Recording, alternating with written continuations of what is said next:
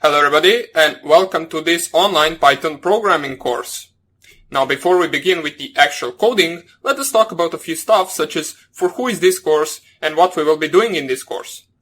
First of all, what we are going to learn in this course is Python 3. Now let's get that out of the way right away. Let's talk about for who is this course. Well, for example, if you're a student and you want to learn some Python programming, this will be a perfect course for you because we're going to cover everything from the very beginnings of Python programming to some more advanced stuff later on. Now, nothing really too advanced because this course is mostly aimed towards the beginners. We're going to cover everything from basics in great details so you can understand Python programming at a whole nother level. Now, of course, even if you want to make this your career and become a Python developer or basically web developer with Python, you can take this course and you will learn a lot from it. Now, we know that there are a lot of subjects covering Python, such as web developing, scripting, networking in Python, writing simple programs, writing something that will automate different tasks, and so on and so on. We will cover all of these things. But first of all, we will be downloading the Python 3 for our Windows 10 machine and also for the Ubuntu and Mac OS. Now, I will show you how to download for the Ubuntu and Mac OS, or I will show you the commands that you will use to download. But we will be mostly coding in the Windows 10 environment. As you can see right here, I have a virtual machine, Ubuntu virtual machine, which we are going to probably use later on for something, such as, for example, networking, where we are going to need two machines to communicate with one another. But as I said before, we are mostly going to use the Windows 10 environment. Now, in the process of installation of Python 3, I will show you on all three platforms how you can download Python and how you can start it up. So that will be about it for this introductory video. Nothing really more to say right here. Let us get right into programming. And in the next lecture, I will explain a little bit about Python, what that is, and we're going to also download Python 3 for our Windows 10 environment. Hope you enjoyed this first lecture, and I hope I see you in the next tutorial. Bye! Hello everybody, and welcome back to our second tutorial. And right now, let us talk a little bit about Python before we actually download it. Now, first of all, what is Python? For those of you that are absolute beginners, Python is a programming language. Well, most likely all of you actually knew that.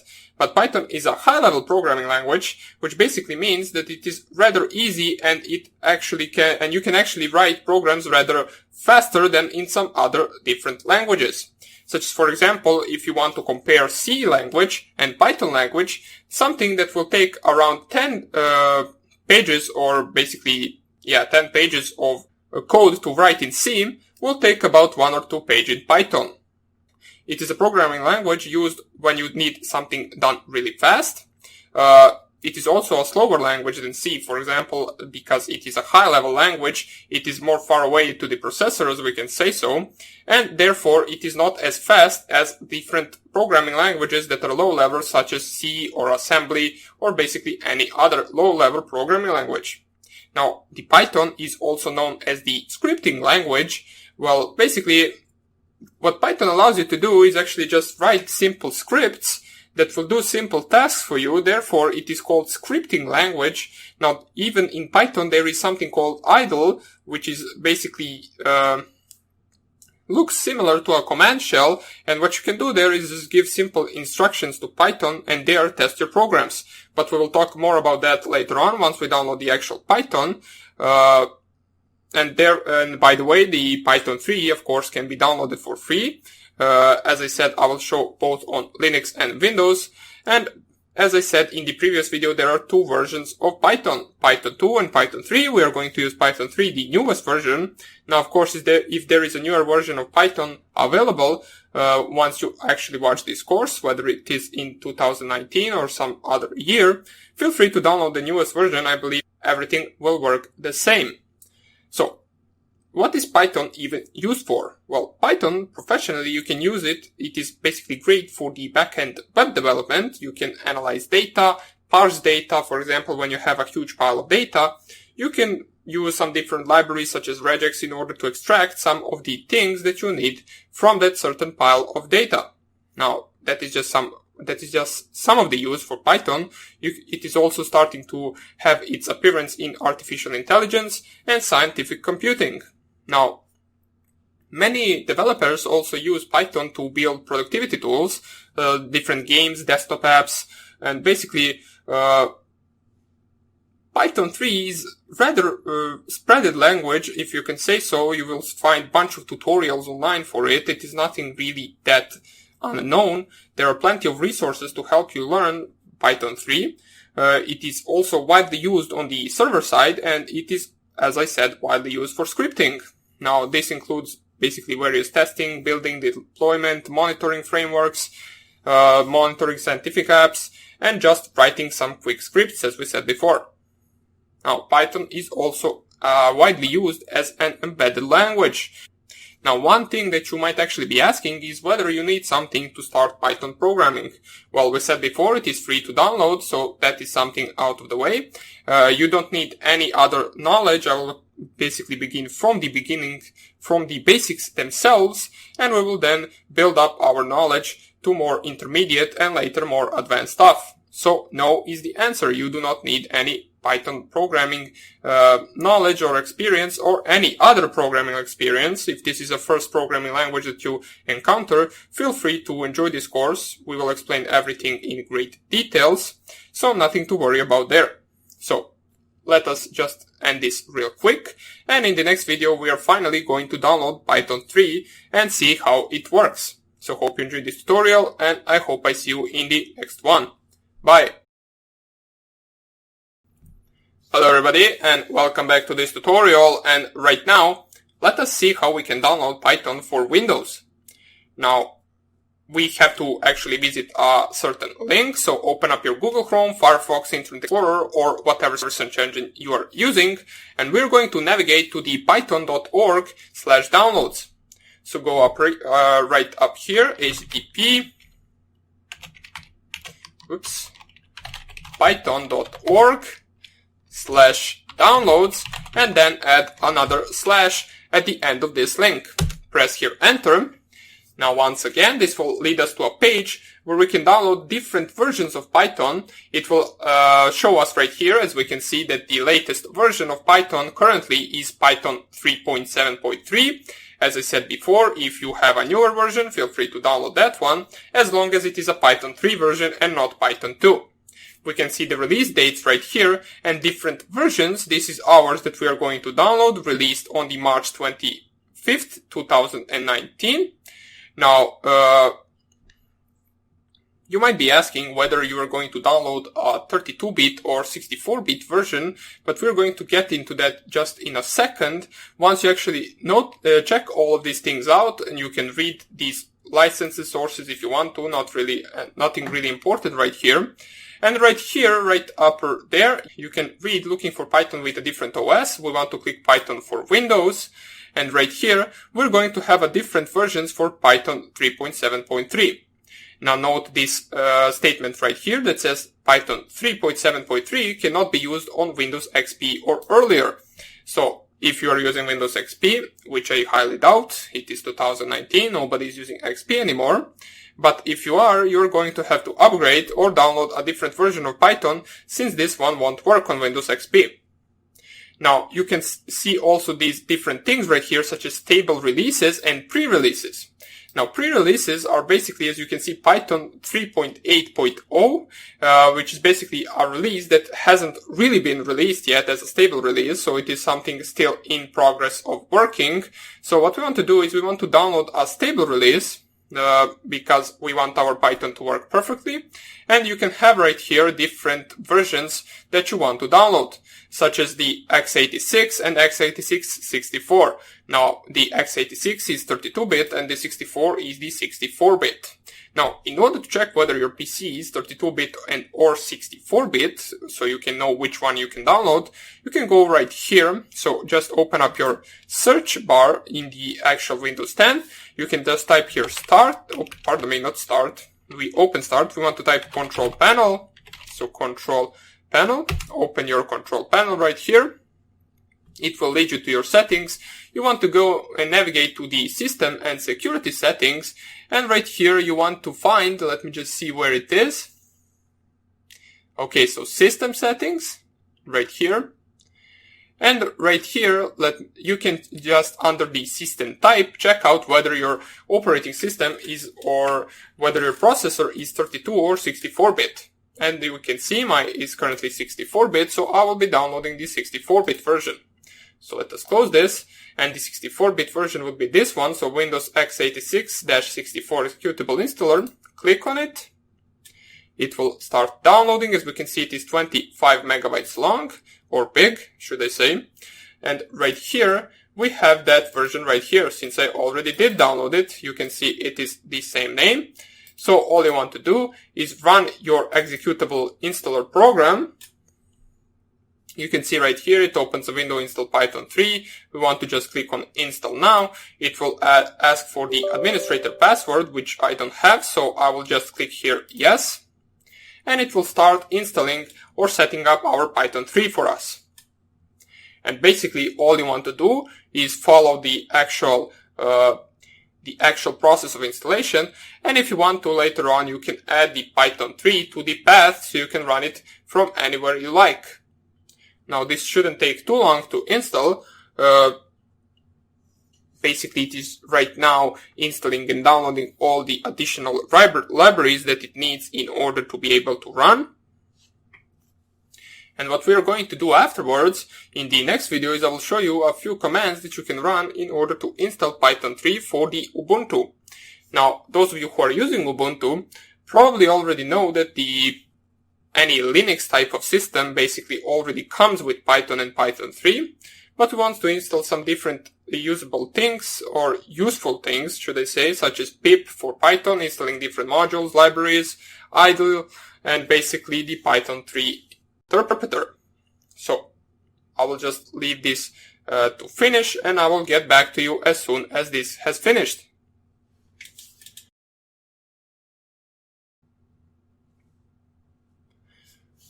Okay, so right here we are getting towards the end of the actual setup. It shouldn't take more than a few seconds more to finish this. It took rather a while, not a while, it took around 2 to 3 minutes to finish this, which is not that long, but I actually thought it would finish a little bit faster. But here we can see everything has finished, and I hope that soon we will get prompted the finish button, which we can click and then run the Python 3. So you can see the last thing it installed is the Python 3 pip bootstrap 64-bit. Let me just move this right here. This installation file, right after you actually finish installing Python 3, you can just delete. There is no need to keep it right here, but if you want to, you can just leave it right there. So right here we can have setup was successful, special thanks to, and then Mark Hammond. Okay, so nothing really important right here. Disable path length limit, change your machine configuration to allow programs including Python to bypass the 260 characters max path limitation.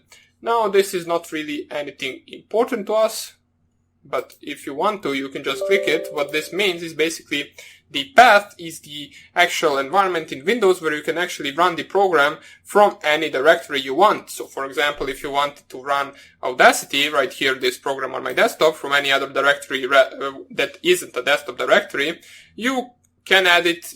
You can add the executable of this program to the actual path, and it will be able to run it from anywhere. But more about that later on. Right now, just click here, close, and we have Python 3 installed. Now, in order to check that out, you can just type here idle, and you can see right here I have a bunch of different versions of Python 3. Right here, we are interested in Python 3.7, 64-bit. And if you open the idle, it will open up the Python 3 interpreter, which we are going to talk about more later on. As we can see, the version is 3.7.3, which is the version that we downloaded. So more about that later on. What I'm going to show in the next video is for the Ubuntu and the Mac OS users, how to download Python and how to run it.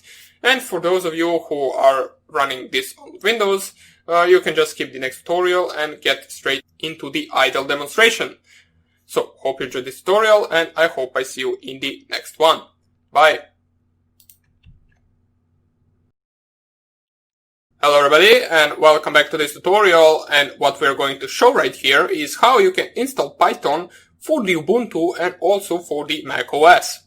Now I will not be demonstrating it on the Mac OS because I really don't have one at the moment, but I will show you what you can actually do in order to download it and just install Python 3. Now on the Ubuntu, you can just open up your Linux machine, which I have a virtual machine right here. Let me just type in my password. You should have something similar to this. Basically, the installation on different Linuxes will be rather the same, if not exactly the same, but we are going to check out on the Ubuntu as that is the mostly widely spread Linux distribution. So right here, all you want to do is right click on the desktop and open up your terminal. Now terminal is basically the same as the command prompt in Windows. It allows you to execute system commands right here, and it also allows you to execute some of the different commands such as apt-get install, which we will use in order to get Python 3 and some different programs as well. So first of all, as we did in the previous video for the Windows 10, what you want to do is check out whether you're using the or whether your machine is 64-bit or 32-bit. If you just type a command uname-m in your terminal, you will get x86-64, and basically, or you will get i686, I believe, or something like that, which will indicate that you're using a 32-bit machine. So right after you check that out, what we want to do is actually download the Python 3, and we can do that with a simple command. So just go right here, apt/get, and then install Python 3. Run this command. Whoops, we are getting a lock. So let me just enlarge this. We are going to delete these locks. Unable to require, so we need to be root. Okay, yep. Sudo apt-get install Python 3.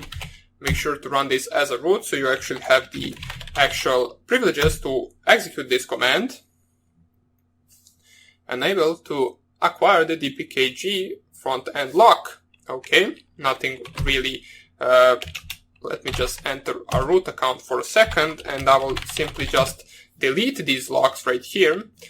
So if I just type apt-get install Python 3 once again, we get these locks. So we are going to copy the path to the lock.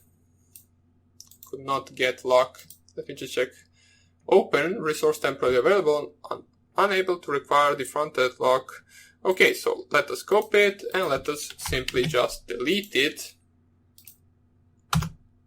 Okay, now we're going to get another error right here, which is going to be a different lock, so we are going to delete that one as well. I believe there are going to be 3 locks. Now this is a really common error, so just do simply as I do. I believe not right now we're going to get another error. The following packages were automatically installed and are no longer required. Okay, so Python 3 is already the newest version, as it says right here. And there are some different packages that are no longer required, but we are not going to bother ourselves with that at the moment. The next command we want to run is the apt-get install, get install idle3, which is the interactive development environment for the Python. What you want to click right here is Y, which will indicate that you actually want to download the idle3. And it is a 10.5 megabytes large, so this will take a few seconds or minutes, depending on your internet, and then you will be able to use Python 3. Now there is also another thing that we want to install, which is the Python 3-pip, which we need in order to actually be able to download different libraries that we might not have in our Ubuntu machine. So that is something that we want to get as well. As we can see, the downloading has finished. It will unpack the libraries right now, and we can execute next command. So let us wait for this to finish, just a few more seconds.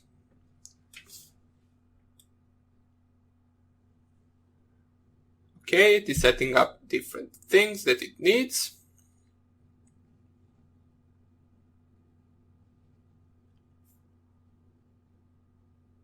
Okay, it has finished. And the last command we want to run is the apt-get install. So install Python 3-pip. So So press here enter. It will download the Python 3-pip. As you can see, this is a little bit larger, 84.3 megabytes. We want to click here Y, so it can actually download it. And this will be the last actual command for installation of Python 3. Now once this finishes, I will simply show you how you can enter the idle of Python 3 or the interactive development environment. And basically it is simple. In Linux, you can just specify one word, which is the Python or Python 3, whether you want to enter the Python 2 or Python 3 version of the Python interpreter. Just type that in the terminal, and what it will do is it will open the same Python interpreter that we saw in Windows. So let me just show you while this is downloading. If you just type idle in Windows and open the 3.7 idle, this is something that will be opened in your Python interpreter, or pardon me, in your Ubuntu terminal. So something similar to this. So let me just close this. I will wait for this to finish, and then we will proceed to the next step, which is going to be the installation for the Mac OS. Okay, so after a few minutes, I noticed that my actual internet actually, for some reason, is only the download speed is only 5,000 bytes per second, which is really small, considering that we only need to download 44 megabytes. So I will just quit this right here. I will download it later on. And before we end this tutorial with the Mac OS, let us just see how we can actually run Python from the actual terminal. So all you need to do is simply just type Python 3. And you can see it will open the Python 3 version, and basically it will give you the same interpreter as in the Windows. And right now, right here, you can import different libraries and so on and so on.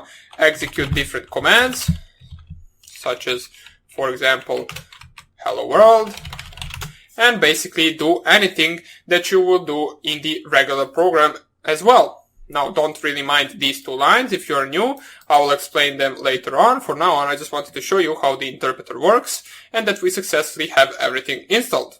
So right now, let us get to the actual Mac OS installation. Since I don't have it, basically what you want to do is navigate to the Python 3 downloads or python.org/downloads/ and then there you want to find the DMG file that suits your OS X version. And basically, once you download it, just run it and follow the instructions for installing Python, and that is all you need to do. And it will install the additional and all the libraries that you need, so you will be good to go.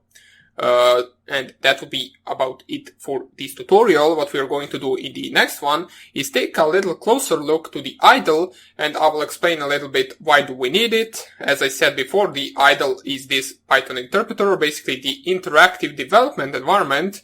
I will explain why do we need it, and then we will start doing some simple coding stuff. So hope you enjoyed this tutorial, and I hope I see you in the next one. Bye!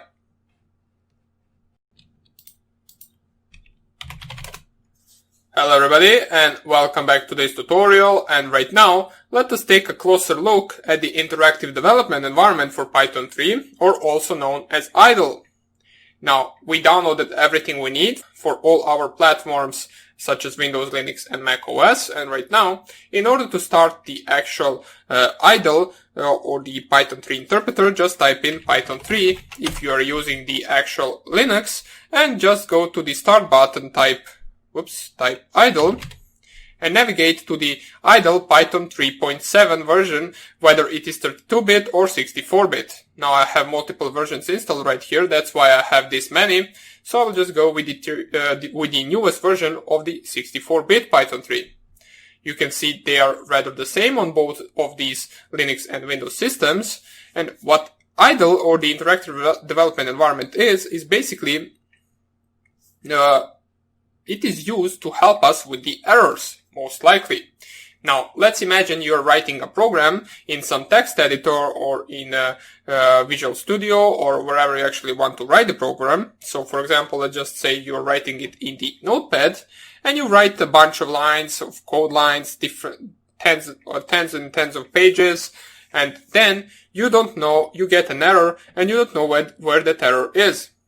or what the problem with that error is. What this Python 3 interactive development environment or the idle allows us to do is simply just execute a single line at a time. Then we can actually see whether there is a problem with that single line, such as if I type right here, print, and open and close brackets. Now the print function will just basically just print what we type in the brackets themselves on the screen. So you need to open the quotes. So I will open right here. Let me just find where the quotes are. Okay. And then you can just type here hello. As you can see, if you use that function print hello between the single quotes, it will just print hello to the screen. And there you know that this function actually works and that the syntax for this function is correct. But if you, for example, type print and then open and close brackets, add the single quotes, or add one quote and type hello and forget the next quote and type enter, you can see EOL while scanning start string literal. Now syntax error basically means that you coded something wrong in the program, and what this Python 3 interpreter allows us to do is to notice where that error is. Now, you might notice that this error actually doesn't give us too much of a detail. Sometimes these errors can actually be a little bit of complicated, but right here we know that we forgot to add the actual single quote. Now I will explain everything why we're adding single quotes, what this print function is, but for now let us just see what this idle interactive development environment is. So, you most likely will, while you're coding, have both of these open, such as the Notepad or any other text editor, to write the program, and also have the Python 3 interpreter in order to test a single line in order to see whether the syntax is correct. So you don't have to actually find the errors in the entire program itself. So in order to open idle, I already told you, you can just go to the start, type idle and open the idle for the version you want to. On Mac OS, you open the idle by going to the Windows Finder, or you can open Windows Finder, click on applications and then Python 3 and then on the idle. In the actual Ubuntu, you can either type it like this, just type in your terminal Python 3, or I believe, let me just check out right here, if you go to the application accessories. Okay, so let me just see, show application. Okay, let me just check something out. If I just go back right here, open this, let me exit it to see whether we can actually open it with the idle 3. Idle 3 not found, did you mean idle? Okay, so let us try with the idle itself. And here it is. You can either run it like this, which will look exactly the same like this one, or you can run it from the Python 3, or pardon me, from the terminal as Python 3. That is on you. So that is basically it about idle. We are going to continue coding in the next lecture. For now on, we got some of the basics, such as downloading the Python, navigating to the Python directories, basically interacting with the idle itself. And right now we're good to go and we should be able to start coding. So hope you enjoyed this tutorial and I hope I see you in the next lecture. Bye! Hello everybody and welcome back to this tutorial. And what we're going to do or start right now is we're going to start with the basics of Python programming, such as variables, basically the integers, strings, math operators, comparison operators, Boolean values, and so on and so on. Some of the basic stuff that you need to know before you actually start coding real programs. Of course, you will need to be familiar with the variables themselves. You need to know what integer is. You need to know what string is. You need to know how to do simple calculator operations such as additioning, multiplication, division, exponent, and so on and so on. We're going to take a look at all of that in this lecture right here, or basically we're going to take a look at the math operators in this lecture. And later on we will see more about the variables themselves. So first of all, open up your idle, which I already have opened right here. You can enlarge it if you want to. I have this print statement from the previous lecture. Let me just go right here. Okay, I will just reopen it so we have a new and a clean version open. So idle 64-bit, here it is. Okay, I will enlarge this and we can see that we have a simple 3-line or 3 arrows right here indicating that we are going to type a command right here. So first of all, you can take a look at the idle as a big calculator. So for example, if you just type here 2, it will print 2. But if you type 2 plus 2, it will print 4. So it basically performs a simple addition with the specified numbers. Of course, that can be any other number, such as 2 plus 4 is 6. You can also try to subtract the numbers, so 2 minus 3 will be minus 1. And we can see that the Python interpreter already knows all of this basic stuff.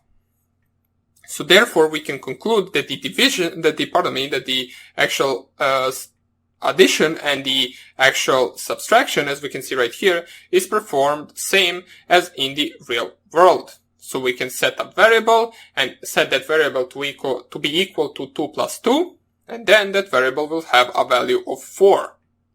But there are some different things that we also need to consider in the math operators. So we saw the addition and the subtraction. The multiplication is done with the star right here. So if you just type 2 times 5, you can see it will print out 10. So the multiplication is actually used with this star sign right here. Now, the 2 star signs, what the 2 star signs will do is basically that is so-called an exponent. So if you just type here a 3 on third, we will get a result of 27. But in order for Python to understand what a 3 on third degree means, basically we need to type something like this. So 3 and then add 2 star signs and then 3 right here. What this will do is it will perform 3 times 3 times 3, which will give us 27. So basically, if you just type here 3 times 4, it will perform 3 times 3 times 3 times 3. So it will times 3 4 times and we will get 81. So that is the exponent. Now let us take a look at the division, since that is also something important. There are different types of divisions, basically based on the actual variable types, such as the float and integer. The integer variable type will be the entire number. So for example, if 3 is an integer, but 3 times 0, or pardon me, 3.0 is a float value because we have the actual digit behind the actual dot. So it is a decimal number. It is not an entire whole number. So once again, the integer is the whole number. The float value is not. So let us see how we can actually get both the integer and both the float value out of a simple division. So if you just type right here 22, and you divide it by 7 right here, you can see we get this number right here, which strangely looks something like pi, but okay. It starts the same, so 3.14, which I didn't even want that to be, but here it is. Something funny happened. And this, you can consider this to be an actual decimal number. So this is not an integer, this is rather a float value. Now, right here, in order to get an integer value, of course, you will need to divide the number with the actual divisible number. So 20 divided by 5 is 4. Now you can see we still get 4.0. That is because you're using a single slash right here. So the single slash will always give you whether the number is whole, or like this 4 right here, or whether it is not, like this 3.14 right here. It will always give you a decimal number as a result. So if you even type 1 divided by 1, so 1 divided by 1, you will get 1.0 as a result. In order to get an actual integer value without any decimal behind it, you can just use double slash. So 1 and then double slash and then 1. And you can see this will only print 1. So make sure to remember that the 1 slash will give you a decimal value, while as the 2 slashes will give you an integer value. So it will not only give you an integer value once you perform the division of the actual divisible numbers. If you, for example, go with the same number right here, which is 22 divided by 7, you will get 3 as a result. Oops, I used 22 divided with a single slash, so we need to use double slash with 7. You can see it will circle the number to the closest whole number, which will be 3. Of course, if the result was something like 3.6, it will circle it to be 4. So let me just try it right here. If you just go with 7, okay, so 25 with 7. Okay, so if you just now divide 25 and then 2 slashes with 7, okay, so it will always, it will actually always circle it to the lower number. It doesn't work like in math. So for example, if you had 27 divided by 7, you can see that the 27 divided by 7 is 3.85, which if you actually encountered in math, you would circle it to the whole number, which is the closest, which would be 4. But Python 3 will always circle it to the lower number, which in our case will be 3. So if you just use 27 and the 2 slashes 7, you can see we still get 3 as an answer. Now, another thing that we need to take a look at in Python 3 is the module, which is the remaining of the actual division. Now, the module is referred to in Python 3 with the percentage sign, so this sign is referred to as a module in Python 3. And what this module will do is it will perform a simple division. So, for example, if you just use 22, or let me just divide it normally, so 22 divided by 8, you can see the result of 22 divided by 8 is 2.75, which means the 8 goes in 22 2.75 times. But what this will do is what the module will do is it will see how many times does 8 go in the 22, and we can simply perform it in our mind. We know that 8 goes in 22 2 times, which will give 16, and the remaining will be 6. So 16 plus 6 equals to 22. So what module, so 22 module 8 will give 6 as a result. Because 22 equals 2 times 8 plus 6.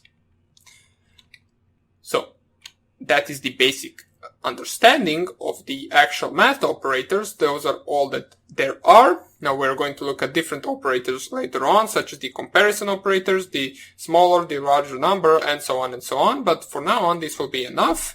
One more thing that you need to know is which of these actually comes first. Now also something to take a look at is the actual privileges of these different math operators. So we know that in math, the actual division has more privileges than the actual subtraction and addition. But in Python 3, the actual biggest privileges have the brackets. So for example, as in math, if you specify open and close bracket, you can see right here, I already tried something, and you type, for example, 5 plus 5, and times it with 2, the result by math right here should be 20, since 5 plus 5 is something that we do first, which is 10, and then we times it with 2, which is 20.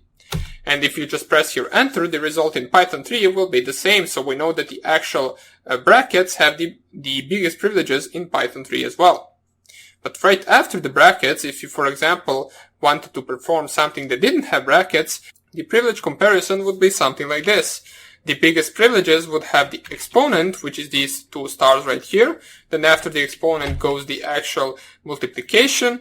After the multiplication goes the division with a single slash. We know the division with a single slash will give us a decimal value. After the division with a single slash comes the division with 2 slashes, which will give us the integer value, whether that number is divisible by that actual number or not. Right after the double slashes go the actual module, all these percentage sign, and right after it goes the plus and minus, which is the last privilege math operators in Python, as well as in math as well. So that is something also that you should take a look at. So for example, let us give it a try. Let us try to divide and also multiply numbers at the same time. So if you go 2 times 2, and then slash 2, or let's do slash actually 3. Let me just check out right here. or let's do 2. Okay, so we know that in math, for example, this would be equal to, or not in math, in Python 3, we know now that this will be equal to actually first executing the multiplication and then the division. So this should be equal to 2 if you press here enter, and it is. Now, this is not looked at as the 2 times and then 1, since 2 divided by 2 is 1.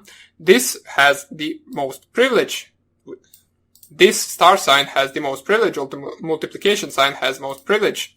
So let us try in reverse. So 2/2 times 2. You can see the result is the same. So the order of the signs don't really matter. So that is all I wanted to show. Hope you enjoyed this tutorial, and we will continue coding and we will continue learning in the next tutorial. Hope I see you there, and take care. Bye.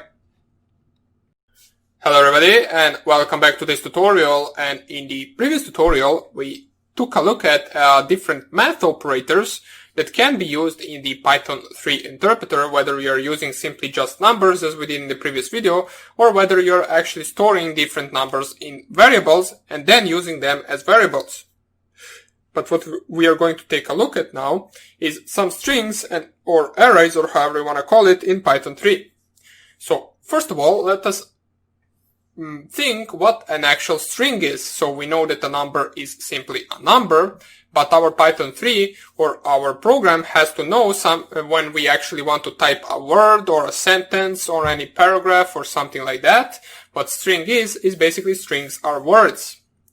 Now you define strings in Python with the actual single or double quotes. So for example, if you just use single quote and then hello, you can see this will print hello as a string.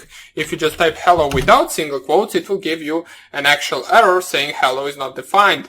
Because if you don't have a quotes, it will try to search hello as an actual variable. And we have not defined any hello variable, so therefore we cannot really find hello, and therefore we get the error. You can also use the actual double quotes if you want to. So you can see right here, hello, it will print the same output as in the single quotes, which is just simply hello. So this is what a string is. Basically a word or a paragraph or an actual sentence defined between the single or double quotes. Now, what is interesting in Python 3 is that the strings or the math operators can actually be used on strings. Not all of them, but some of them, such as the addition, the multiplication, you can use that on strings, and we will show just in a second how you can do that. So just open up your idle, whether it is in the Ubuntu like I'm doing right here, or whether it is in your Windows 10 environment. So just open it anywhere you like. And let us use the Windows 10 environment right now. Doesn't even matter. And first of all, before we actually take a look at the math operators using in the strings, let us see how we can actually manipulate strings differently. So if you just type here single quotes, hello, and then add a plus sign right here, and then open single quotes once again and just type here world, you can see that we actually get printed out hello world. Now you might be asking right now, first of all, why did this actually get printed out as a one word? And second of all, why this doesn't have any space between it? Well, the plus sign can actually concat strings for us, same as the numbers. If you, for example, type 2 plus 2, it will give you 4. But if you type string plus string, it will add the second string to the ending of the previous string. And the reason why we don't have any actual space between these two words is because we didn't define any space in our strings right here.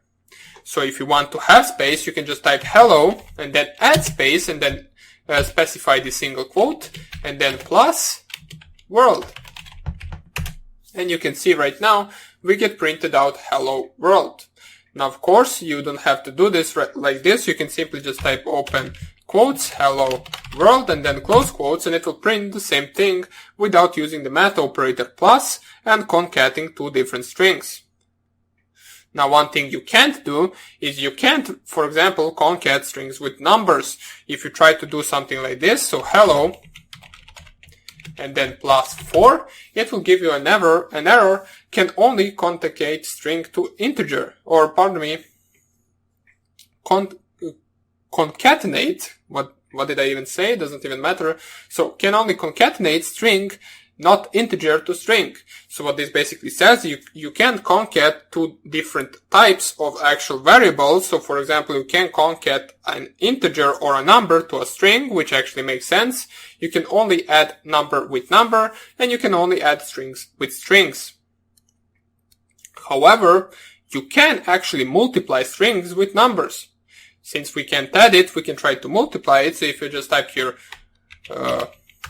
single quote, hello, and then times 4, you can see what we get as an output is an actual hello, hello, hello, hello, printed out 4 times. Now, if you want to print it 100 times, you can do that. So hello times 100, you will get printed out hello 100 times. So let us see how we can actually do it with variables, even though we haven't really covered variables yet. Let us see. I will just show you an example of how this would be useful with variables. So let's say string1 equals, so just copy the same names. I will explain what kind of names variables need to have later on. For now on, just call it string1 equals open quotes and just type here hello. String2 will be equal to open quotes and just type world between those quotes. And let's see how we can actually, instead of just typing the actual strings themselves, which really wouldn't make any sense. For example, let's say that you need to type a whole entire paragraph, which will be stored in one string. It is rather easier to just type the variable name than to type the entire paragraph when you want to use it. So in order to concat the strings, we can just add some string number 3, which will be equal to string 1 plus string 2. You can see everything worked without an error. And if I just want to print the string 3, which will be the value stored in string 3, you can see we get printed out hello world, which is normal, and that is what we expected. But right now, if we want to change the string 3, we can do it with just simply typing string 1 times, times 4 plus string 2. And if you just type here string 3, you can see hello, hello, hello, hello, world. So what it does first, since our string 1 has a word hello in it, it will multiply it 4 times, as we can see right here. And then at the end, it will add the string 2, which in our case is just world. So you can perform something like this as well. Or basically, this is something that you will perform. Most likely, you will not be doing anything like this, since this only works in the interpreter itself. If you wanted to write this in any text editor or in any program that you are writing, this will give you out an error saying basically nothing right here is really defined. Therefore, the program doesn't really know what to do with this. But if you write it something like this, this is something that the Python program will recognize, and it will execute this, printing the hello world string. This as well right here. But of course, if you're wondering, you can't really divide strings. So string 3 divided, or string 3 equals string 1 divided by string 2 will give you out an error saying unsupported operand type. So basically you can't really divide strings because we don't really know what that would be. You can only multiply and add strings. So that would be about it for this simple basic introductory to the strings themselves. Of course, we will manipulate them on a whole another level later on. But for now on, this will be enough. If you're a beginner, this should be enough to actually understand strings at the most basic level. And we are going to continue coding and learning in the next lecture. So hope you enjoyed this tutorial, and I hope I see you in the next one. Bye! Hello everybody, and welcome back to this tutorial. And what we're going to do right now is we're going to take a look at how we can add values to our variables. Now, we already saw some of the examples in the previous video as we actually try to concat different strings. We use those string 1, string 2, and string 3 variables. But right now we're going to take a look at more examples of this stuff. So, first of all, open up your idle. I will open it up right here. And to actually give a value to a certain variable, we use an equal sign. So basically just simply equal will give a value to a certain variable. Now, the variable you can call anything you want. In just a few seconds or moments, we are going to discuss how you can actually name variables. There are different types of names that you can use, and there are different types of names that you can't use. Of course, I will discuss all of them, but for now on, let's just name a variable named a. Now, a can have a value of 5, and that is how you simply just put a value into a certain variable. In order to check out the value that is stored in the a, you can just type here a. It will print out what value it has. Let me just enlarge this. We can see a has value 5. You can also do something like this. So print, we use a print function, and in between the brackets you specify a. Now, notice that right now, once I'm using a print function, I'm not really using a double or single quotes in order to define a. That is because a is variable and not a string, and I can simply just put it in between the brackets without the single quotes, and it will print the value of a. Now, let's actually add a value of b to be equal to 7, for example. Doesn't even matter, it can be anything we want. We can now manipulate these variables such as a plus b. It will give us a result of 12. A minus b. It will give us a result of minus 2. We can also do something like this. For example, print, and in between the brackets, a times b. Oops. And we can see we get the result of 35, which is 5 times 7. So this is just simply using, instead of the actual values, you want to use the actual variable itself. Now, variables can also be strings. It doesn't have to be a number, as we saw in the previous video. If we c equals, and then a certain string between these single quotes, for example, just like this, string, and if you just type here c, it will print out the string, which is just simply specified between the brackets as a string.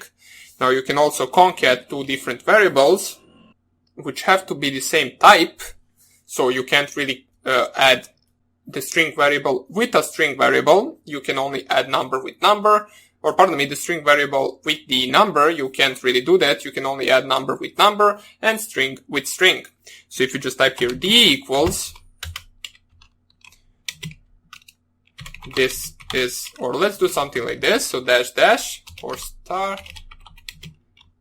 This is a string. You can use any characters you want between the single quotes. So this is a string. And if you just type here c plus actual d, we get the output of string. This is a string. So simple as that. Now, let us now discuss what or how you can actually name your variables. Sorry everybody, my PC crashed, so I had to actually restart it. So right now, let us continue from where we stopped. Let me open up my idle right here. And what we are going to do right now is talk briefly about the actual naming of the variables. Since you can't really name a variable anything you particularly want, there are certain rules that you need to follow while naming the variables. Now, for example, the most important thing is that you don't name the variables with a name of the actually already used word in Python. Now, what I mean by that is don't name a variable the same as some function that is in Python. For example, don't name a variable print. If you name it print, basically it will mess up with the actual print command. So I tested it out. If you just check out right here, print equals to, it won't print any error right here, but if I just try to print the print variable, it will not know what the actual variable, what the function is, and it will say integer object is not callable, because right now it is referring to the print as the actual integer number and not the function that is pre-built in the actual Python 3 itself. So even if you, for example, right now set some variable a to be equal to 5 and wanted to print that a variable, it will still not work, because right now the print function doesn't even exist anymore. It is set to be equal to 2. Therefore, the print function cannot be used anymore to print the statement to the screen. So let me just restart this. and open the next one. And you can see right now, if you don't really mess up with the print function, you can simply just print A and it will work as usual. So that is the most important thing, but right now let us go to the rules of naming the variables. First of all, let us talk about what are the correct variable names. So, for example, let's say we want to create a variable called variable. This would be a normal or basically a correct variable name, so you can use smaller character word as long as it is not used in Python 3, as I said, and you can set it to be equal to 3, and you can just print variable, and you can see it will work. You can also use multiple words, such as, for example, variable 1 equals to 5, and if you want to print variable 1, it is still a legit name, and it will still work, as it does belong to the actual rules that we are going to cover right now. If you want to separate these two words, you can do that, but you can only do that by specifying the underscore between those two words. Such, for example, if you want to name it variable underscore 1 equals 6, you can do that, and you can also print it. Underscore 1, it will work. One more important thing is that the variable name can start with the dash. Now, it cannot start with a number or with a character or special character such as apostrophe and so on, but however, it can start with a dash. So you can just type it -1 equals 3, and you can print -1. It will print it out to the screen as it is a valid variable name. The usual capital letters can also be used, such as, for example, string equals hello world, print string. Though not many people really use this, but you can use a capital letter if you want to. If you want to interact your variable name with numbers, you can do that by adding the actual number to the end of the string. So, for example, string 2 equals, for example, hi. And you can print string 2. So these are all valid names for the actual variables. As we can see, we can add numbers to the end of the string. We can also print the string in capital, or not the string. The variable can be actually capital name. The variable can also start with the dash at the beginning of the actual variable name. It can have a dash to separate those two words. Now, of course, you do not need to use it to separate words. You can separate any letter if you want to with dash, but the important thing is that the dash is not something that can be used. Also, it can come in the lower letters and also multiple words. Doesn't even matter. Now, let's talk about some of the things that you can't really do with the variables, such as, for example, you can't name a variable like this. So variable, not dash, this is underscore, and this is dash. You cannot name it variable dash 1. As you can see, name 1 is not defined. Even if you try to set a value to it, variable dash 1 equals to 3, it will say can't assign to operator, because this dash sign is basically referring to as a minus, which we use in this abstraction. Therefore, we get this error right here. So this is an invalid variable name. Also, of course, you cannot name it like this. So you can't really name a variable with two separate words. You need to have something in between, and that something is usually the underscore, as we saw right here. Because then the Python 3 interpreter doesn't really know this 3 to put it either in the variable or either in the 1, because it is referring to this as two different variables. Therefore, it only prints out the 1 to be the invalid syntax. If you, for example, deleted this one, this would be a valid variable name. One more thing, the variable name can't start with a number, so 5 string equals 3 is an invalid variable name. You cannot start a variable name with an actual number. So that is another thing to take a note of. And also, the variables can't really be numbers, which is normal because you are actually adding a value to a variable. If you, for example, type here 23 equals 5, you cannot store a value of 5 into 23. Python interpreter doesn't really know how to do that. It says right here, can't assign to literal, because 23 is already a value, so therefore we cannot really use it as a variable name. So, let me just say it once again. Also, you can't use the characters such as the percent sign, the hash, wherever the hash is on the keyboard, the $sign. Basically, all of those signs shouldn't be used in the variable names, or not shouldn't be. They can be used in the variable names, as well as the special characters, such as apostrophe. So that would be about it for the variable names. Hope you enjoyed this tutorial, and I will see you in the next one. Bye! Hello everybody, and welcome back to this tutorial. And what we're going to do right now is we're going to take a look at writing our first program. Now this won't be anything really special. We're going to use what we already learned, some of the functions. We might introduce a new function that we didn't cover yet, but don't worry, this is nothing really too extreme. This is still some beginner stuff. And we're going to see how we can run that program in our Python interpreter, and also where we can write it. Now, first of all, for this part of the tutorial, we're going to use idle, and we're going to write the program in the idle notepad shell. That's how I call it. In order to access that shell, or that part of the file that you actually write the program itself, just click on the file, click on the new file, and it should open a window like this, which basically looks exactly the same as this window right here, except this one doesn't really have this printed out. Right here, you're writing the programs, and then you can actually save this to a file and run the program from here. So, let us see what we're going to write. Now, of course, if you want to, you can also use Notepad++, for example. Some people use that in order to write their programs. Let me just see what this is.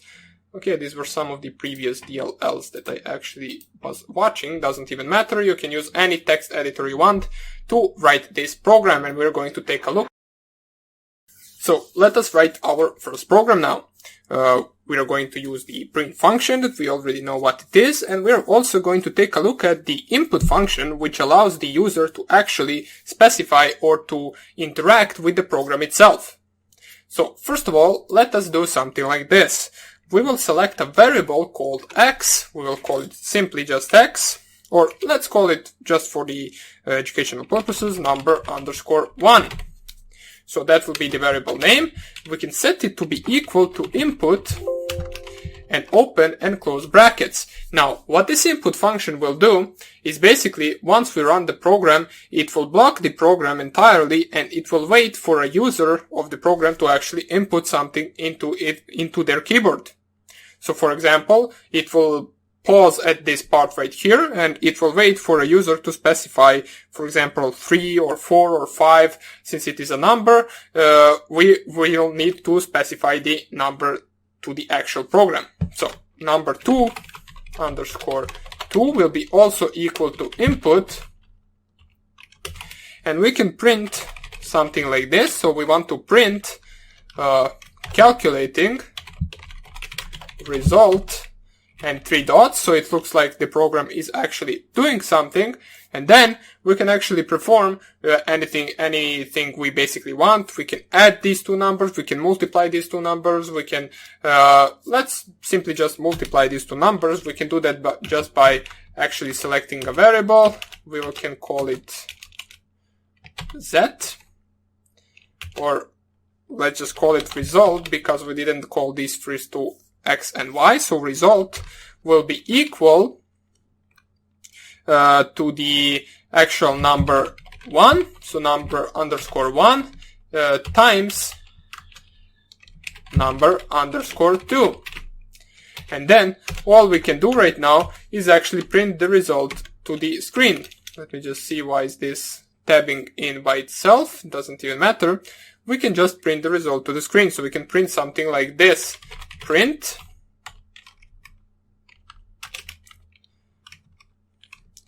the result is, and then 2 dots. Let us add a space, and we can concat, since we know that we can actually concat the actual strings. We can concat 2 strings. But you might notice that this result variable will not actually be a string, it will rather be a number. So in order to make it a string, we will use a function that I will explain later on in another future video. But for now, just for the purpose of the video itself, just use it it is called str, stands for string, and it will basically make a number to be a string. So let me just type it right here. It has open and close brackets because it is a function, and in those brackets we specify what we want to make a string of. So we want to make a string of the result number. So let us see how this will actually work. If I just go right here, run, and go onto the run module, source must be saved. Okay, so let us save the program. We can save it on the desktop as a first program.py. Save it just like this while scanning string literal. So let us see what the problem is. Input right here.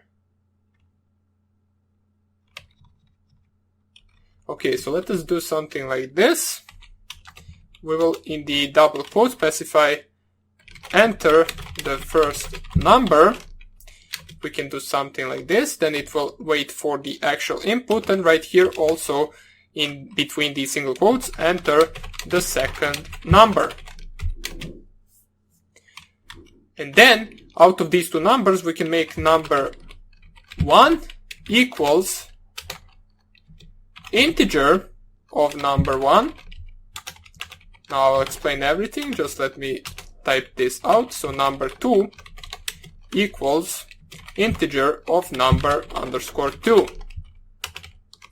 Now let us right now try to first of all save this. So save, run. Oh, okay, I see where the error is. This is an error that I showed you before. Basically, I am missing an actual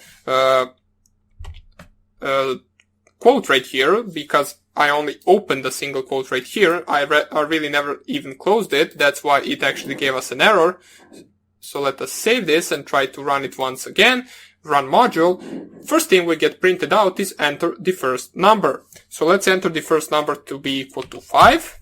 It will ask us enter the second number. Second number will be equal to 6. And you can see it prints out calculating result. The result is 30, which is correct. Now let's take a look at the actual code right here and explain everything a little bit better. So first of all, as I said before, this input function right here will prompt the user to enter something. Now if we didn't specify this string right here, it will only hang right there. It wouldn't print these two strings right here. It will just wait for the input. That's why it's always best to specify to the user what they need to enter. So for example, they don't enter a string. We type here enter the first number, user enters the first number, then it goes to the second line, which is number 2. It performs the same actual function of input, so it will hang and wait for the user to specify the second number, as it says right here, so enter the second number. Then out of these two variables, we will make an integer. Now why are we doing that? Well, basically this input function can sometimes return a string, and basically what we want to do is try to make an integer out of these two values. Same idea as we did right here. We try to make a string out of an integer. Now, you can't really do that with all of the stuff. So for example, let's take a look at this. String equals hello.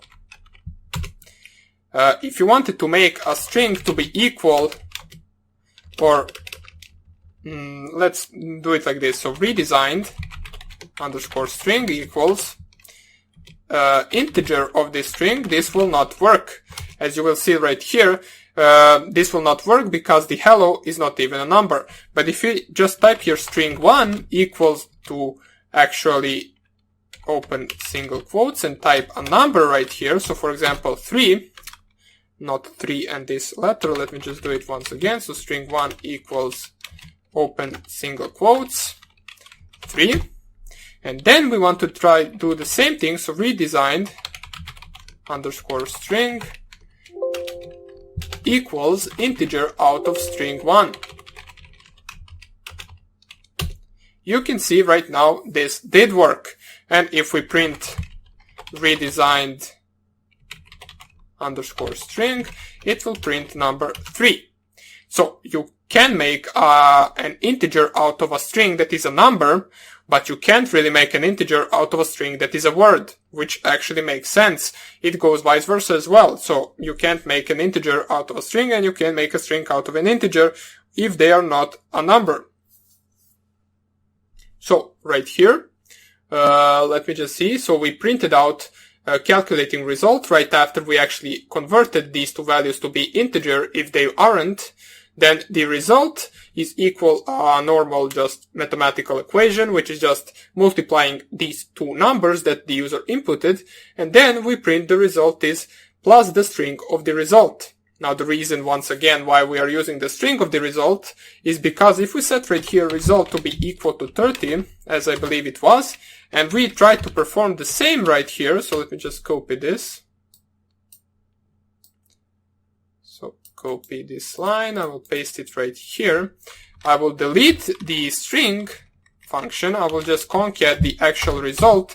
You can see that we actually get an error. It says can only concatenate string, not integer. That's why we need the string function to convert this result number 30 to be an integer. As you can see, if we just type here result, it is now an integer, but if I just type here result equals string of the result, and I just type result once again, it is now a string. You can see the difference because this doesn't have single quotes and this does have single quotes. You can always convert it back if you want to. Result equals integer of the result, and it will once again be a number. So that is our entire first program. It is not really anything special, but it is basically our first program, so that is. Of course, we are in the future going to code more advanced programs. This is just something to show you this input function right here, and to show you this string and integer function, which we are going to take a look at in the future videos in more detail. But that would be about it for this video. Hope you enjoyed it, and I hope I see you in the next tutorial. Bye! Hello everybody, and welcome back to this tutorial. And what we are going to take a look at right now is the certain functions that allow us to convert the actual values from the certain variable into different type of values. Now we also took a look at something like that in the previous tutorial once we coded our first program, but right now we're going to experiment a little bit more with it, and we're also going to take a look at two different functions that we didn't cover. So first of all, open up your idle right here. And we're going to use the Python interpreter for this program. We don't really want to write anything to a file for now on. We want to take a look at these two functions first of all. So let us rewind ourselves with the actual string and integer function. So first of all, let's set a variable a to be equal to 3. So simple as that. We know that the a is the name of the variable and the 3 is the value that is stored in that variable. We also know that the 3 is an integer, so the value is integer in our variable a. Let me just see if I just use this. As you can see, if you use a function called type, it will tell you what type of variable that is. As we can see, class integer. So we notice that our variable really indeed is integer. But for example, we know that the integer is an actual whole number, which means that it doesn't have a decimal value or point something behind it. In order to turn that into an actual float value, you can use a simple function called float.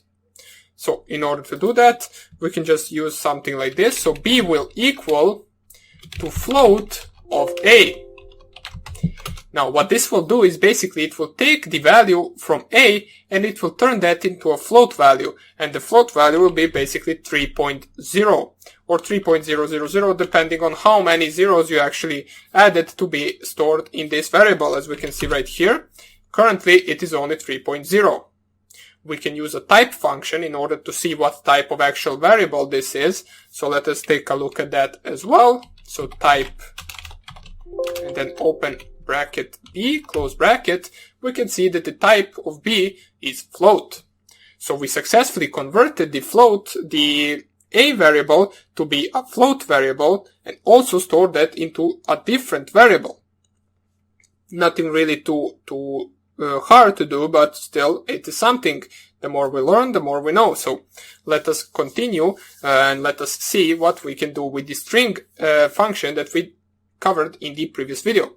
So right now we currently have two different variables. One of them is an integer and one of them is the float. So let us check out right now whether we can make both of those values to be equal to string. So we can just type here a equals, and we want to use a string from the a. That will be the first integer value, as we saw right here, which is the value 3. And if we just type here a, you can see we now have the a or the 3 between the single quotes. We can try to do the same thing with the actual b variable. So let us do something like that. B equals string of b. Nothing, we didn't get any error. We just type here b, we also get the actual string value of the b variable. In order to check it out, you can just type b and it will say class string. So both a and both b right now are both strings, no longer integer and float. And that's how you can convert the values or the type of values one to another. Right now, let us take a look at another function, which is called the length function. What the length function does is basically it shows you what is the length of a certain either list or something like that. So let me just show you right here. If you just type here length a, it will say it is 1. Now the reason why it is 1, first of all, we know that currently, because we changed it, the a is now a string, as we see right here.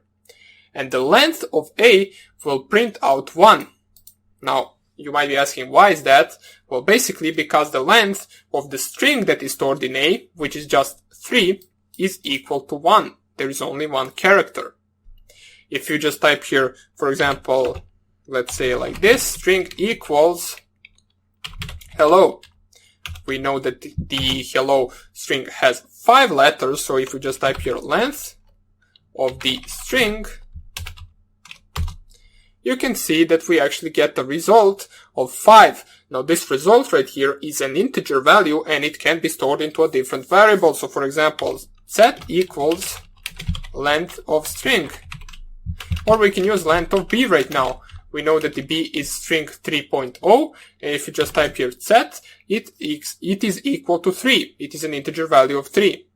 Now of course, the good practice would be to not name it set or c, or however you, pardon me, not set c, or however you want to call it. It is best practice to name it something like this. So length underscore of underscore b equals length of b. That is how you can actually keep a track of all of your variables.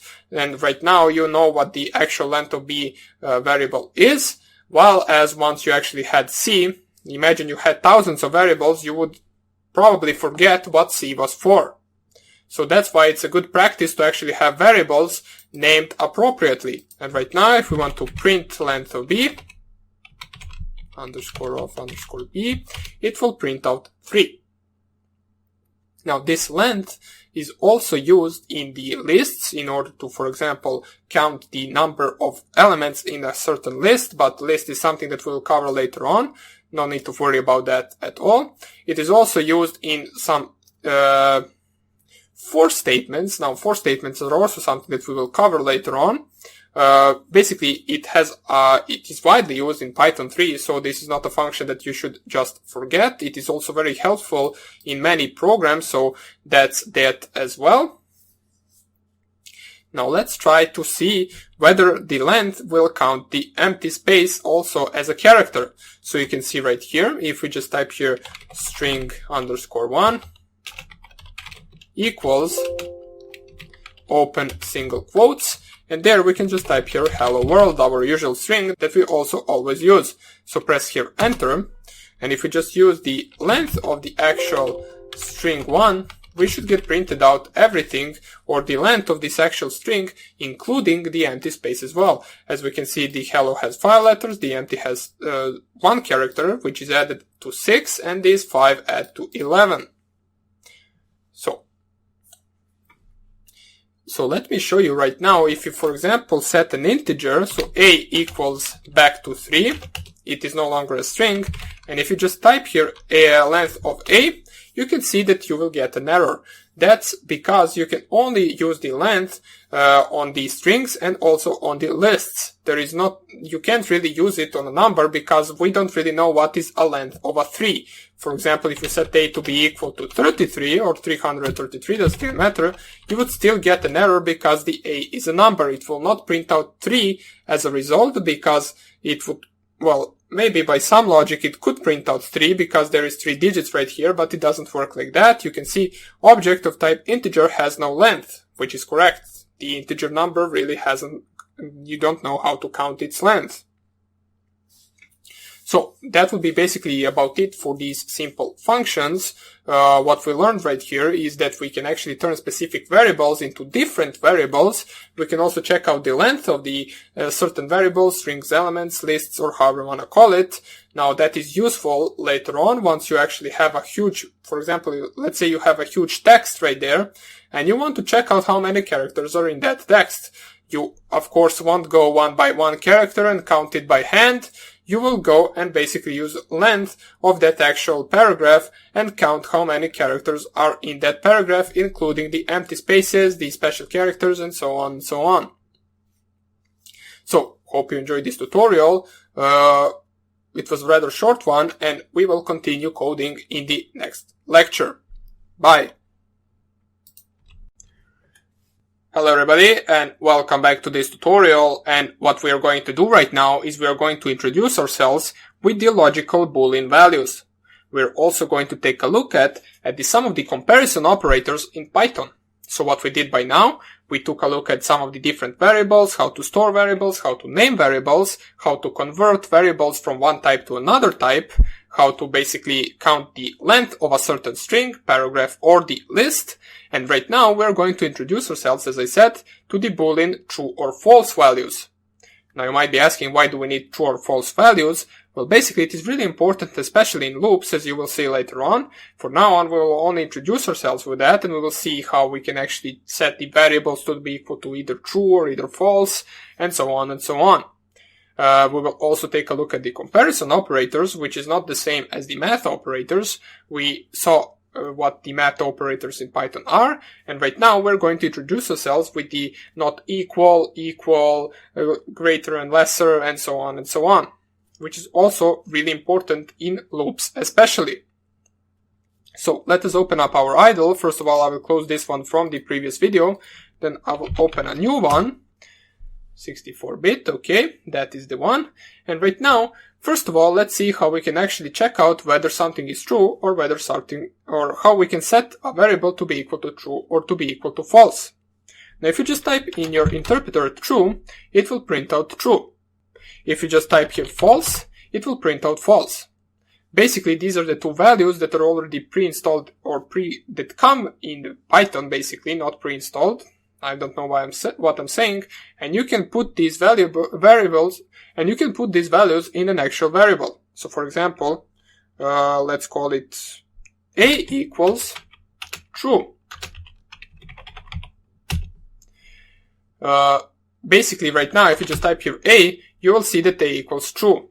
Now, it is really hard to explain like this, but it has a really good use, especially in the while true loops, which is an infinite loop. If you create a while true loop, it will basically perform a certain task for as long as that certain element is true, which can, in our case, be forever if we never change a to be equal to false. Now, of course, I will show those examples as well later on. For now on, we just want to see how this works. So, we set the a variable to be equal to true. Let's set the b variable to be equal to false. And if you just type right here, a equals b, you can see that right now a is false as well. And b is also false. So let's set a back to true. So I just wanted to show you that you can actually set the values from one true or false variable to another true or false variable. So that is something you can do as well. It will not give you any error, but what this really has usage for is the equal with. Now, in order to perform the equal with sign, which is a comparison operator, it will basically compare these two numbers or these two values and see if they are the same. Now, we know that they are not the same because A is now true and the B is false. And in order to compare those two values, you just type the value or the variable 1 equals, so double equal, and then the variable 2. And you just press here enter and you can see we get printed out false. Now you might be asking, why did we get printed out false? Well, basically, take a look at this. You have one variable that is true, one variable that is false, and it basically performs, is A equal to B? Is true the same as false? The true is not the same as false, therefore that statement is basically false. That's why we get printed out right here false. If we get something like this, so A equals true, B equals true, and we perform the same comparison, so A equals B, it will get printed out true because true is true. You can do the same thing with numbers, of course. It doesn't have to be the Boolean values, true or false. You can set A to be equal to 4, and B to be equal to 3. And if you perform A equals B, you will get printed out false because 4 is not equal as 3. Maybe this is a little bit more explanatory example. Maybe you will understand it a little bit better than with these true and false values. Now let's see what it prints out once the actual values are correct. So B equals 4 B equals 4, not 5. And then we compare them, and that now this is true. As I said, this is mostly used in loops, so while true, while false, and so on and so on. We can set the variables to be either true or false. Then make sure that you remember that the equal sign is not the same as double equal sign. So that is really important because with single equal sign, we set a value to a certain variable, and with double equal sign, we compare the value to a different variable. So this right here will set 3 to be stored in A, and this right here will check whether A is equal to B. That is the difference between one equal and double equal. So now, right now, let us also take a look at some of the other comparison operators in Python. The double equal is not the only one, so let us check out how we can actually check if something is not equal to the actual second variable. So what we will do is we will set A to be equal to true, B to be equal to false, and right now, let us check if A is not equal to B. So A, in order to do that, you just type exclamation mark and then equal and then B. And you can see right now we get true, unlike in here where we got false.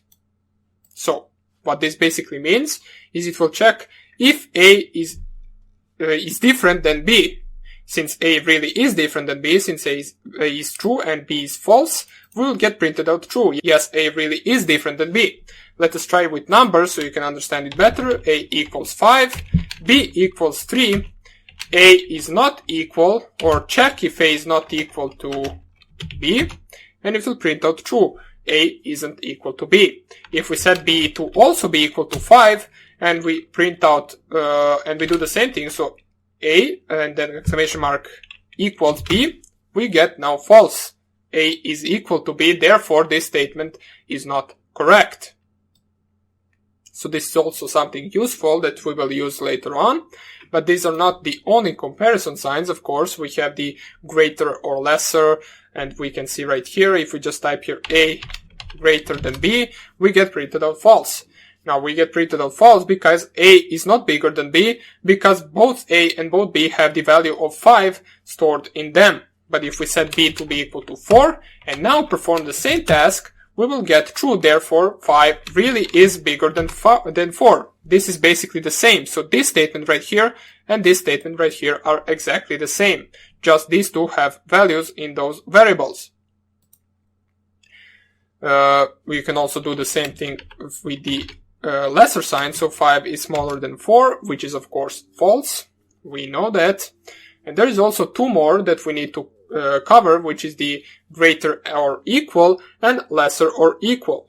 So we have these, we have the equal sign, we have the double equal sign, we have the exclamation mark equal, we have the greater, lesser, and we also have the greater or lesser. Greater equal or lesser equal. So let's say both A to be equal to 5 and B to be equal to 5. And right now, if we just check something like this, so A is greater or equal to 5, this should be true. Not to 5, to B, so greater or equal to B, we get printed out true. Also, if you try to reverse it, so A is smaller or equal to B, this is also true because both of those values are 5, therefore, in both of these cases, they will work. Now, this is also something that you can use in the loops as well. So, for example, while A is smaller or equal than 5, do this task. And then in that task, what you do is you basically increase A after every iteration. Of course, we are going to take a look at those examples as well. Maybe right now, this is looking a little bit confusing to you, but it really shouldn't be. This is just basic math right here. What is important is how you actually use this stuff right here.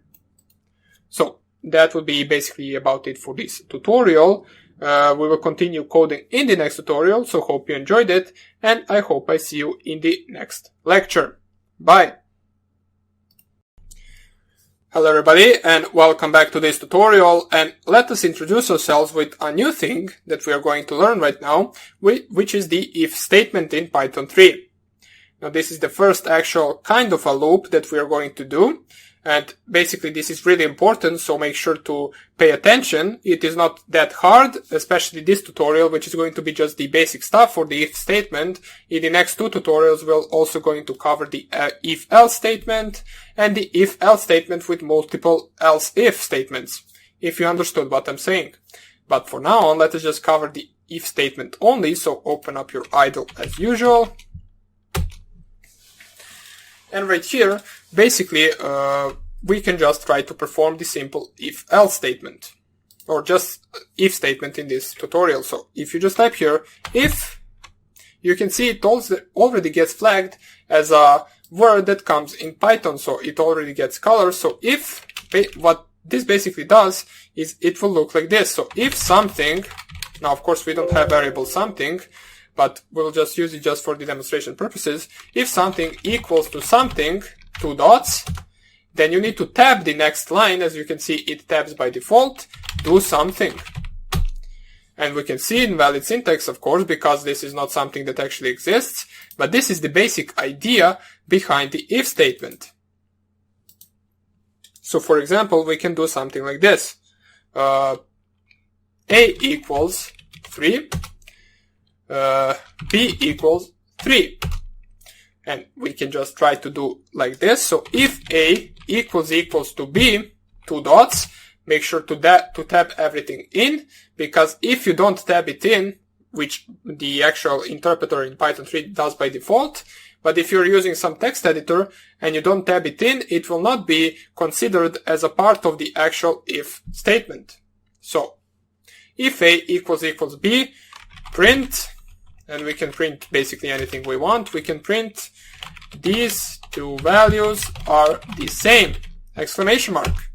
You just press here enter once again, and you can see right here we get printed out these two values are the same. But let's see what happens once actually B is not equal to A. So A equals 3, B equals 4. And we will do basically the same thing. So if A equals to B, and we will print the same string. So these two values are the same, exclamation mark.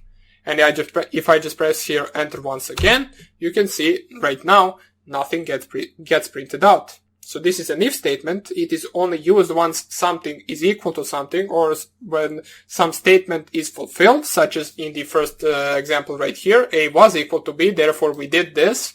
Now, of course, this is not really that useful of an example. What you want to do in a real life program is basically you want to do some useful task once A equals to B, for example. So let's do it. Let's do something like this. So let's set A to be equal to 5, B to be equal to 5. And if A equal to B, we can do something like this. A equals A times B, which will basically make an A after this if statement to be equal to 25. So we can do it like this. Press here enter, our if statement has finished, and if I just type here A, you can see right now A is no longer 5, A is right now 25. So, let me just check right here. You don't really need to use always this equal, you can use something like this. So if B is smaller than A, which currently it is, since A is 25, you can print B, or B is smaller than A.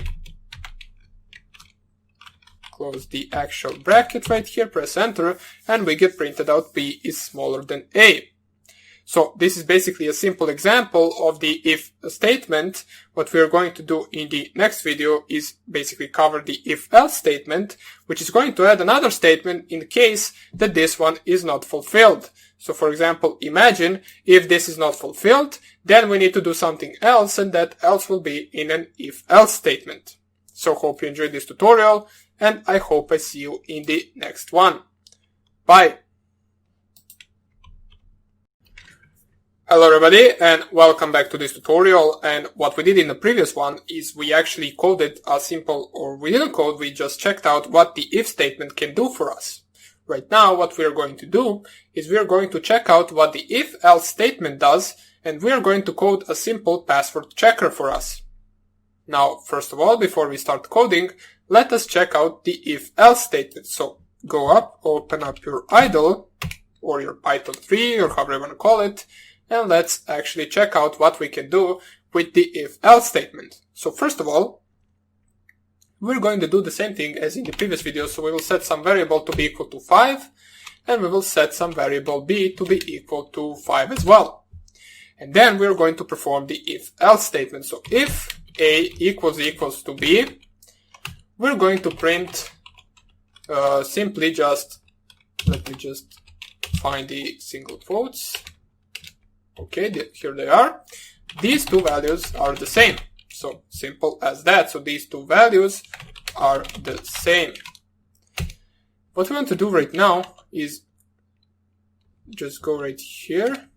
Let me just go right here. So else,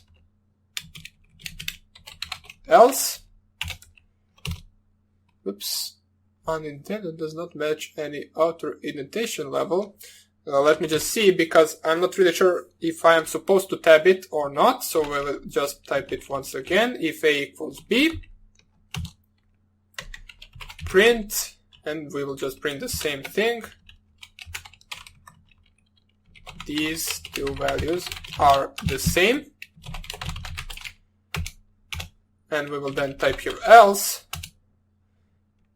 Unintended does not match any outer indentation level.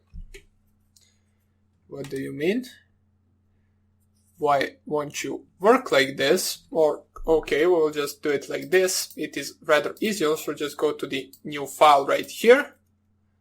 Or maybe we are not even supposed to tab the actual print statement. So let me just check it another time. Third luck. So print, these two values are the same. And then else. Okay, never mind. It says invalid syntax. We'll just go right here and we will do the same thing.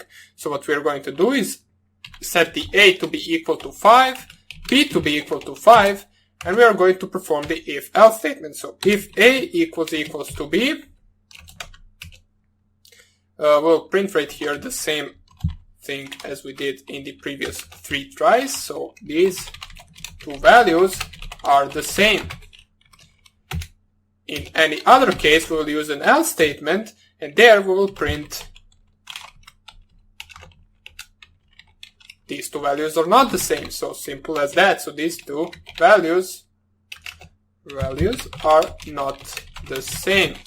Exclamation mark. And what this basically will do is it will check, basically it will do as it says, it will check whether A equals to B. If it is equal to B, it will print this statement right here. If it is not equal to B, or if you, should I say else, it will print these two values are not the same. So let us try to run this module right here. So run module. Okay, so it must be saved. So let us go to the desktop, second program.py. Run it. These two values are the same. So you can see it finishes relatively fast. It prints out these two values are the same. So everything works perfectly. Right now, let me just find the program itself. Right now, let us switch it up a little bit. We will set the B to be equal to 3. And right now, if we perform this program or run this program once again, it shouldn't print this. It should actually print this. So let us go right here. Run the actual program, run module. It must be saved. We saved it, and you can see the different string gets printed out to the screen. So these two values are not the same. So that is the simple use of the actual if-else statement. Now you can do different things with it, such as, for example, let's check it right like this. If A is greater than B,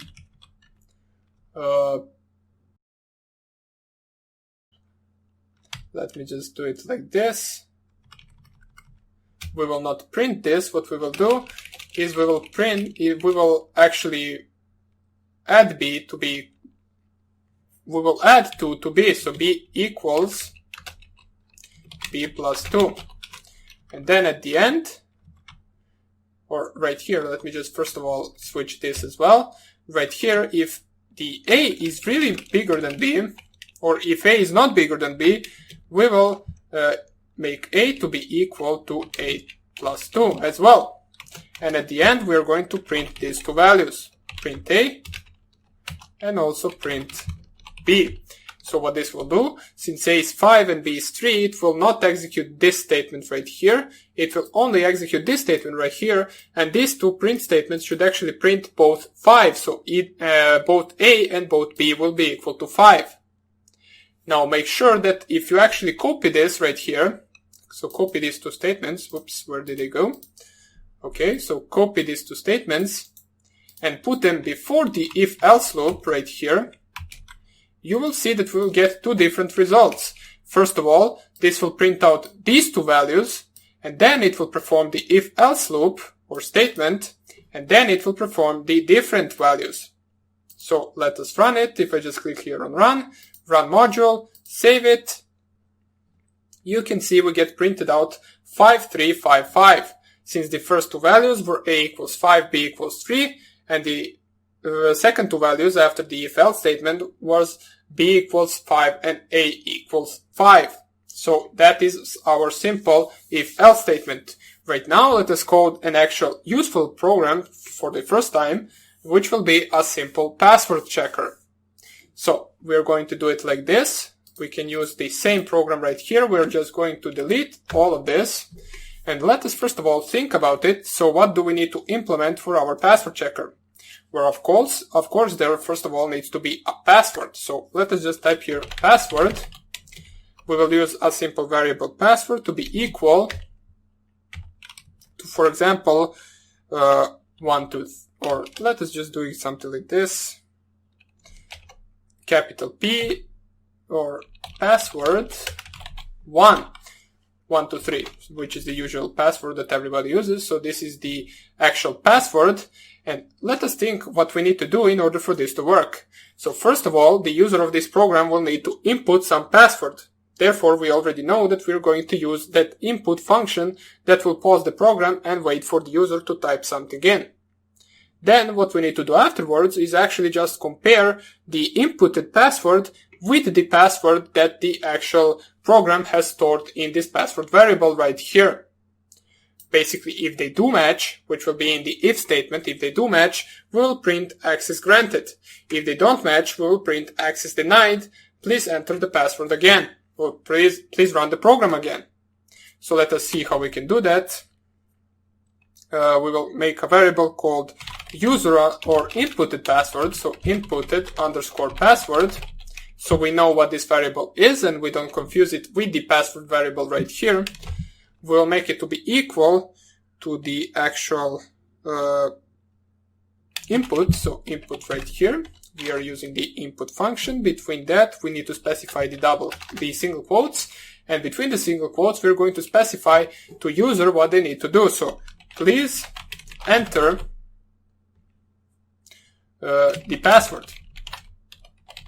We'll specify 2 dots and a space, and this will basically just prompt the user with this statement right here. Then once we actually input the password, let us just convert it real quick to the actual string, even though this is not something that you should do, but you can do it if you want to. Sometimes it might present problems, so it is always good to do something like this so your program doesn't crash. So what we did basically is we created our inputted password to be equal to the string value. So if, for example, user types in an integer right here, we don't really want an integer to be compared to a string because it will give us an error. We want to compare a string to a string. So all we're left to do right now is perform the if-else statement. So if inputted password underscore password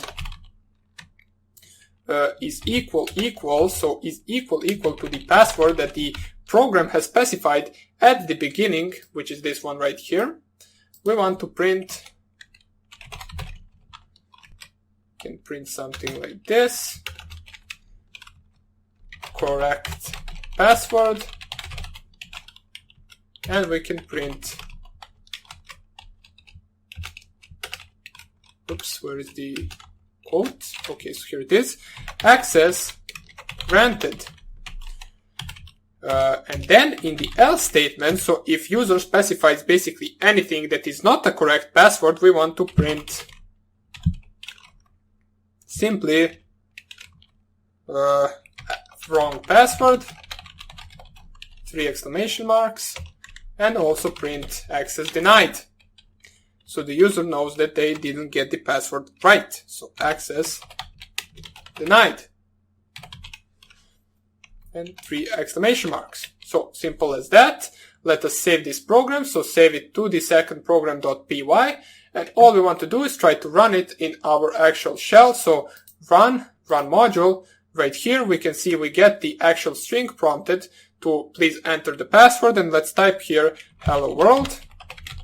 You can see we get wrong password, access denied. So hello world is not an actual password. Let us try to actually specify a wrong password once again. So run module once again. 1, 2, 3, 4, 5, 6, 7, 8, 9. Wrong password, access denied. Let us now try to specify the right password, which is the capital P, and then password 1, 2, 3. Let us run the program. Password 1, 2, 3. And you can see correct password, access granted. So our actual password checker works correctly. This is first useful program that we actually coded. It is rather short one, as we can see. It is only few lines of code. And there it is really easy to understand, nothing really too complicated here yet. And basically that would be about it for this tutorial. What we're going to do in the next one is we're going to take a look at the if-else statement with multiple else-if statements. Now, what I mean by that is sometimes, for example, you want to check three different outcomes. For example, if inputted password equals to password, also if inputted password equals to password in capital letters, else, and then some different things. So, for example, that. Or if number, you will see the example that we are going to do will be if number is greater than 0, print number is greater than 0. If number is equal to 0, print number is equal to 0. And also if number is smaller than 0, print number is smaller than 0. That is what we are going to do in the next video. So hope you enjoyed this tutorial, and I hope I see you in the next lecture. Bye!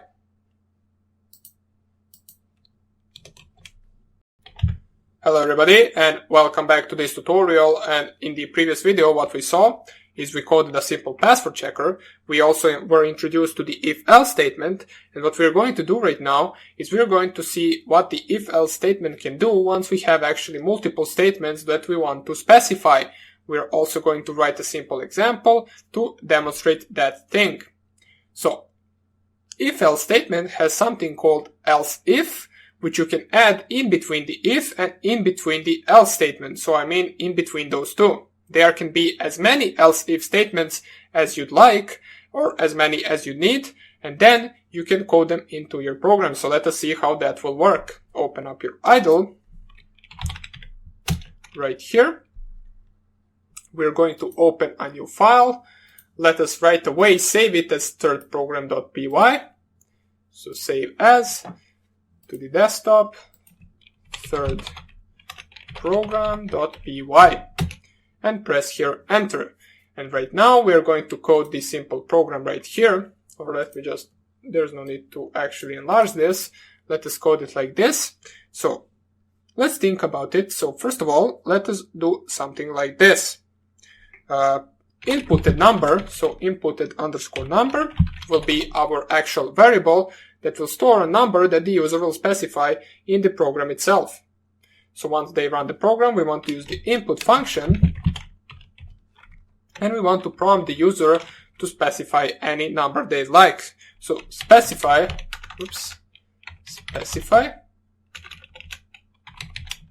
any number you want. This will get prompted to the actual user. We can then print the number if we want to. So inputted underscore number. And right now, right here, we are going to get into the else if statement. So first of all, we want to check if. So if inputted number underscore number is bigger than 0, so simply just specify it like this. What we want to print is print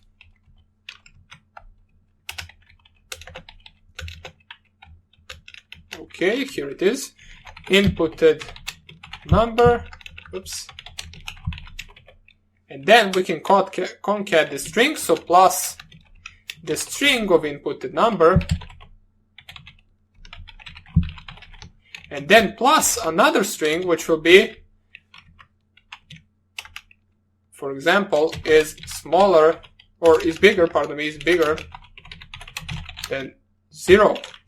Let's also add a space right here, so we don't actually concat the string right one behind another one. So basically what we are printing right here is if inputted number is bigger than 0, we basically are going to print inputted number plus the string of the inputted number, which will just transform this integer value right here to be a string. So first of all, before we actually convert it, let us type it right here to be an integer. So inputted number is going to be equal to integer of the inputted underscore number. Just in case, we're only going to use the string value of it in the print statements, and we're going to print inputted number, then the inputted number string is bigger than 0. And then we want to type here else for the second statement. So else, it is smaller than 0, of course. So else print inputted number. Basically we want to do the same thing, so plus string of the inputted number itself, so inputted number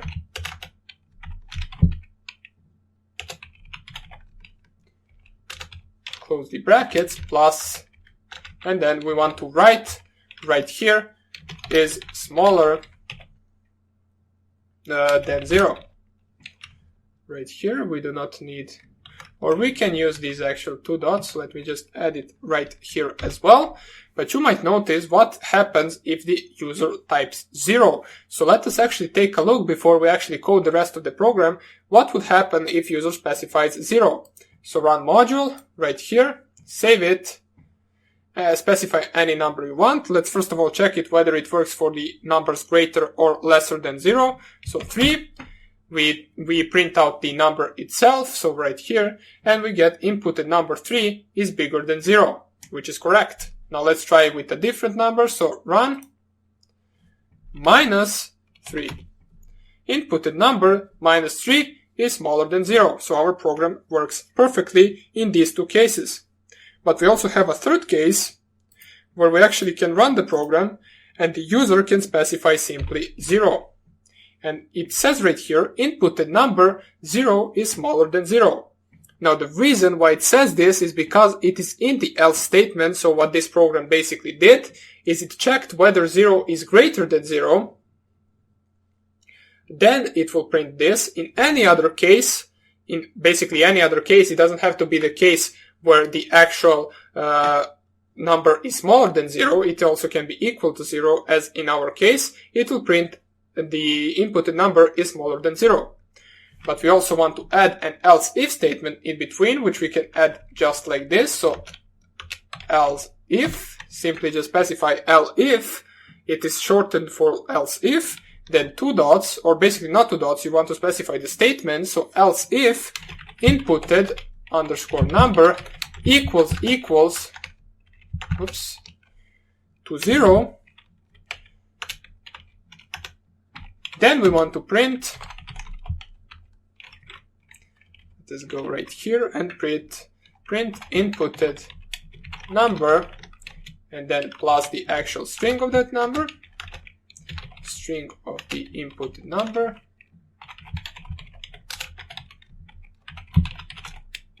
and then plus open single quotes is equal to 0. And basically this should be the entire program. Let us see how this will work. So we added another else if statement that will check if the inputted number is equal to 0. So let us save this first of all. So save and then run it right here and specify any number you want. We specify 0 and you can see inputted number 0 is equal to 0. You need to actually do it like this if you don't want to. You can basically just simply delete this right here.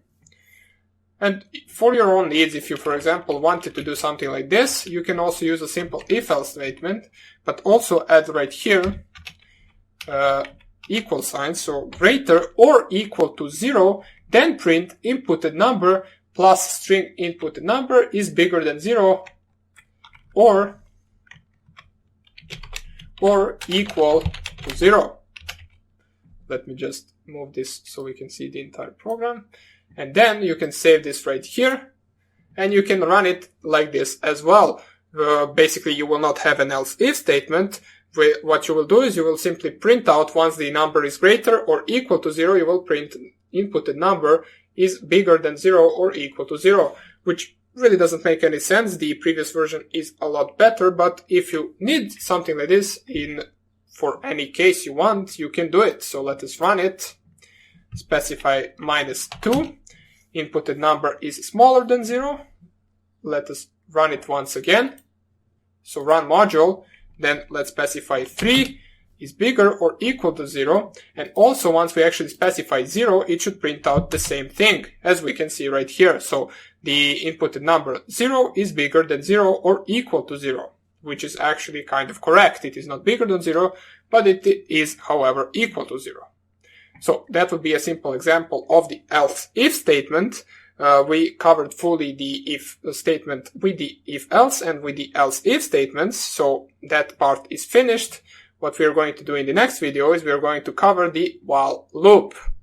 So hope you enjoyed this tutorial and I hope I see you in the next lecture. Bye. Hello everybody and welcome back to this tutorial, and right now we're going to take a look at a different loop which is called the while true loop or while loop. Basically there are different types of this loop, whether they are infinite or not. We're going to cover both of them in this tutorial. I will show you different examples for this actual loop, how you can use it, what you can do with it, and where you can use it as well. So open up your idle right here. Let us open it up. Let us try to code it right here. If it gives us some syntax error, we will just open up a real program or notepad or something like that, and we will code the program there. So first of all, while loop is most likely always going to be used with the Boolean values. There are a bunch of these. You will see in different programs there are a bunch of while true loops. Basically, a while true loop is a loop that is most likely going to be infinite until the value is changed. or until the loop is broken out of. Now what I mean by that is basically, if you type while true, so while true, let me just show you, and add 2 dots, and you just type here print hello. Let's imagine what this will actually do. So while true, and true is always true, you can't change true to be equal to false, it will print hello. If I press here enter, you can see it will print hello string forever, which we don't really want. So let us control C this. As you can see, if you control C, it will print out keyboard interrupt, which we actually want to do. If you didn't do this, this would run forever. So same as that, you can just type here something like while true, and then, or let's do it something like this. So I will be equal, let me find equal, okay, I will be equal to 0. So we set a variable I to have a value of 0. Then what we will do is we are going to do something like this. So while true, let us increase I by 1. So I equals I plus 1. You can see nothing is really happening, there is nothing being printed out, but we are also not getting these 3 arrows prompted back to us. That is why this is an actual while true loop, and it will perform this forever until we actually perform a keyboard interrupt to this while true loop. It will increase the I, which we set to be equal to 0, for 1 every iteration. So what it does, it goes to this line, it performs this line, it sees that there is not another line in the actual loop, it goes to the beginning, it performs this line again, and it does that forever. So if I control C this, and just type here print underscore I, you can see that the I now has a value of something around, I believe, 36 millions, or even more, 364 millions, if I can count the digits well enough, probably can, but doesn't even matter. So you can see the usage of a while true loop. Now, I will show you in the next tutorials how you can actually escape a while true loop, even though it is infinite, without actually closing the program itself. So there is an actual statement or word that we can use that will help us do that. But for now on, let us check out what else we can do with the while loop. So it doesn't have to be a while true loop, it can also be while false loop. But then, if you just type here something like this, while false, I equals to 0, and you just press here enter, you will see that nothing will get executed because while false is always false and it will not execute this loop. Therefore, this actual loop has no meaning at all. So now that we checked out the while loop with the Boolean values, let us check out the while loop with normal values. So we're going to set our I variable back to 0. So it doesn't have this huge value to it. We will set it to be equal to 0. And what we are going to do is while I is greater or lesser than 100, for example. So let's do it like that. Then add the 2 dots. Let's see what we can actually do here. So we can just type it. We can just do something like this. So print I, or let me just add a single quote. So I is still smaller than 100. And then we can add 2 spaces and add the actual string of the I to the actual statement right here, and close another bracket because we opened double brackets. We also need to close double brackets. And also, if I just run this, this will also become an infinite loop because we are not increasing I anywhere.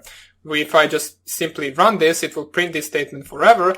What we want to do, so it doesn't do that, we want to increase I by 10. So let's just do equal I plus 10. Oops. And if I run this, you can see it finishes relatively fast. It says I is still smaller than 100, and then it prints I right next to it. So we can see that I was smaller than 100 up to the 90. Then in the next iteration, what this did is it checked out, or let me just go from the beginning. So first of all, I was 0. This then loop checked whether I is smaller than 100. It found out that I indeed is smaller than 100, and then it proceeded to execute the code in the while loop. It printed out this statement right here, and then it increased I by 10. Now, then it performed that until the 90. Then you can see that it checked out whether 90 is smaller than 100. It printed out 90 is smaller than 100, and then it increased I by 10. Then in the next loop, it checked out whether 100 is smaller than 100. It found out that 100 indeed isn't smaller than 100, and then it didn't proceed with the next statements in the while loop. But let me show you how you can actually change the output of this just by switching these two lines right here. Well, let me just think about it. Maybe it is not right here if 90 is smaller than 100. Yeah, let me show you like this. So what we will get right here is we will not have this statement right here. Instead of this statement, we will have 100 statement, which will not be correct. Therefore, be careful which line you write first. So let me just show you. If only I switch these two lines one with another, this statement will become different. So if I is smaller, first of all, let me set I to be equal to 0. And then if I is smaller than 100, pardon me, while I is smaller than 100, and then first of all we will increase I, so I equals I plus 10, and then we will print I is still smaller than 100. We will have to add the string of the I, so plus string of the I itself, whoops, close double brackets, and press here enter. And you can see we get an entirely different output right now just by switching these two lines. Even though we perform the same code in both of them, you can see that right here we don't have this line right here, and we instead of it get the 100 printed out, which is not really correct. I is still smaller than 100, and then I is 100. That is not really correct. Therefore, be careful which line you write first. So first of all, write this line and then increase it right afterwards so it can go to the next loop. So let me just check out what else we need to cover. We can also show another example of the while loop. So let me just show you. It doesn't have to be while I is smaller than something. It doesn't also have to be while true or false. It can be while, first of all, we set once again I to be equal to 0. We will reset it. And then while I is not equal, so we perform is not equal by specifying exclamation mark and then equal right here. So while I is not equal to the, for example, 100, what we want to do is basically, let's do something like this. So I equals input, so we will prompt the user to input a number, enter any number. So this could be something similar to the actual password checking. So we are doing this in an infinite loop until the user actually specifies the correct number that's specified in the program. So I'm going to show you that in the right after this as well. So enter any number. And then we can actually, or we don't really need to print anything. Let us just enter right here. So 92, we get prompted once again, 23, 33, and if I just type here 100, oops. Okay, so 100. Let us try something differently. Okay, yeah, we got a string of 100. You know, I forgot to actually add I equals the integer of I. So let us just rewrite this real quick. So while I, first of all, set I to be equal to 0, while I is not equal to 100, we want to perform the input function. So I will be equal to input, enter any number. Simple as that. Then we want to make I to be equal integer of I. Or you can actually do that in this line as well. So you can do something like this, integer out of the input. You don't have to do it in a second line. So let us delete this right here. Now, since you're firstly encountering with something like this, what this will do is it will perform the function inside first. So it will prompt us to input this, then it will turn it to integer and store it in I. So let us see how this will work. Press enter, 23, 33, 44, and then 100. And you can see once you specify 100, it checks out right here if I is equal, if I is not equal to 100, then it sees I is equal to 100, therefore it will not perform this. So this is another useful type of usage for the while loop, where you simply check whether a certain value is not equal to another certain value. Now let's see how we can actually write this for the password. So password will be equal to, for example, let's use something else. So right here we can use hello world. So that is our password, our standard good old hello world string. So right now we want to enter a while true loop, or not a while true. So while, well, let me just double check this first of all. Okay, so we can do something like this, while inputted underscore password is not equal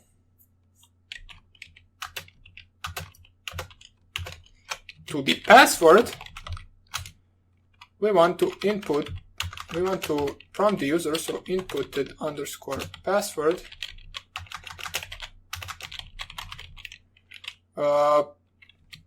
equals input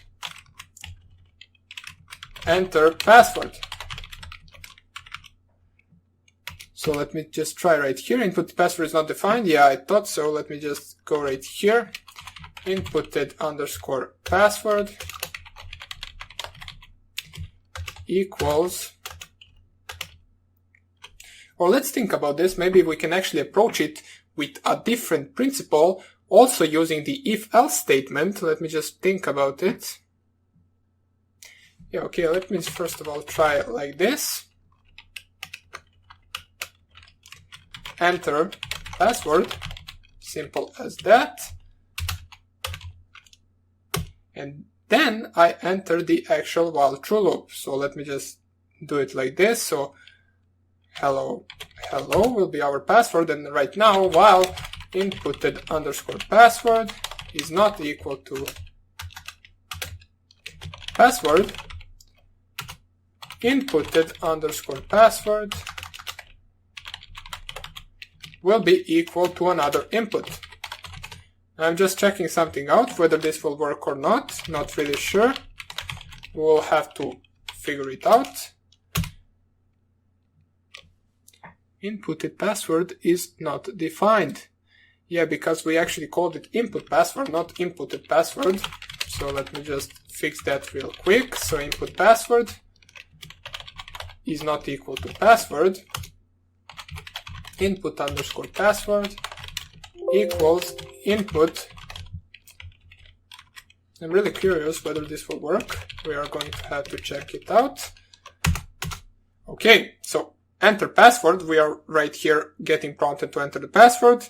Let's add 1, 2, 3, hello, and then just world, password.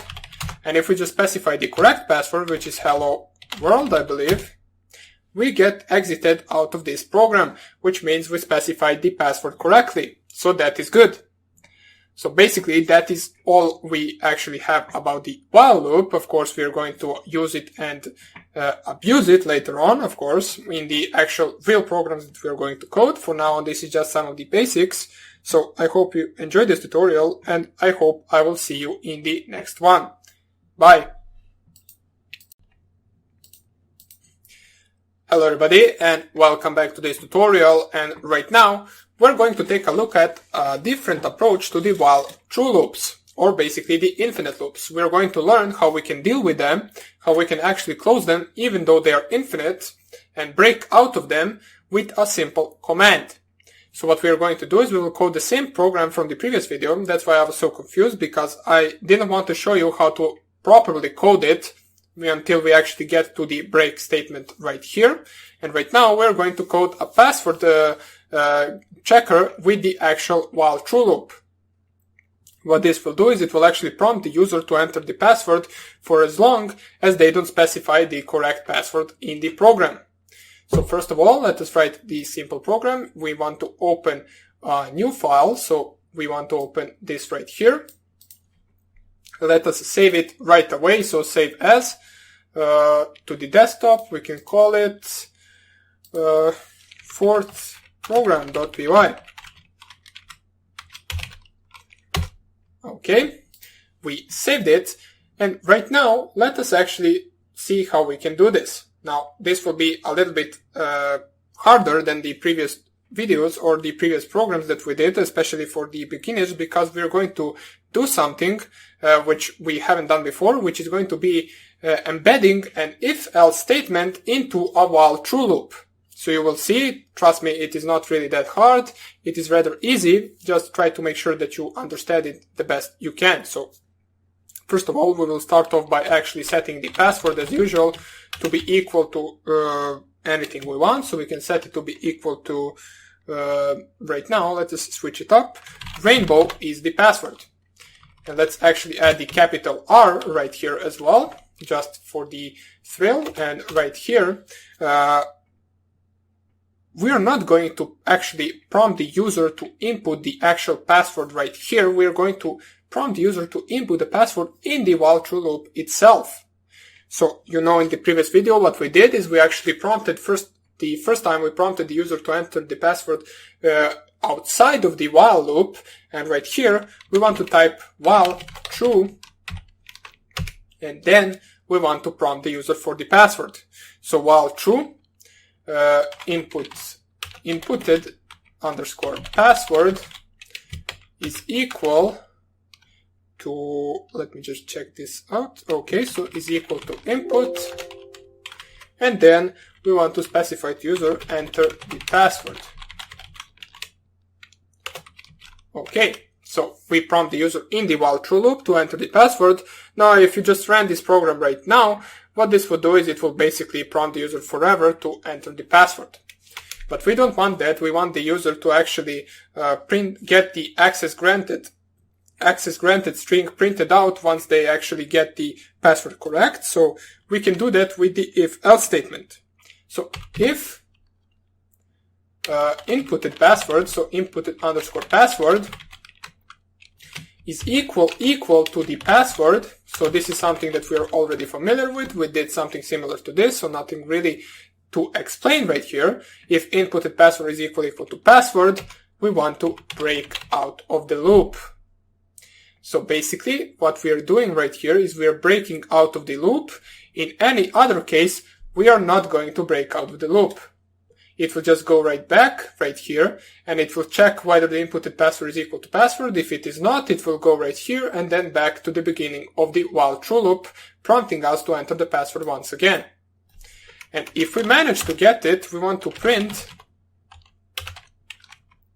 right here,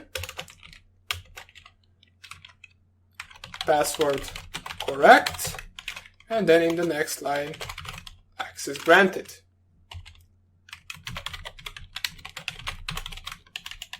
So let us take a look at this once again. It is a rather short program. We set the password variable to have the password itself. Then we enter a while true loop, which is an infinite loop. Then we prompt the user to enter an actual password. We compare these two passwords, so we check whether the inputted password from the user is equal to the password specified in the program itself. If it is, we're going to perform a function called break.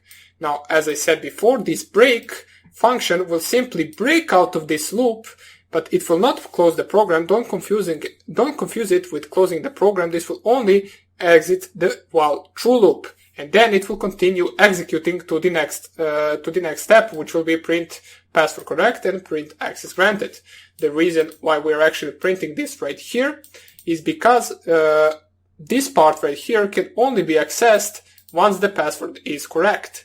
If the password is not correct, this will run forever. So let us see how this will work. If I just go right here, or first of all, let me save it. So save, and then I run it. You can see we get prompted enter the password. If I just type here password, it will ask me again, 123, password 123, hello world, nothing really works. Even the lower letter rainbow will not work, as you can see right here, rainbow will not work. But once we actually specify rainbow, we get password correct, access granted. So we were successfully able to actually code a password checker with a while true loop that has an if statement in it. So this would be a more appropriate way to actually code a password checker than in the previous video. What we are going to do in the next video is we are also going to take a look at a continue function in Python 3, which is also going to help us with the loops themselves. So that would be about it for this tutorial. Hope you enjoyed it, and I hope I see you in the next one. Bye! Hello everybody, and welcome back to this tutorial, and right now we're going to finish up and wrap up with our while true loop, or just while loop, however you want to call it. Now, the case that we are going to take a look at right now is how we can, for example, break out of the loop or use the while true loop or the infinite loop, however you want to call it, in the case where we actually have a counter, such as in the previous examples where we had I, then we checked whether I is smaller than 100 or whether I is not equal to 100, and then we perform some tasks. So we are going to do the same thing, just right now we are going to use a while true loop. And we are going to see how we can actually make it work even with an infinite loop. So open up your idle. Let me just go right here, type here idle. And right here, what we can actually do is, first of all, we will open the new file. The reason behind that is because we are going to actually use the if-else statement, and the actual idle gives me some problems with the syntax while I try to run the if-else statement. Doesn't even matter. We're going to write a program right here, and we're going to use a function that comes in Python, which is called the continue function. Now, what this function does is basically it just continues the program. It continues the loop, and it runs it back to the beginning. So let me show you right here what we can do. So let's say that the I is equal to 0, for example. And then let's say we want to enter a while true loop, as we do want indeed. So while true, and this is an infinite loop, as we know. We are going to perform some if-else statements, so just add if right here. So let us think about what we can actually perform right here. So if I is smaller than 100, so let us try to perform the same actual example that we did with if while I is smaller than 100, just right now we're doing it in the infinite loop. So while I is smaller than 100, we want to actually continue, and then we want to increase, pardon me, not increase, or yeah, we want to increase, so I equals I plus 1. So what this will basically do is it will increase I by 1 as long as I is not bigger than 100. In the else case, let me just check out right here. If I is smaller than 100, in the else case, we simply want to break out of the loop, because it means that right now I is smaller than, I is bigger than 100. So let us see how this will work. First of all, we need to save this. So go right here on the save. Click here. Let's call it, let's go to the desktop first. Let's call it fifth.py. And then we can run the program with the run module. So let me just see. Something is not going well because we are stuck in the actual loop. Let us see what the problem is. So I is equal to 0 if I is smaller than 100, which it is. Continue. Oh yeah, we are not really increasing it. We need to do something like this, which really you can make this work even without the continue, but you can add it if you want to. So I equals I plus 1. Continue. Let me just check out right here. First of all, save it and then run it. Okay, so this worked much better. Let me just check out how we can implement the continue in order for it to actually do something. So if you switched these two, or not switched, if you instead of the break right here clicked continue, you would see that our actual while true loop continue would never really end. This is because it will go right here and it will go in circles. Now the I would never cross 100, but our loop would never end either way. So let me just show you. If you just click here save and run the actual module, you can see that we are not getting our prompt back. We cannot execute more commands because our while true loop is running in infinite mode. It is basically continuing and continuing in an infinite loop. And if I just Control C and print I right here, it is still 100.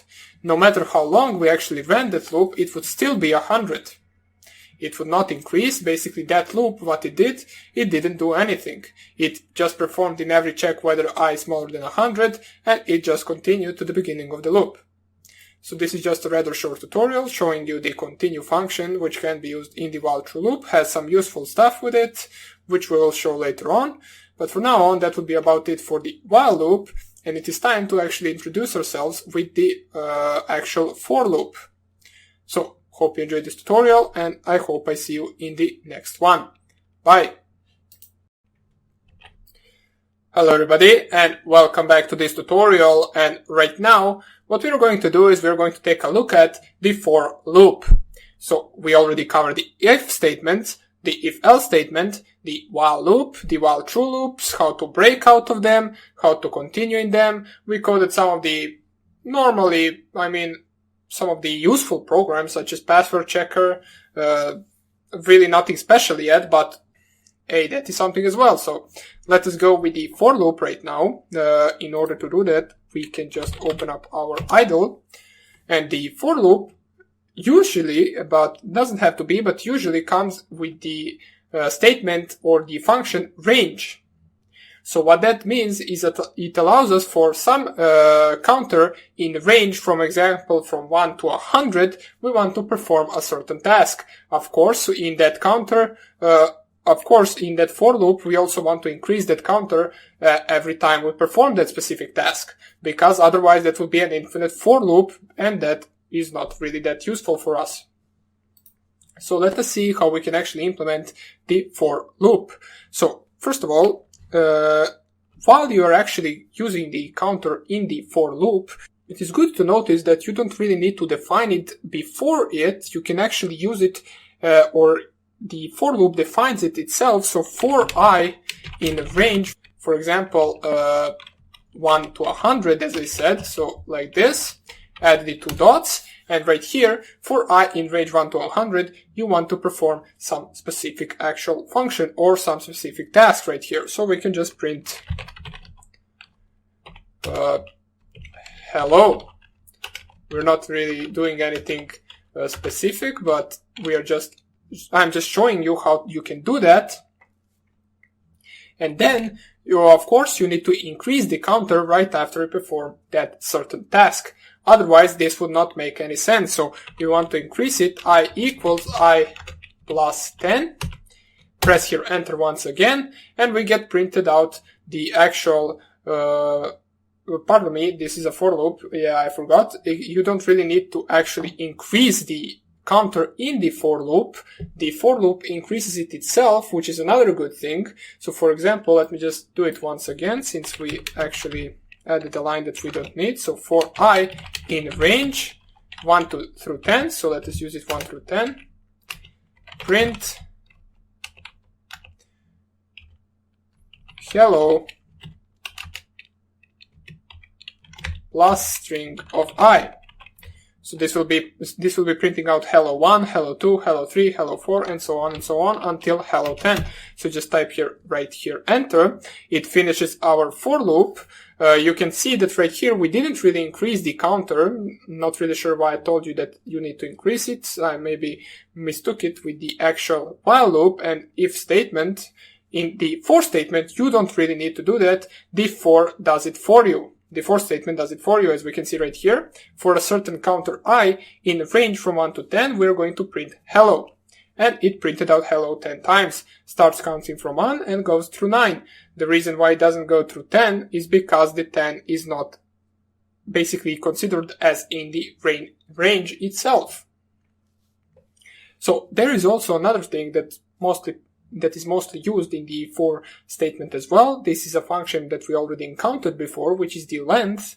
So if we just specify a string, for example, now I will use it with a string, but it is most likely used always with the list itself, counting the elements, but right now we're going to count the characters from a string. Now, if you have no idea what I'm talking about, don't worry. Right now, I will show you. So let's say we have a string that says, let me just find it, that says, hello there. Simple as that. String that says hello there. Then you can use a for loop that will actually go through the range of the length of that certain string, which isn't really that useful for us right here as a string, but it would be useful if we had a list. We would go through the range of the length of that list, and the length of that list would be retrieving the actual number of elements in that certain list. So let me just show you what I mean. Let us first of all count how many characters are in this string. So 1, 2, 3, 4, 5 in hello, 1 empty space, and 5 more in there. So 11 characters in this string. Then we can use for I in range, and then open brackets, length, open another brackets, from the string, close to brackets, and then, let me just go right here, 2 dots, print, this is length of string. Doesn't even matter what you print, this is just so it prints something. You press here enter, and it will print this is length of a string, the same amount of times that there are characters in the actual string itself. So this right here is the actual, first of all, it performs the inner function, which is the length. The length of string is 11. And what this does is for I in range 11, so 1 through 11, this will get printed out. And that's why it gets printed out 1, 2, 3, 4, 5, 6, 7, 8, 9, 10, 11 times. So that is basically a simple usage of the for loop. Now, also, there are a few other things that you can do with it, which we are going to cover, such as, for example, this range right here doesn't have to be an actual specification of 1 through 10. You can actually specify it to count 1 through 10, but every second steps, for example, it will print out every second number. This will get shortened out from 10 times printed out to 5 times printed out. And you can specify that with the another comma and then the number that you want to skip. So for I in range 1 through 10 and then comma 2. What this means is it will go for I in range 1 through 10, but each time it will not increase I by 1, it will rather increase I by 2. So that would mean that, for example, if I is 0 at the beginning, or pardon me, 1 at the beginning, it will be 3 in the next turn of the for loop. So I will show you right now. It will print it only 5 times. So print, this will get printed 5 times. Close this, and you can see this will get printed 5 times. Now if you specified any other number here, such as for example for I in range 1 through 10, and then the actual 5, so that means that this will get printed out 5 times. Print hello. No, pardon me, 2 times, not 5 times. This will get printed out 2 times. Close the brackets, and you can see this gets printed out 2 times. Now also one more important thing well, not so important, but one more thing that you should know is that you can actually count backwards with for loop. So you don't need to type here for I in range 1 through 10. You can simply type here for I in range 10 through 1. But right here, you need to also specify how to adjust the I variable. So we need to actually subtract it every time by 1. This will also print the actual statement 10 times, but it will go from backwards. In case you want I to go from 10 to 1 instead of 1 through 10 for any reason you want. If you want, for example, to print a list like this, so let me just show you. For I in range 1 through 10, and you simply just print I, you can see it gets printed out 1, 2, 3, 4, 5, 6, 7, 8, 9.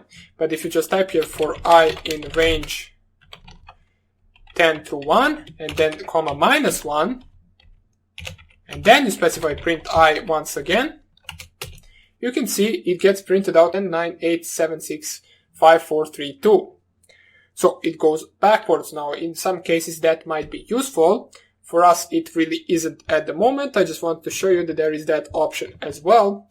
And basically that is all for the actual for statement. Now what we are going to do in the next lecture is we are going to cover some of the modules, importations, library importation, and how you can use different libraries that are already pre-installed with Python 3. We'll take a look at some of them. Now we will not, of course, use many of those functions yet. We're only going to see how you can import them and how you can use them. So hope you enjoyed this tutorial, and I hope I see you in the next lecture. Bye! Hello everybody, and welcome back to this tutorial. And right now what we are going to do is we are going to take a look at the import function in Python 3. Now, importing modules is very important because it allows us to import different Python programs into our own program, which allows us then to use different function methods from that specific program. Now, we didn't cover functions yet, but basically our function is everything that performs something. So, for example, the print is a function, the input is a function. We will cover and code our own functions later on. But for now on, let's see how we can use those functions from different libraries that the Python 3 gives us. So open up your actual, open up your idle right here. And in order to import some library that you need, such as basically all of your real actual programs will need some libraries. For example, the OS library, the sys library, subprocess library, socket library for networking, and so on and so on. In order to import any of those, you can just type here import. And then afterwards space and then the name of the library itself. So let's, for example, import first the OS library. Now, the libraries are most likely always going to be imported at the beginning of the program, right at the top. So you import all the libraries you need, and then you perform your own code down below. Now, let's see some of the actual functions that we can actually get from this OS library.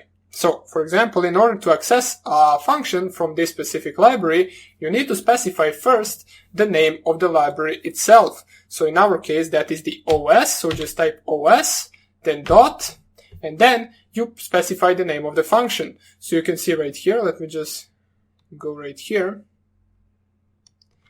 Right here, by default, the Python interpreter will give you the name of all the functions that the OS library has, so you don't actually have to remember them. But right now, what we are searching for is the system library. The system function.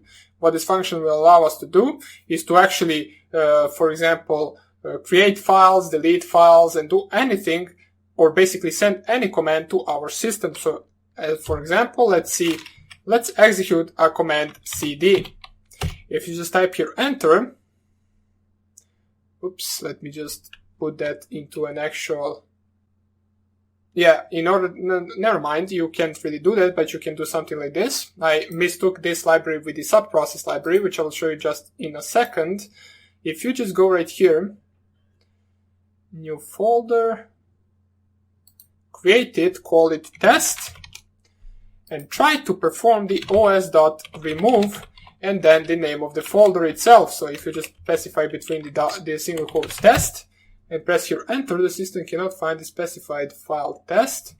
Okay, maybe, yeah, of course, because this is not really in the actual path that the actual folder is. So just go right here onto the new file, import OS, and then use os.remove, and then between the single quotes type test. Save this on to the desktop or save it to the same folder where your test directory is. So save, I want to save it right here as the remove.py. Save it. We can see that our program, let me just find it. Oops, where is our remove.py? Okay, so here it is. If we run it, run module, access is denied for test. For some reason we get access is denied, but never mind, we can just, oops, let me just try it like this. For some reason we get access is denied, but it doesn't even matter. Let me just check out what happens if I just use system and then, for example, dir in between. Will it list it right here? Yeah, probably not. It will only execute it, doesn't even matter. We will check the output with the subprocess library. What matters is that we can actually create the directory with it. So let me just go right here, save as once again. But not this program, we want to create a new one.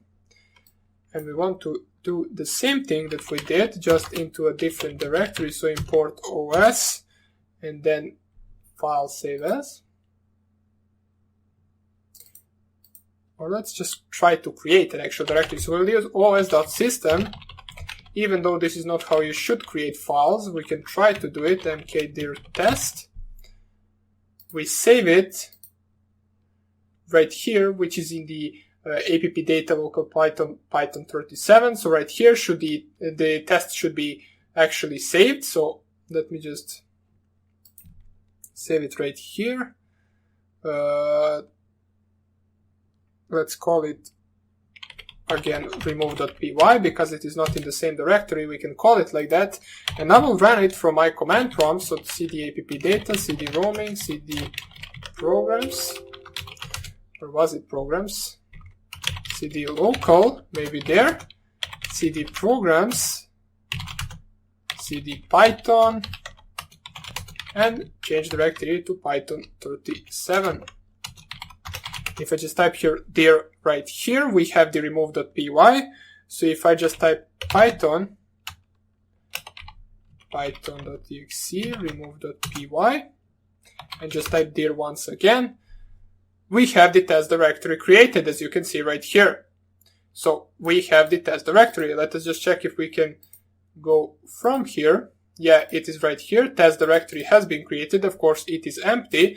So we successfully created the directory with our remove.py program.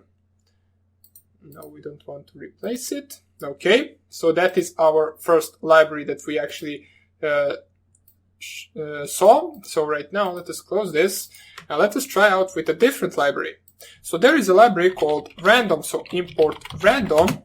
What this library would basically allow us to do is to pick a random number, random integer value. So let us combine this library with the for loop that we covered before. So for I in range to 5, so we want to specify from that I goes from 1 to 5.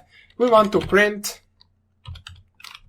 for example, random.rand integer, which means that we are using from the random library a function called randint, which will basically just pick a random integer from the numbers between 1 and 100, for example. So we can specify it like this. If I just press here enter, you can see that this function right here, or not function, this for loop right here, will print out 5 random numbers that are in the range from 1 to 100.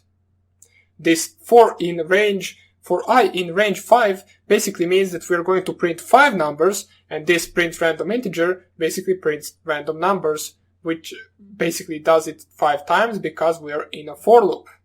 So that is another example of actual library that we can use. Let us also check the output of our command prompt commands using the subprocess library. So import subprocess.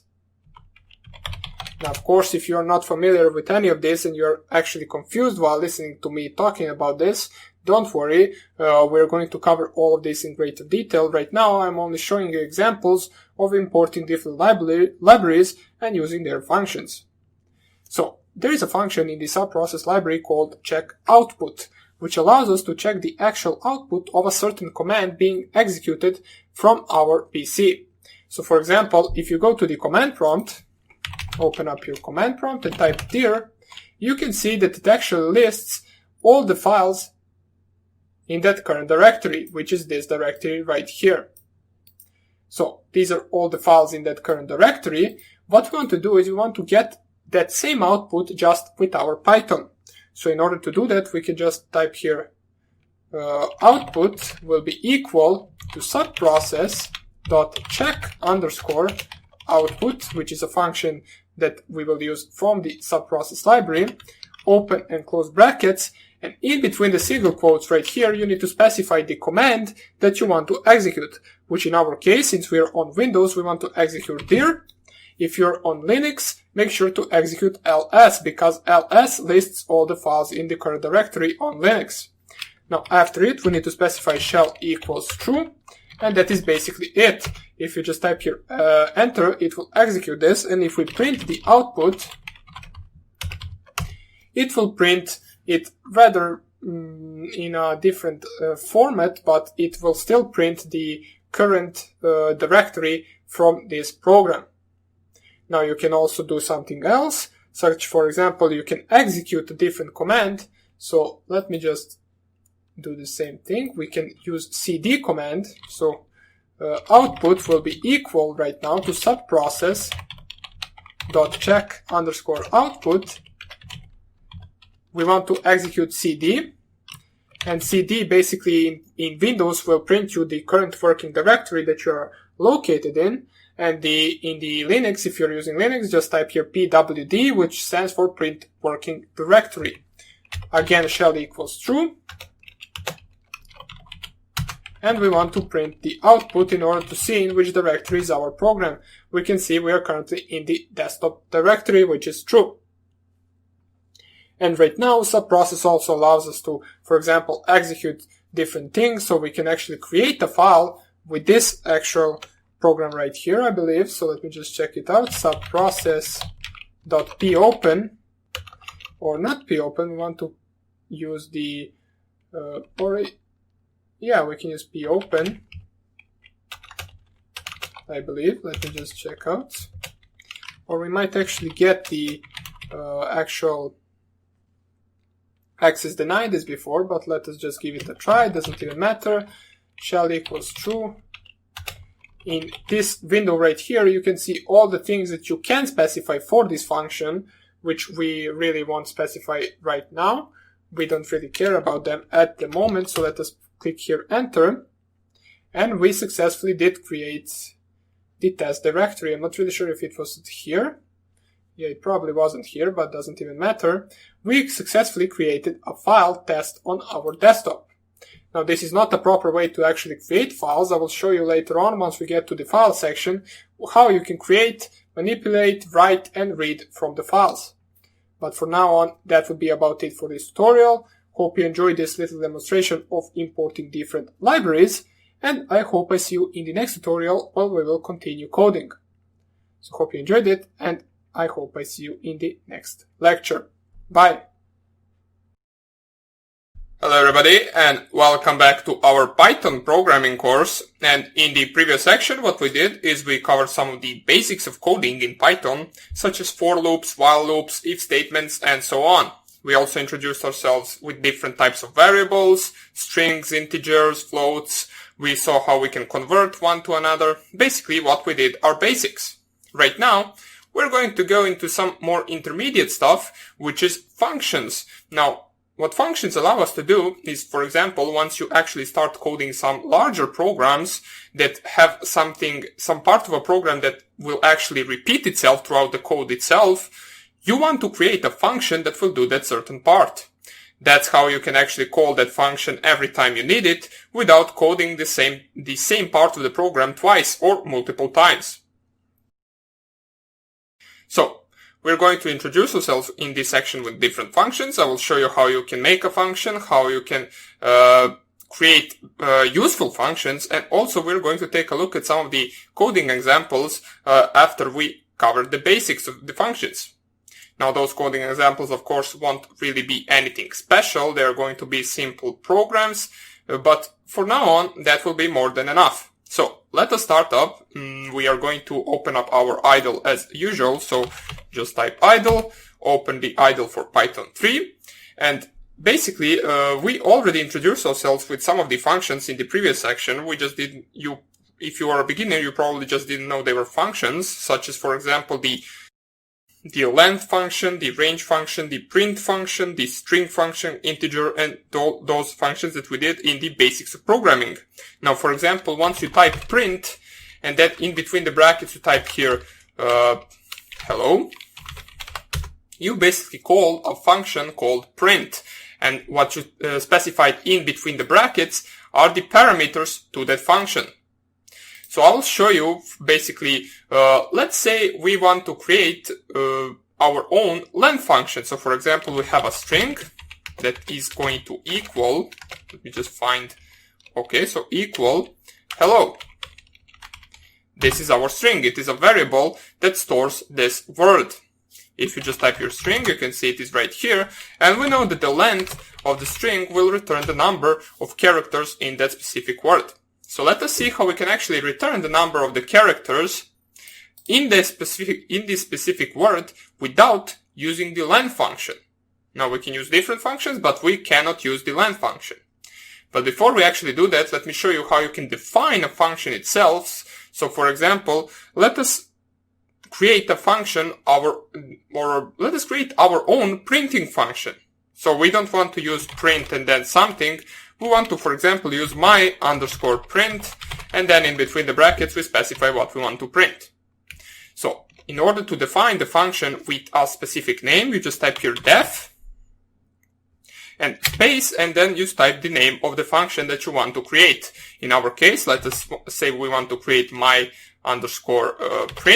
So this is the name of our function, and that function will take, it will take a parameter of the string itself. So, string right here. Now, don't worry, I will explain everything twice, so you don't get confused. Now, this is basically the parameter that we are going to paste to this function, and then once you press here enter, you can see that the code will become indent. That means that you're coding the part of the function itself.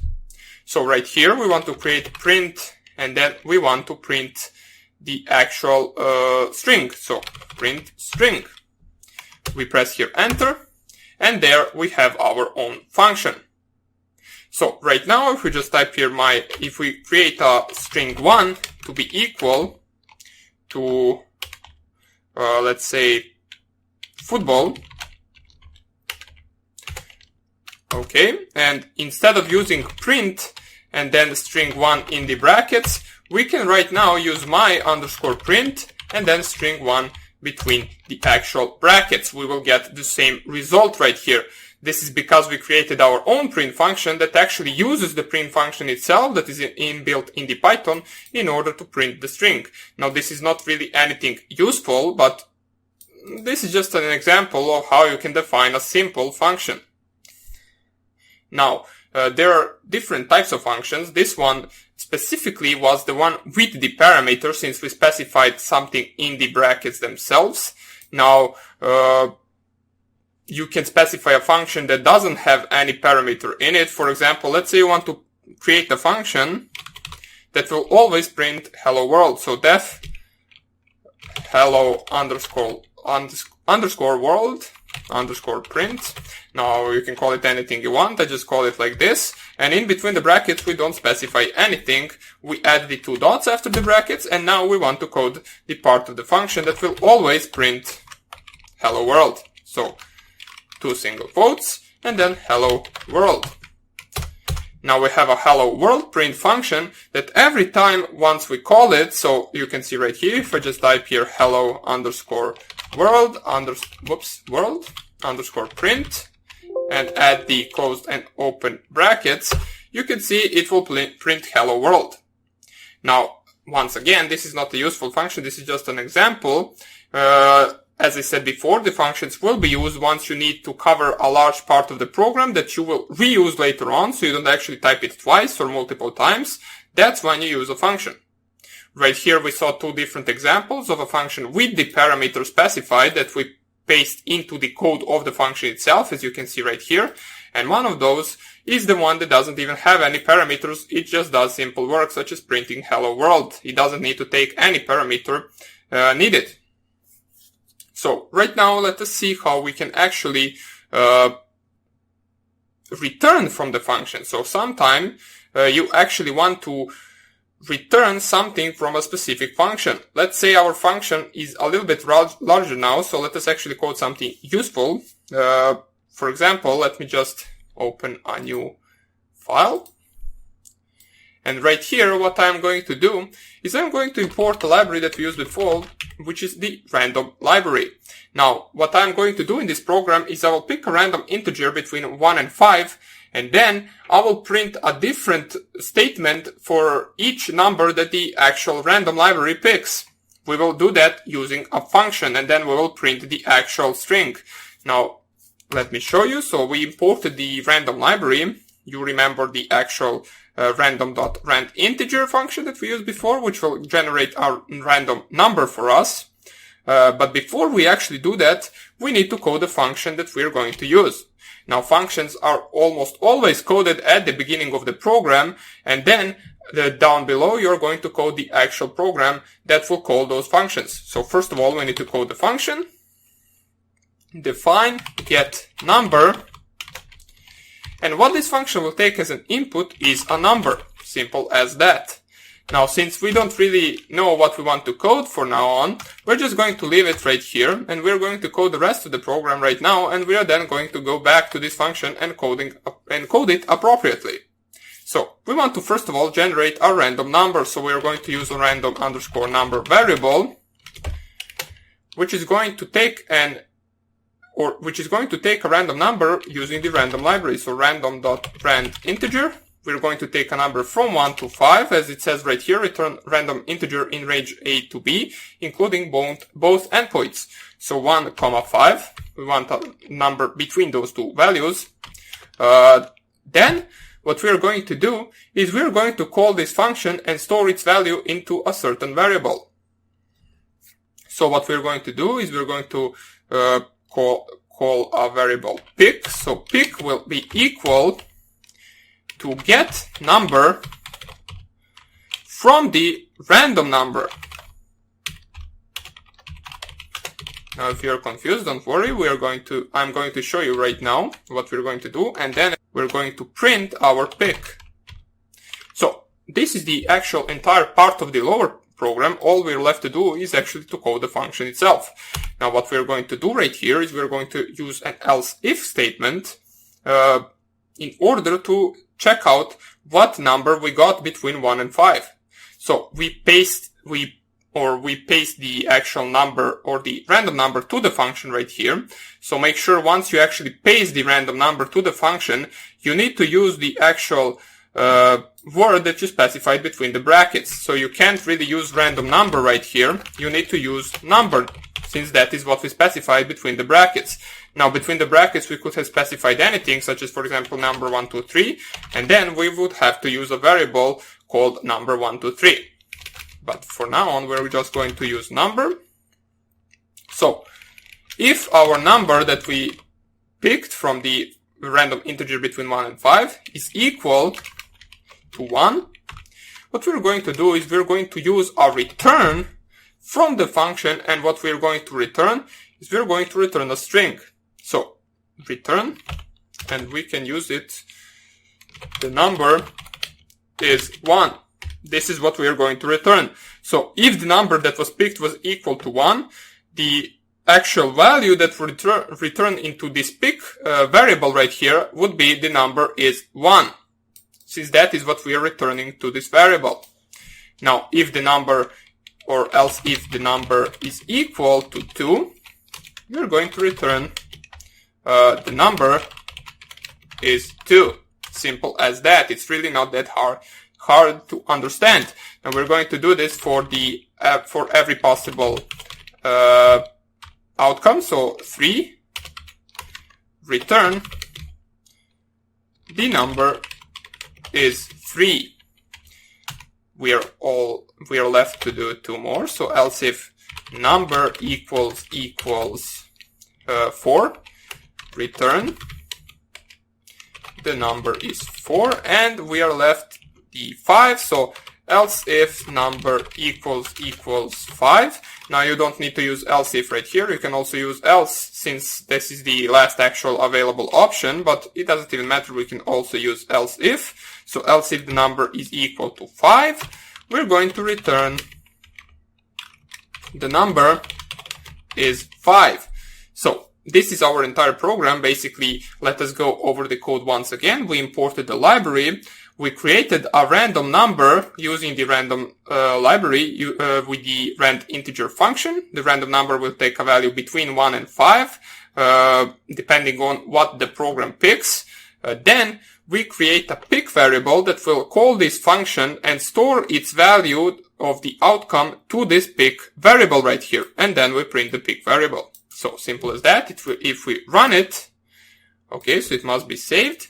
Let us actually create an actual folder for our program. So Python programs on our desktop. We can paste it right here. And then what we are going to do is I'm going to save this. So save as desktop, Python programs,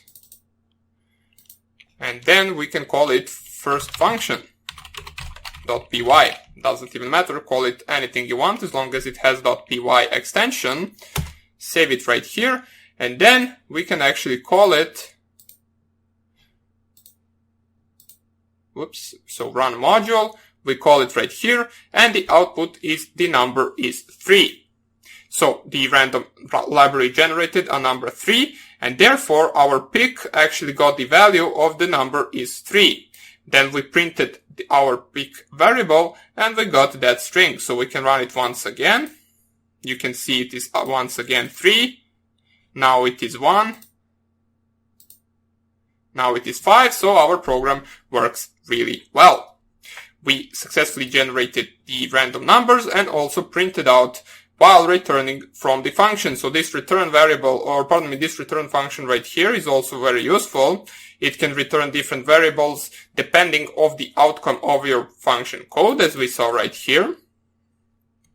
Now the function can also be non-type, as we saw before. It can basically return nothing. So the function doesn't have to return anything from it. It can just perform a simple task. The most simple example I can show you of that is basically just creating a variable. Let us call it simply just variable, and using an already inbuilt function which is going to print something. So print, and we print here football.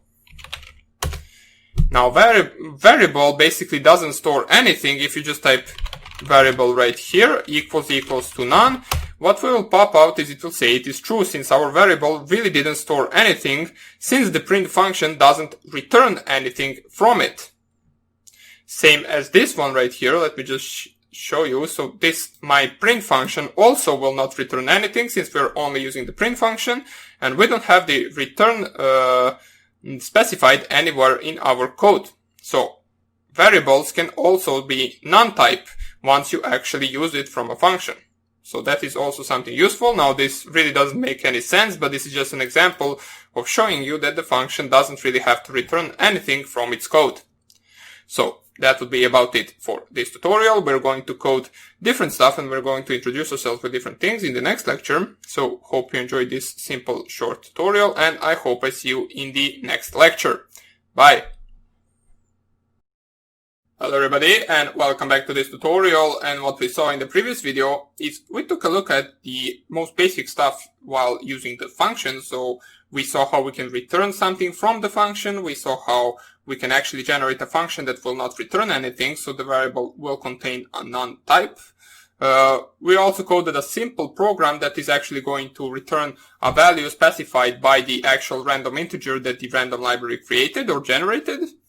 And that is basically all we did. We also did a simple version of our own printing function, just to show you how the functions work. Now, what we're going to do right now is we're going to introduce ourselves with the local and global variables in functions and outside of the functions. So, in our functions, variables are local. So, if you create a function, for example, function 1, let's say we call it, and you use a variable in that function that you actually generated in the function code itself, that variable will not be recognized outside of the function code. So let me just show you. Let me open up my idle right here. Once again, idle for Python 3, and we can use this interpreter right here. We don't need to actually code any program in this tutorial. As I said, in functions, variables are local and can be used outside. Now, variables themselves can either be global or either local. They can't be both. Now, you can't have a variable that is going to be both global and local. Local is variable inside a function and global is variable outside of the function. So that is the most simple term you can actually remember it by. So let us see an example of using a local variable. So right here, what we are going to do is we are going to create a function. So def function 1. This function will take no arguments as an input, so just open and close brackets. And in this function, we're going to create a variable to be equal to 30. So we created some variable called variable, or let's call it number. Maybe it is confusing if I call it variable. So number equals 13. In our function, we're also going to print that number. So this is going to be our entire function. Basically, once we call it, the number will be equal to 30. And the actual print of the number, and that value will actually get printed out to the screen. So if I call it, let me show you. You call the function just by specifying its name and opening and closing brackets, and also specifying the arguments in between those brackets if they are needed. For this case, we don't need it, so we just call the function with this name, and there we got the output 30. So what we did is we created a variable in our function. We set the value to that variable to be equal to 30, and then we printed that number. Now this is an example of a local variable. It cannot be used outside of the actual function. So if I type right here number, you can see name number is not defined, even though we did define it right here. That is because I'm calling this number. If I just print it once again, if I just show you, if I try to print the number, I will get error name number is not defined, because the number is only recognized within this function right here. If you try to call it outside, it will not be recognized. Therefore, we can conclude that this is an actual local variable. So let me show you right here. If you create a global variable with the same name, so with the same name, and we set it to be equal to 40, you can see right here that we actually have in our function the number to be set to 30, and outside of our function we have the number to be set to 40. If I, after setting the number to be equal to 40, print that number, we will of course get 40 as an output, since this is a global variable and we are printing that variable there, and we get the output of 40. But if I call a function and then try to print once again number, you will see that once again it is going to be equal to 40. It didn't change its value by specifying number equals 30 in the function right when we called it. That is because these two are two entirely separate variables. They are just called the same. Basically, this one is a global number variable and this one is a local number variable. These two don't have anything to do with each other. Well, in this example right here, if we specify, for example, our function take an input using the number, then things would be different. But in this case, these two variables are basically entirely different. As you saw, this part of the code doesn't really influence the rest of the code outside of the function, so that is something that you should know. Now, in order to actually modify a global variable in a function, you need to call that variable with the global prefix. So right here we don't have any global prefix, but let us see how we can perform the same program using the global prefix. So right here we are going to, let me just restart everything. I could have used the OS library to clear, but doesn't even matter. What we're going to do right now is we're going to create the same function, so function1. It will not take any input, but right here we're going to specify that we are using a global variable number. So, and then we're going to set the number to be equal to 30 once again. We don't need to print it in this case, it's just simply, we can just simply leave it to be equal to 30. In the previous example we actually printed the number, but right now we don't have to do it. And right now, if I call this function right here, we call it, and I print the number, you can see that right now I can actually access this number outside of the function, and it is equal to 30. That is because we use the global number variable. This means that the variable that we are going to use in this function right here can also be used outside of it. Now also this means that if we change the value right now to 40 as we did in the previous video, so number equals 40, and we print the number once again, this variable and this variable are exactly the same. We are going to use this variable in the actual function1 by changing its value. So right now if I call once again the function1 and try to print the number, it will not be 40 as in the previous video. It will actually change its value right now and it will become 30. So let me show you right here. If I just call function1 and I try to print the number once again, you can see right now the value is changed and the actual value of the number is 30 and no longer 40. So this is an actual example of global and local variables. Now there is also something called parsing the variable, so let us use it like this. So def function2. Let's say for example number, or pardon me, we need to take an actual argument right here. So number, let's just call it number, and we're here going to use number plus equals 1. Where is my plus?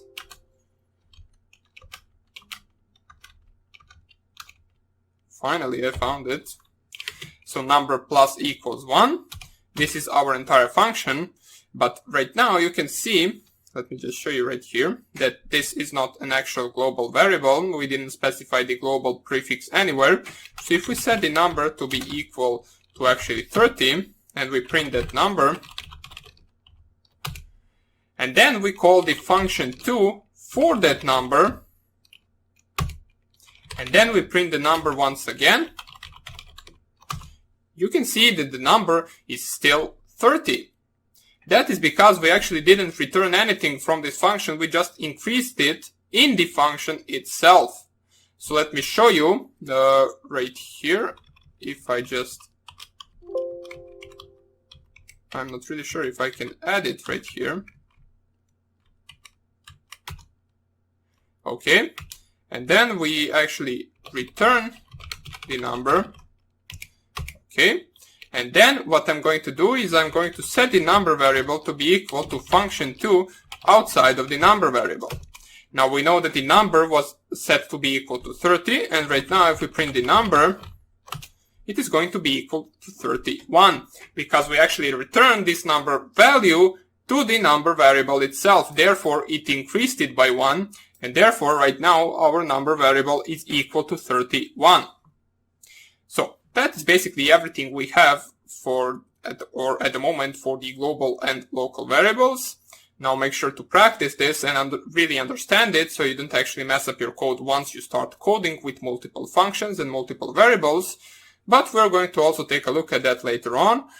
For now, this would be more than enough. Hope you enjoyed this tutorial, and I hope I will see you in the next lecture.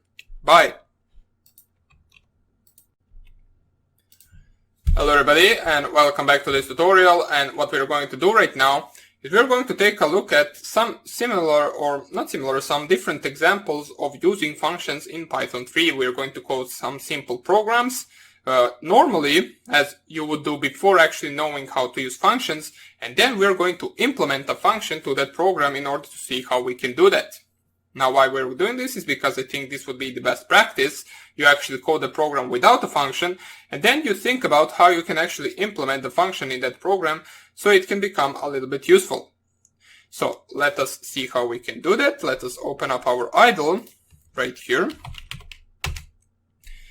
And we're not going to use the interpreter. Let us just open the actual new file. So we're going to code our own program, and we are going to use the random library. So import random. Now, what we're going to try to do in this program is we are basically going to create a secret number that is going to be generated by the random library, as we did before. Then we are going to use a for loop in order to actually give a user of this program 3 times to actually guess the number. We will actually perform an if-else statement, whether to check if the actual guess was correct, and then if it was, we will just print congratulations, you guessed the number. Else we will print something like better luck next time, and we will close the program. Then after we code that, we're going to try to implement an actual function for a specific part of this code. So first of all, let us code it. We have import random right here, or let me just lower it. It looks much better like this. So import random. First of all, let us create that secret number. So secret number will be equal to calling the random library using the random integer function from this library, and let us generate a number between 1 and 20. Not 29, 20. Okay. Then we can print something like this. I am currently thinking of a number. So we can print something like this. This will be a simple game of guessing the number. Right now, what we want to do, as I said, we want to enter an actual for loop. We want to give the user 3 times to actually guess. Now, how we can actually give the user 3 times to guess? Well, we can use for example, let's use for I in range 1 through 4. The reason why we are using 1 through 4 is because that will be equal to 3 guesses. So 1 through 4, we want to actually print first. So print try to guess the number, exclamation mark. So we print try to guess the number. Then we want to actually take an input from the user itself, because they are now ready to type the actual number that they think is the correct one. So guess variable is going to be our storage for the actual user value.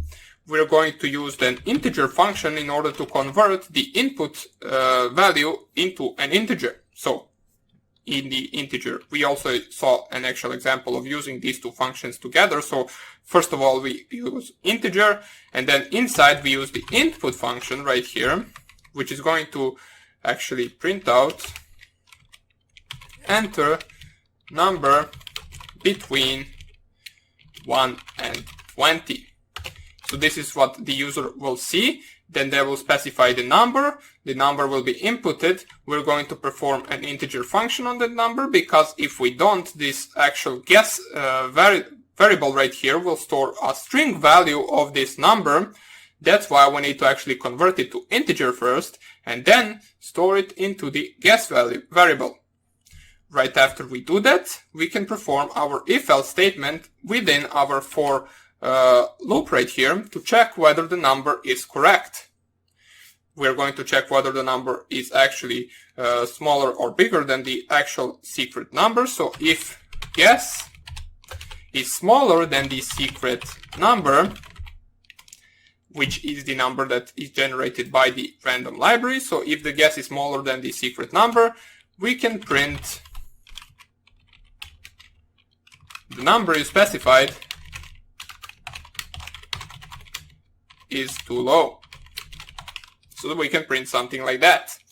Else if the guess is actually bigger than the secret number, bigger than the actual secret number. Let me just go right here, find it. Bigger than the secret number, we can print same as we did in the upper part. So the number you specify is too high.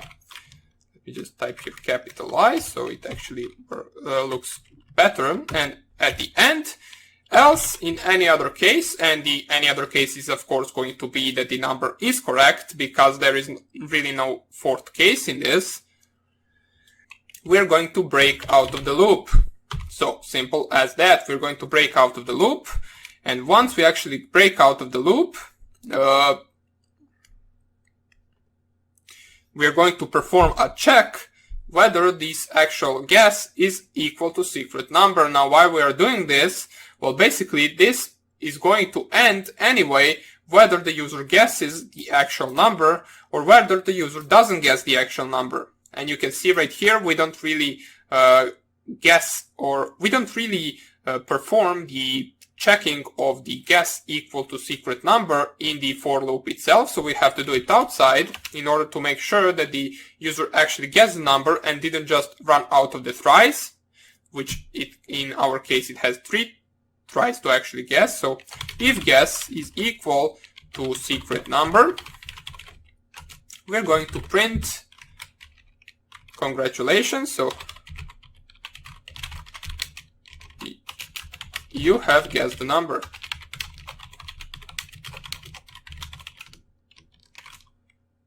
Okay, and in the any other case, if it's not equal, since this guess variable right here, once 3 tries are actually completed, will have the last value of the last try. And if the last try was equal to secret number, that means that they successfully guessed it. And if the guess variable is not equal to the value of the secret number, that means they just ran out of they just ran out of those 3 tries that they had, and that then we will print better luck next time. The correct number was, and then we'll just concat it to this string. Now make sure that actually, once again, I can't find my plus sign. Okay, so here it is. Make sure to actually use a string function to actually convert the secret number to the actual string value, so you can actually print it. So string from the secret number. So simple as that. And this is our program right here. First of all, we are going to actually test it. Once we test it, we are going to create a function in this program that is going to perform this part of the code. So let us go right here, run our module. Okay, we need to save it. We're going to save it in the desktop right here. Go to the Python programs, guess number.py. Run it right here. We can see I'm currently thinking of a number. Let us have the code right next to it so we can see where we are in the code currently. So I'm currently thinking of a number. We're right here. Try to guess the number right here. And right now we are at this line. We specify 3. You can see right here the number you specified is too low. Try to guess the number. So we finished the first iteration of this program. Let us go with 7. So we know that the actual number you specified, okay, so right now it is too high. Try to guess the number. We know that number is between 3 and 7, so let me just try 5.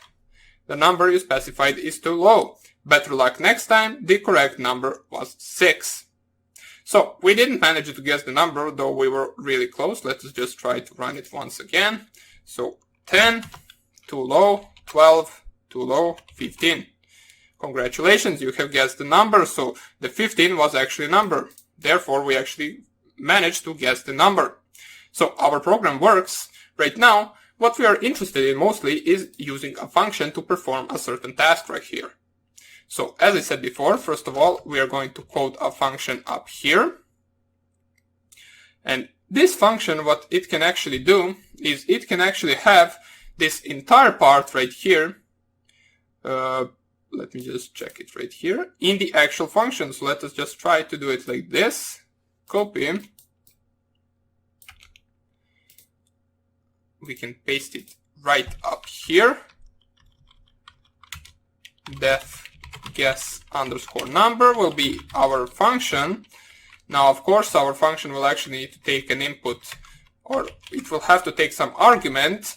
But before we do that, make sure to tab each line once so it can actually belong to the function. Okay, so we tab each line once. So the code actually belongs to the function. So now let us see what else we need to change. We have a function guess number. We create a random integer. We perform we print I'm currently thinking of a number. And right now we can call the function. So guess underscore number. Okay.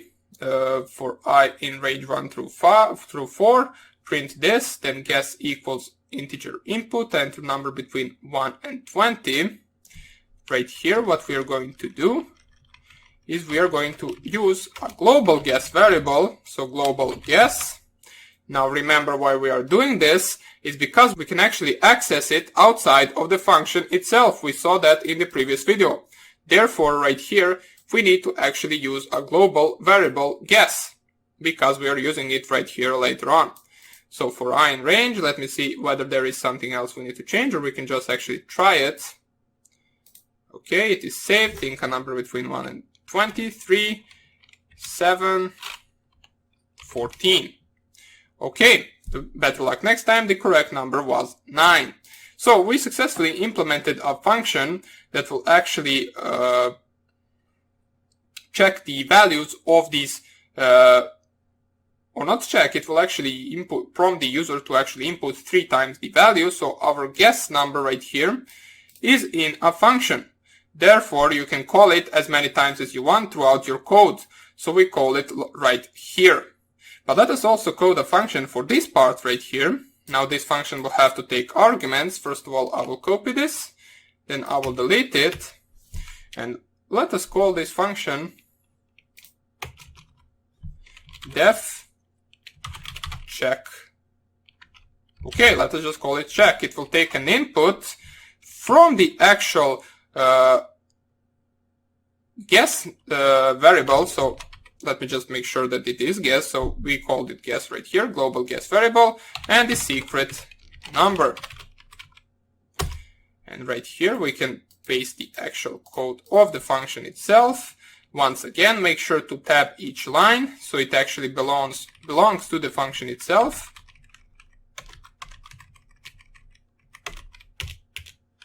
Okay, now let us separate also this part right here. Oops. Okay, and we actually can call the check function right after the actual guess number function, and we need to parse the guess and the secret number. Okay, let us see how this will work. We save it. 5. Okay, we got an error. Let me just see what the error is. First of all, did we save it? We should have saved it. Okay, so run this. 3. Okay, invalid literal for integer with base 10. Let us think about this. So def check guess secret number. If guess equals secret number,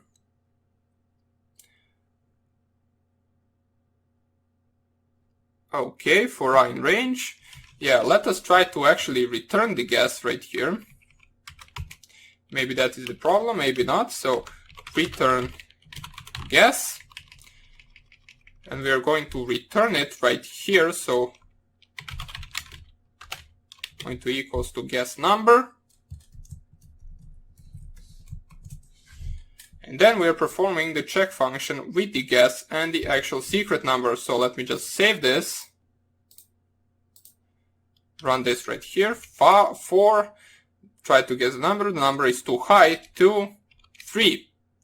Okay, so our program works. The correct number was 1. We actually managed to not guess the number, but doesn't even matter. Our program works. That is what matters. What we had to actually do is, because we didn't really have this guess variable outside, so we actually had to store it back and return it from this guess number function right here.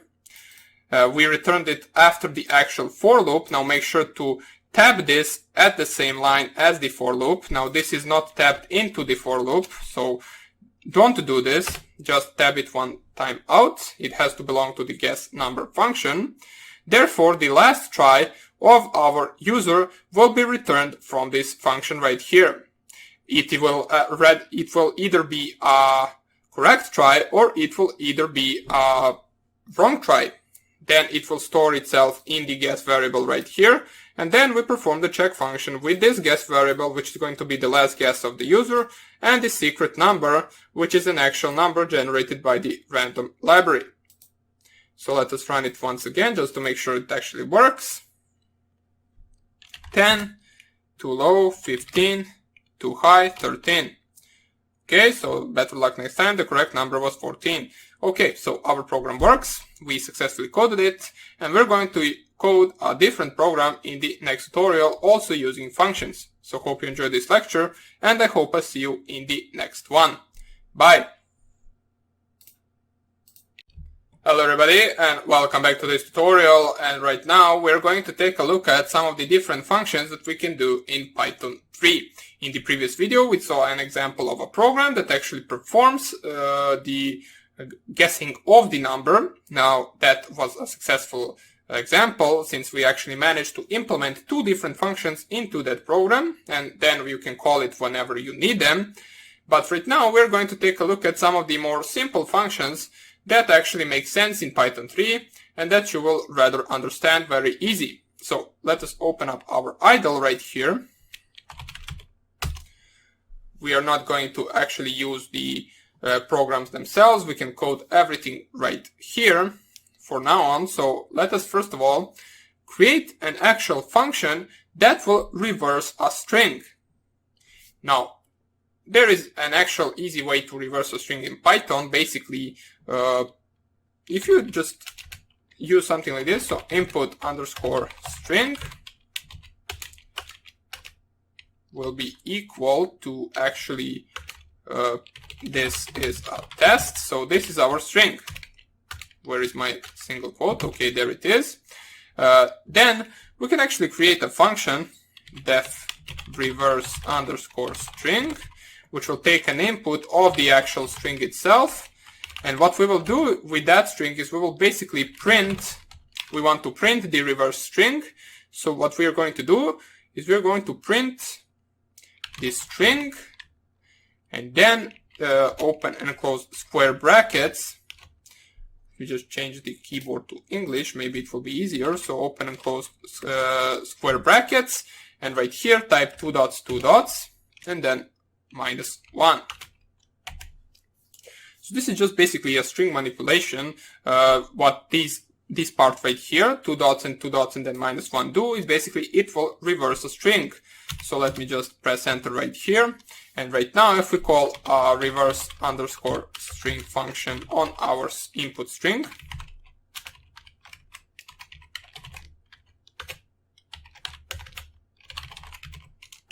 you can see we actually get a reversed string from this actual string right here. Now we can do that for every string we want, so we can actually create our input string.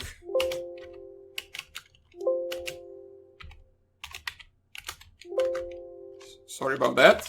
My keyboard bugged out. So input string equals to actually input, and we can just type here enter any string you want. We can enter hello world right here, and then we can actually call the reverse string onto that string. Simple as that. And you can see it will reverse the sentence or the string, or however you want to call it. So this is a simple function that will actually take an input of a string, and then it will perform the reverse value of that string. It will print it to the screen. Now you can also, if you don't want to print it, you can just return it from this function to a different variable and then print it onto the screen then. So right now let us actually perform the function that will actually check whether the number is even or odd.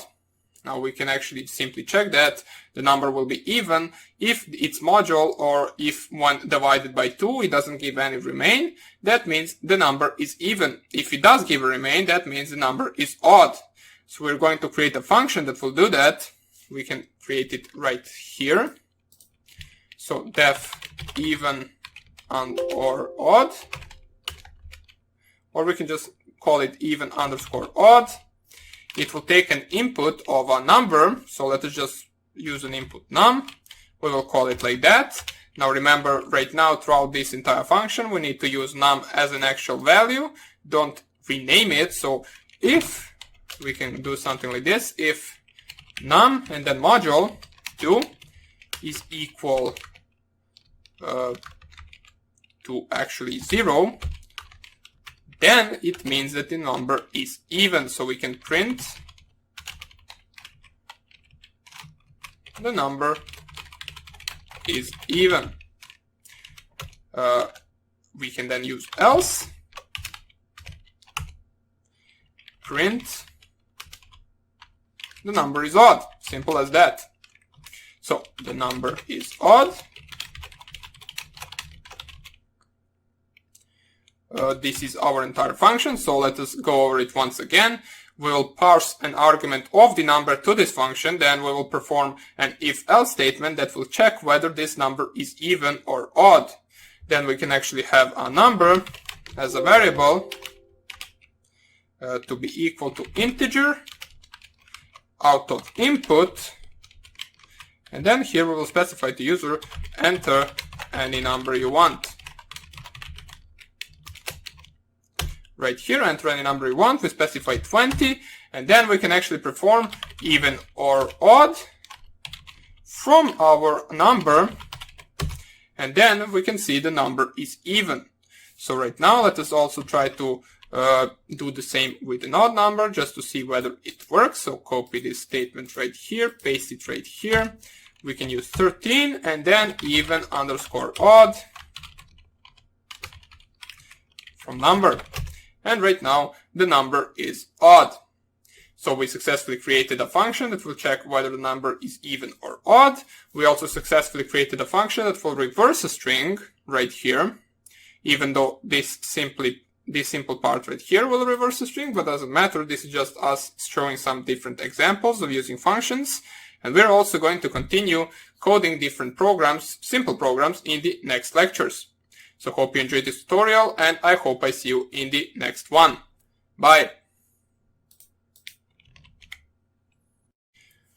Hello everybody, and welcome back to this tutorial. And in this example, let us see a simple math example. So if you're good in geometry, you will know how to calculate the area of a circle. So what we're going to do is we're going to create a simple program that will calculate that. And then once we actually create it and see that it works, we're going to implement a function for a specific part of that program. Now, don't worry, this is not a large program. This will be a rather simple example. So we can do something like that. So let me just open up my idle. We're going to actually create it in the normal shell itself. So let me just find, okay, so new file. Right here, we are going to code our simple program. So one thing that I didn't show you before is that in order to create an actual comment, you need to use hashtag. Now what comments are is basically if you have a print statement and you are printing something right here, so print hello, And if you add a hash after it, you can type anything you want afterwards, and that part of the code will not be executed. Or basically anything, it doesn't have to be code. So you can just type here, this function prints hello. And you can run this, and this will not be executed by the program itself. So let me just save this, desktop, Python programs, circle area. .py, because that is going to be our actual final project. And you can see it prints hello. It doesn't actually give us an error because we have a normal sentence right here. That is because it is actually behind an actual hash. You can type here anything you want, it will still work. Basically, this is used as a comment, just so you can write something that you don't understand. You can just write next to it what it does. So later on, once you actually visit the program code once again, you don't really have to take your time to remember what certain parts of program do. You can just read a comment next to it and specifically know right away what that certain part of code does. So I just wanted to get that out of the way. We can actually use it in this program. So let us type hash at the beginning and let us call it Python program calculate area of circle.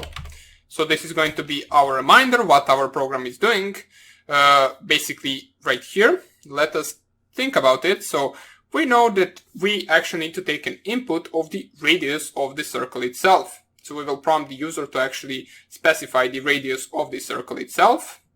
Then we will check whether the radius is actually equal to something. So we can actually do this in a while true loop. So if the radius will be equal to x, then we will close the program. So let me just show you right here. First of all, we are going to enter a while true loop. Why? Because we are actually going to prompt the user forever for actually entering radius and then specify, and then we'll print out the actual area of the circle. But if, for example, the user specifies x or any other number or basically anything as a value, we will then break out of the loop. So let me just check out right here. So radius equals input, and right here, let us just use something like this. So enter radius of circle. Okay. Right here, we know that the radius of the circle is p times radius square. So, or pardon me, the area of the circle is radius square times p. And then after we actually input or prompt the user for the radius, we store it in the radius variable. Okay. And then we will check if radius is equal to x. Now the reason why we are checking whether it is equal to x, because this will be a command that the user will specify once they actually want to close this while true loop and break out of it. So let us just print right at the beginning to the user, specify x to close the program. Okay, so now the user knows what they need to specify if they want to actually exit out of the program. We can simply just break out of the loop right here, because we're in a while true loop. If we break out of the loop, we're actually going to close the program because we are not really going to have any other code outside of the while true loop, except for this print statement at the beginning. Okay, so first of all, we know that the red will actually store a string, whatever the actual user inputs. So if they input an x, it will be a string, as we saw right here.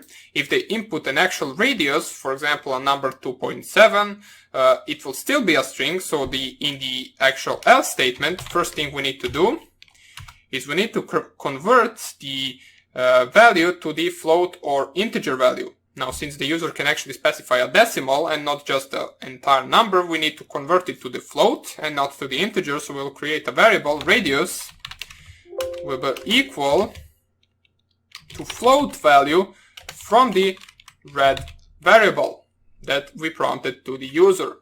And right here, once we do that, right now we can actually calculate the circle or the area of the circle. So area variable will be equal to 3 times 14 times radius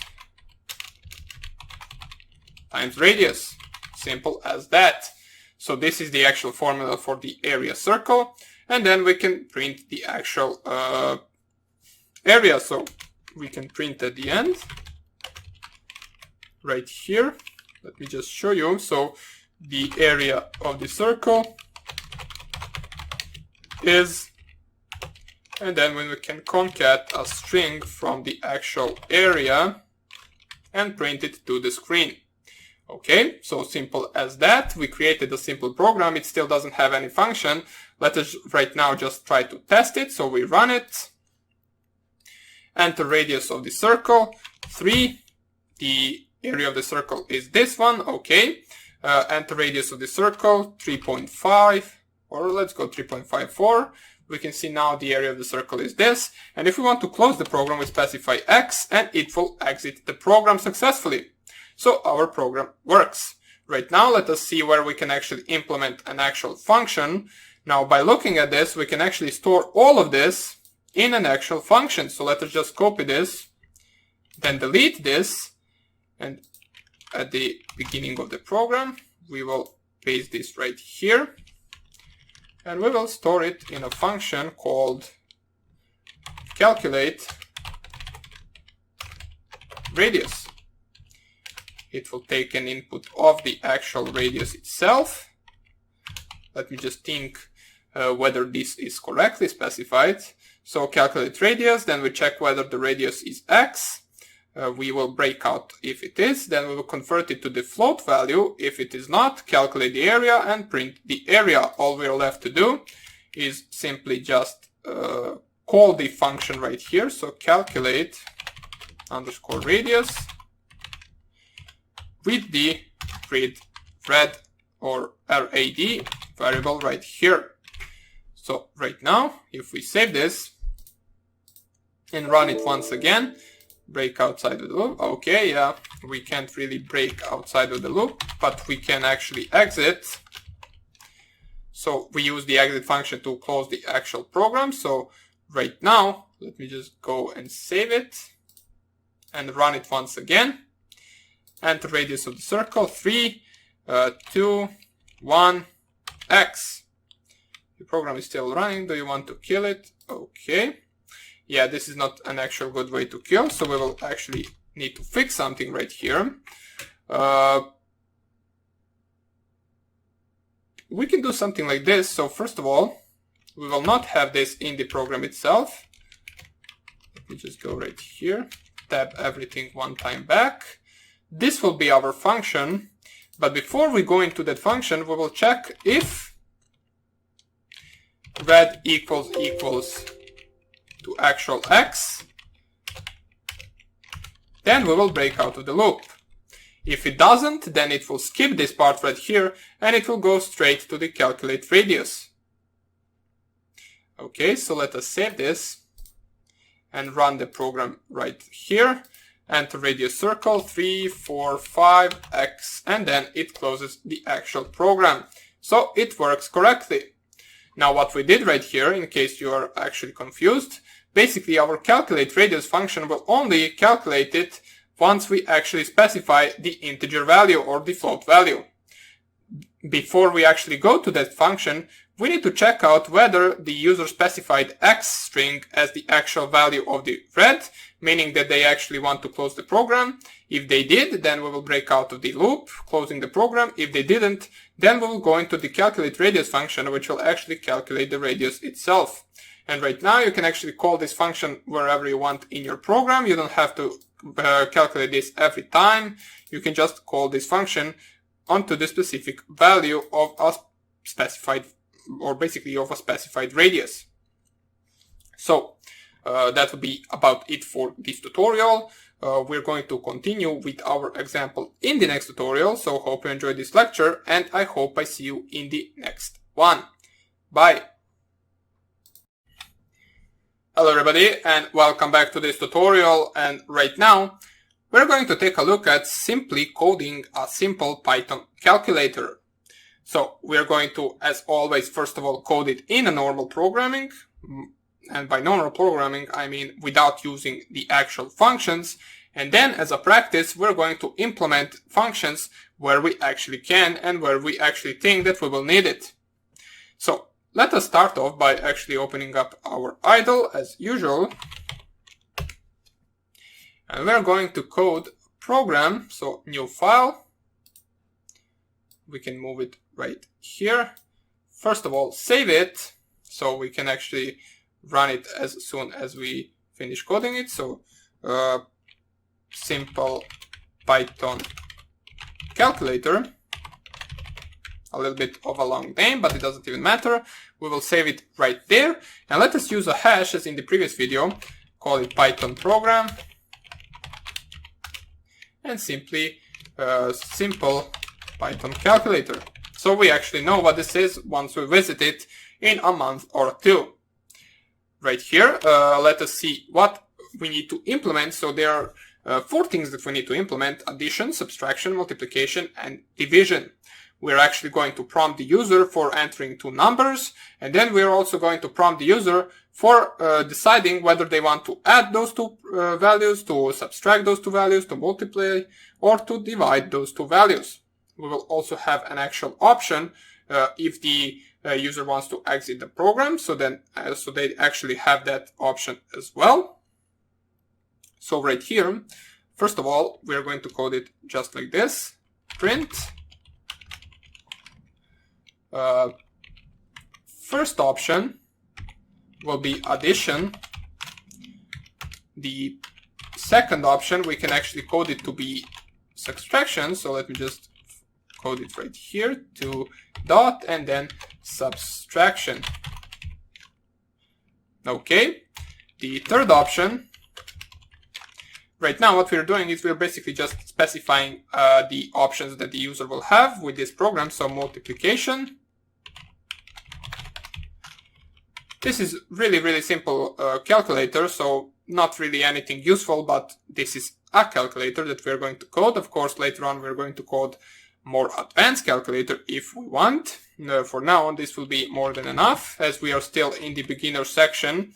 We basically just covered the basics, and right now we're covering functions, which can actually be basics, but let's say it is a little bit more intermediate because it is mostly used in a larger codes. After we finish with functions, regex, classes, object-oriented programming, and different stuff, we're actually going to go into networking, into creating files, using Excel, PDF, all those different kinds of stuff, in actually interacting with the web applications, and more advanced stuff later on. From now on, we are actually learning the basics. So let us go with the 4th option. Not really sure why I even told you this, but just to make sure that you know that this is not actually everything that we're going to code. There will be more advanced stuff later on. So the 4th option is division, and the 5th option will be an exit option, because we want to specify to the user that they can exit the program whenever they want, because at the end we're going to put everything in a while true loop as we did in the previous video. So first thing, after we print all of this, we can actually enter the while true loop right away. Okay, let me just check out. Yeah, while true loop. And then first thing we prompt to the user is to enter the choice whether they want to subtract or divide. So choice will be equal to integer. So integer right here. We want to make an input function, and in the input function we're going to prompt the user to enter choice. 2 dots. Right now, once they enter the actual choice, we need to make sure to check if the choice is between 1 and 4. Then we're going to proceed with actually calculating the stuff. If it is a 5th choice, that means that they actually want to exit the program. Therefore, there really isn't no point with going through all of those addition, subtraction code. We can just specify the exit function. So else, or first of all, if the choice is smaller or equal, let me just find where the actual equal sign is. Yeah, really interesting. Can't seem to find it. Let me just go back to different type of actual keyboard. Okay, so if it now the reason why I'm switching with these keyboards and all of this stuff and mistaking different characters is because I'm actually used to Linux on my laptop, and it is a little bit different keyboard there. That's why I'm missing so many times. So pardon me for that.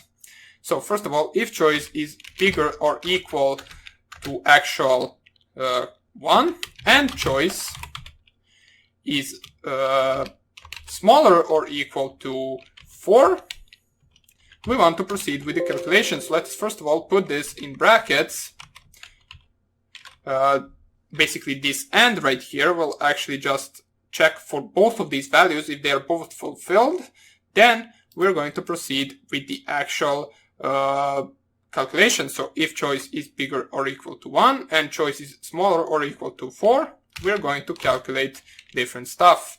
But before we actually calculate, we're going to prompt to the user, first of all, print, enter 2 numbers, and then we are going to prompt the user to input 2 different values. So we can call it number 1 will be equal to actually integer of the input. Make sure that we always use the integer once we actually want to prompt the user for a number, because the input function returns string, as we already know. So integer input, enter first number and the number 2 variable. So num2 equals integer input, and then enter second number. Simple as that. So enter second number. Okay, once the actual user enters both of these numbers, then we can proceed to checking out what the choice was between 1 and 4. So if choice is equal to 1, we're going to simply just add these 2 numbers, because the number 1 is addition. But let us call a function called addition. This function will take an input of number 1 and number 2. And that is simply the function that we're going to code after we finish this main part of program. So else if choice equals to 2, that means that the actual choice was subtraction, and then we're going to call subtract function. Well, once again onto the numbers num1 and num2. Okay, subtract and addition. Now, of course, these are not an actual existing functions. We are going to have to code them up here. But for now, let us just name them like that. Else if choice equals to actual 3, that means that the multiplication. So we're going to specify multiplication from the numbers 1 and numbers 2.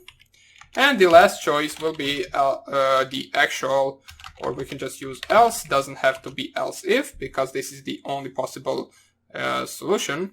Pardon me, the only possible choice left. We want to perform division, which we can just call divide from number 1 and number 2. Okay, so simple as that. This is our main if part. Now else if, so we are going to tab 2 steps back. Else if the choice was equal to actually 5, that means that they want to actually exit the program. Therefore, we're going to just break out of this loop, closing the program. And the last part, else, since we want to cover every possible example, we want to print you entered wrong choice. Because if they actually don't enter anything between 1 and 5, that means that they entered a number that is not specified right here. Therefore, we are going to print to them that they entered a wrong number and that they should enter once again. So then they will go to the beginning right here and they will have to enter the choice once again. So what we are left to do right now is we are going to actually code these 4 functions. Now they are basically 1 or 2 line functions, so don't worry, nothing really too large. So let us start off with the actual addition function. So addition, it will take number 1 and number 2 as arguments. And then basically what it will return is it will return a result, which will be the number 1 plus number 2. But in this case, we don't really want to return it. We want to print it. So what we're going to do is we're going to create a result variable, even though we can do it a little bit shorter, but doesn't even matter. Result variable will be equal to number 1 plus number 2. And then we're simply going to just print the result. Okay, so basically this is the entire actual addition function. Let me just print it a little bit better, so we can just print something like this. The result is, and then we can concat the string of the actual result. Okay. Now, since we finished with the addition, we can go to the subtraction, or subtract, however we call it. However we called it, or you called it, if you didn't call it the same as I did. It is also going to take number 1 and number 2. And it will perform same thing as in the upper part of the function, just right now we're going to subtract these two numbers. So number 1 minus number 2. And then we're going to print the result is, and we're going to concat the string value of the actual result. Okay. Let's just copy this right here, so then if we actually code it 2 more times, we can just paste it and change what we need. The third function will be the actual multiplication, so define multiplication. Once again, number 1 and number 2. And right here we can paste these two. Oops, not here. Just delete this. I didn't want to paste it there. I wanted to paste it right here. Okay, good. And then we actually want to multiply these two values. So the multiply, we use the actual star sign right here. And then we can print this same thing. And the last function that we need is going to be the actual division or divide function. As we called it, make sure to call it the same as you specified right here. Otherwise, you will get an error. So it will take the input of the number 1 and number 2. And simply we can just, let me just see why is it once again printing it right here. Okay. For some reason it is printing it in this section right here, but doesn't even matter. In order to divide these two numbers, we use a slash. And then the result is the string of the results right here. So let me just save this program right here, and then we can actually test it right away. So run the program, run module. We have our 5 available options. Let's try to exit it right away. The exit option works.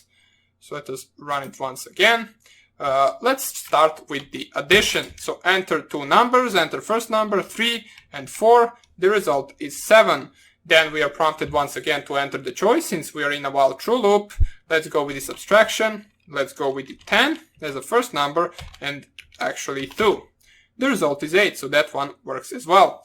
The multiplication, let us go with 100 and 100. The result is 10,000, which is correct.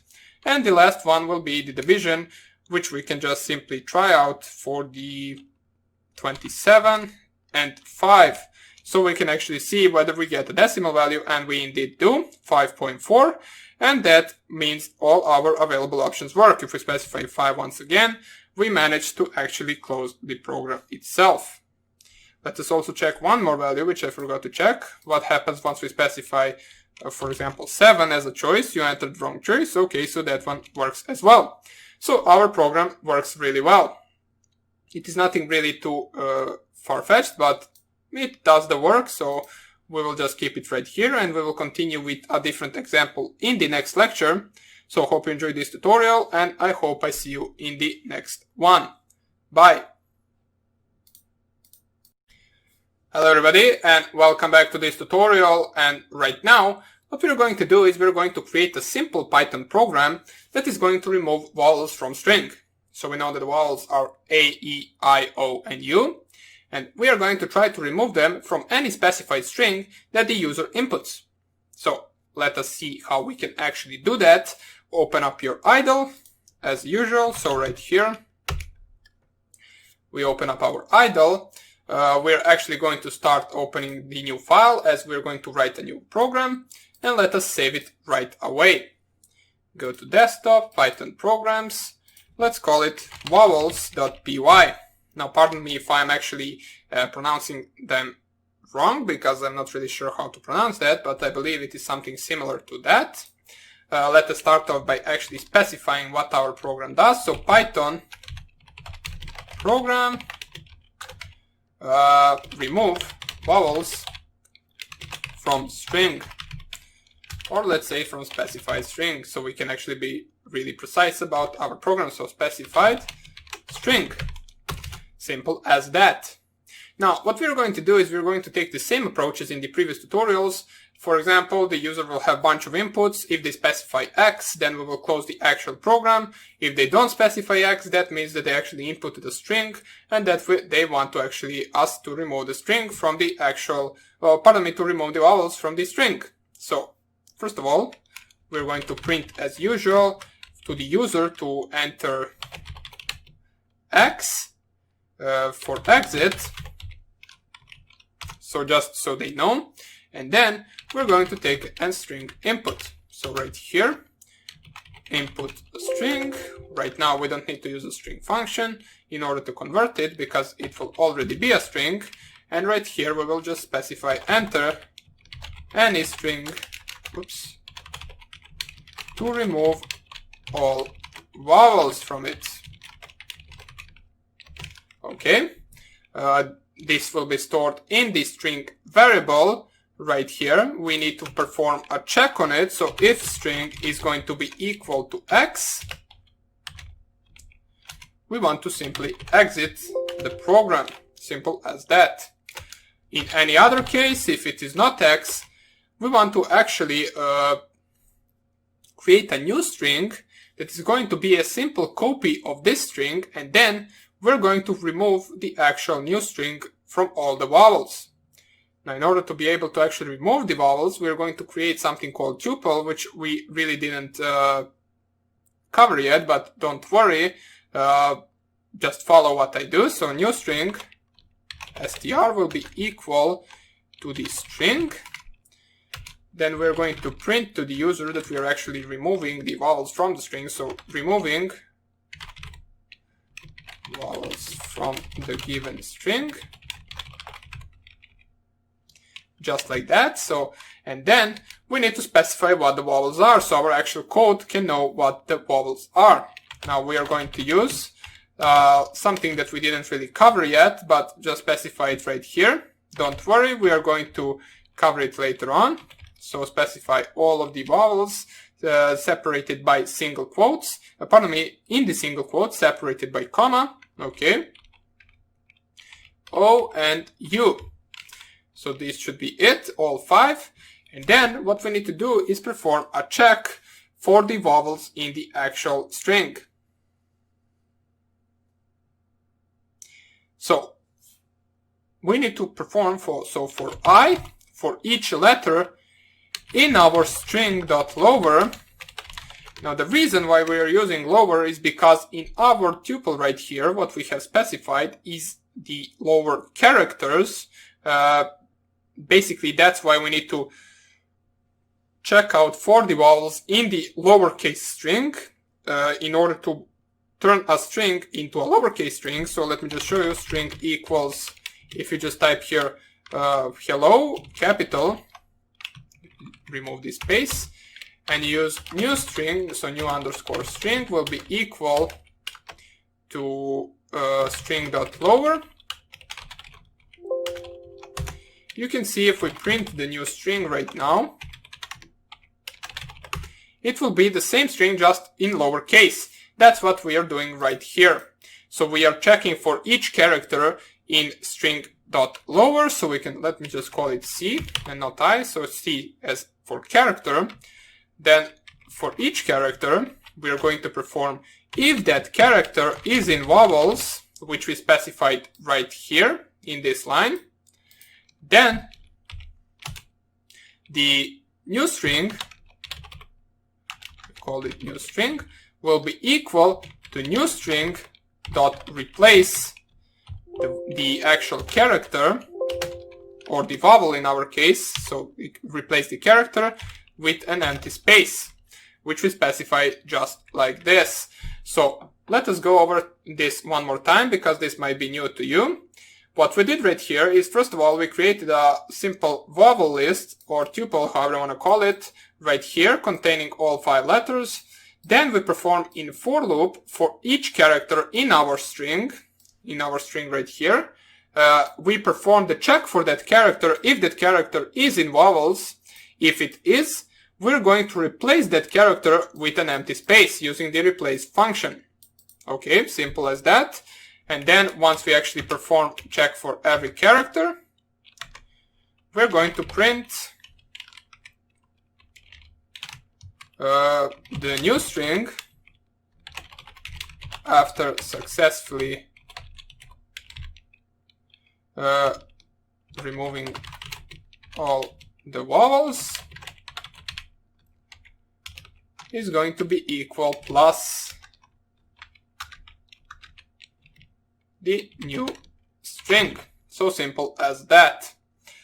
Let me just double check everything. Okay, and if I just save this program first of all and try to run it, we get the actual enter any string to remove all vowels from it. So, okay, so let's remove from the hello. And we can see removing vowels from the given string. The new string after successfully removing all the vowels is HLL, which is correct. So it removed E and it removed O. Let us go once again, running this program.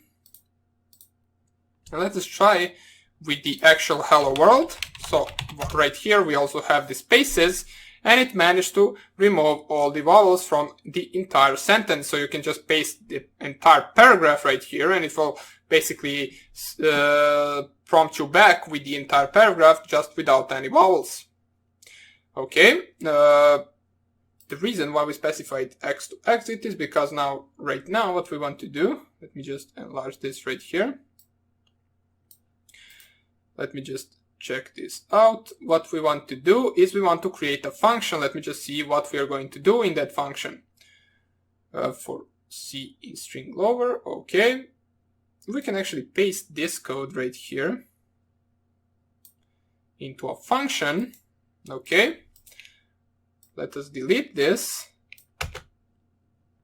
Then right here, let's call a function called remove underscore vowels. The function will take an input of an actual string.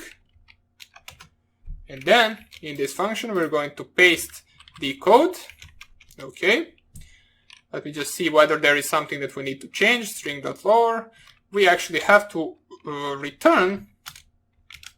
So at the end, we want to return the new string from this function. And we are going to return it into the new string variable right here.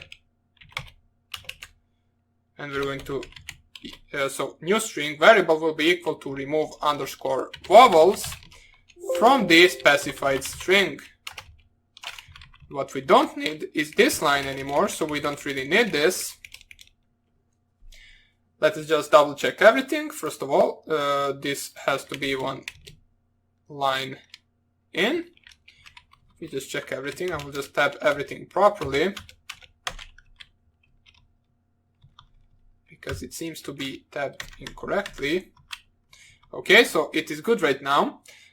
What we did right here, first of all, we print this, then we prompt the user. If the string is equal to X, we exit, else print removing vowels from the given string. Then the new string variable will take an actual return value from the function remove vowels. So we go to the function, we paste the string value to the function. Then we create the vowels right here. For character, okay, so everything is the same, and at the end we return the new string. So let us see whether this will work. First of all, save this, run it. Let's create football. Okay, local variable, new string, reference before assignment. Okay, yeah, right here we actually created a new string to be equal. We need to use string instead of the new string. String.replace C, the character with the empty space. Let me just save this and see if that will fix the problem. I believe it should. So football. The new string after successfully removing all the vowels is football. But for some reason it didn't actually remove the double O. Let me try with different string. Maybe that is something. Let's use hello once again as we did before. We get hell. So it doesn't actually remove the first vowel for some reason. Let us see why is that. Okay, so we parse the string to the actual function. So for character in the string.lower, if C is in these vowels, new string will be equal to string.replace C. Or let me do it like this. New string will be equal. Yeah, I think I know what the problem is. New string will be equal to new string.replace. Okay, and right here we need to use the line new string as before that we deleted. Now maybe we don't really need it, but let me just check it out. And then right here we're also going to parse the new string as well as the string right here. Okay, save this. Let us see whether this will fix the problem. And if I just type here hello.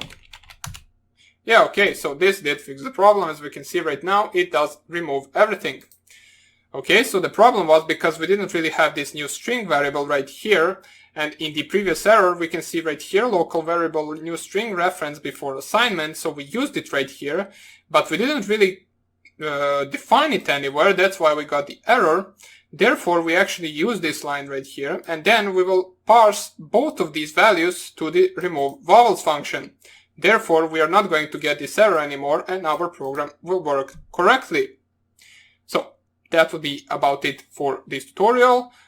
We managed to create a function that will remove vowels. Hope you enjoyed this lecture, and I hope I see you in the next one. Bye! Hello everybody, and welcome back to this tutorial. And this will be our last coding example in this section.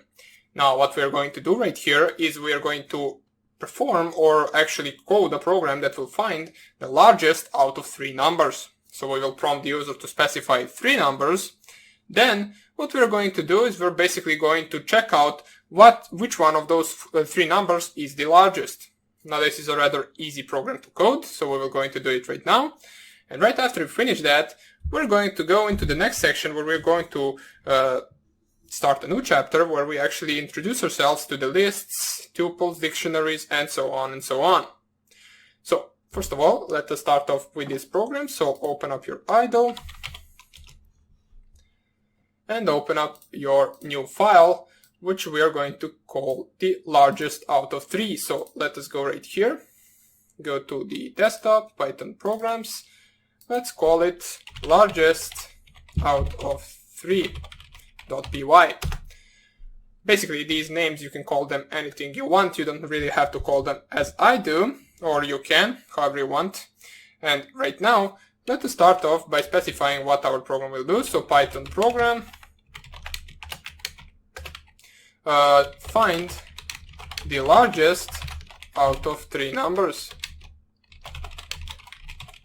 Okay, so now that we specified what our program will do, let us see how we are going to do this. So first of all, we will prompt the user for the first number. Once they specify the first number, we will check whether that number is an actual X, which will specify that they want to actually exit the program, as in our previous tutorials. If it is not X, then we will proceed to actually prompting the user to specify the second and the third number. After they specify the second and the third number, we're simply just going to perform some if-else statements that are going to check which one of those numbers is the largest. Once we actually figure out what the largest number is, we're going to print to the screen the largest given number of the three is this one. Now we will also take note of a case where they actually specify the equal numbers. So we actually want to print in that case that all three numbers are equal. So let us see how we can actually implement all of that. So first of all, we're going to use the print statement to let the user know that they can exit the program with the X. So enter X to exit the program. And then we're going to print the user to enter the three numbers. Enter three numbers. And then we input the first number. So number 1 will be equal to the input. Of course, let us make sure that we actually use the integer value so we don't actually get an error. So input, and there we will specify enter the first number. What we're going to do before actually specifying the, let me just perform 2 dots right here. So what we're going to do before actually prompting the user for the next 2 numbers is we are going to, as I said, check whether this first number is an X. If number 1 equals to X, we're going to simply just exit the program. In any other case, that means that they actually specified the number, but let me just check right here. Because we are using the number 1 to be equal to X, we cannot really perform the integer right here. It has to be a string. Or basically, let me just double check everything. Yeah, let us do it like this. So first of all, we will not convert it to integer yet. We will simply just leave it to be a string, whether it is an X or a number. Then we will perform a check. And if it is not an X, right now, we can actually convert it to integers. So first of all, we're going to type number 1 equals integer from number 1. And the number 2 will be equal to integer from the input, because the number 2 is something that they didn't specify yet, so they have to actually specify it first. Okay, enter the second number. And the number 3 will be the same, so integer, input, and then enter the third number and the last one. So enter the third number. Okay, so now that we actually got all 3 numbers that we need, we're going to take an approach where we actually select randomly one of those numbers to be equal to the largest. Now, what I mean to be equal to the largest, we will just simply create a largest variable right here, and we will say that the number 1 is an actual largest variable. Now, it doesn't have to be, but we will just assume that it is. Then we will perform the check. So if largest is smaller than number 1, or pardon me, than number 2, what we're going to do is simply we're going to set the largest variable to be equal to number 2. Because if we actually set the number 1 to be equal to largest, and then we notice that the largest is now smaller than the number 2, that means that the number 1 is also smaller than the number 2. Therefore, we can set the largest to be equal now to the number 2. Okay? But before actually set it to be equal to number 2, we also need to perform a check. So we're going to do a nested if statement. So basically an if statement inside the if statement. So if number 2 is bigger than number 3, then we are going to perform this, as I said. So tab it right here. Take a few seconds to actually figure out what this does. But until then, let me just code an else statement. So basically what we did right here, as I said, if number 1 is smaller than number 2, And if number 2 is bigger than number 3, then the largest will be equal to number 2, because the number 2 is bigger than number 3, and also it is bigger than the largest, which is equal to number 1. If this statement is fulfilled, but this statement isn't fulfilled, that means that the number 3 is actually bigger than the number 2, then we are going to set the largest to be equal to number 3. Simple as that. Okay?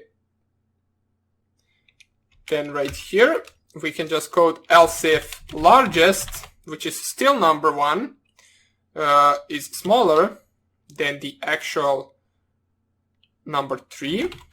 Okay? Oops, not number 3, but num3. And then we're going to perform a check. So else if number 1 is smaller than number 3, then we're going to perform if num3 is bigger than number 2. This is once again an if statement inside an else if statement. If this is fulfilled, that means that the largest number is going to be number 3. So we are going to just set the largest to be equal to number 3, or num3, however you want to call it. In other case, so else, that means that the actual number 2 is larger, therefore the largest is going to be equal to num2. In any other case, outside of these cases, this means that none of this is actually fulfilled, therefore the actual largest number is assumed correctly in this statement, so we can just set the largest number is going to be equal to number 1, even though it already is, but it doesn't really matter. Let's just reset it right here. And that means that the largest number is number 1. Okay, so now that we actually got everything out of the way, we figure out that the largest number is number 1, or number 2, or number 3, doesn't even matter. Now we need to check whether the actual number 1 and number 2 and number 3 are equal.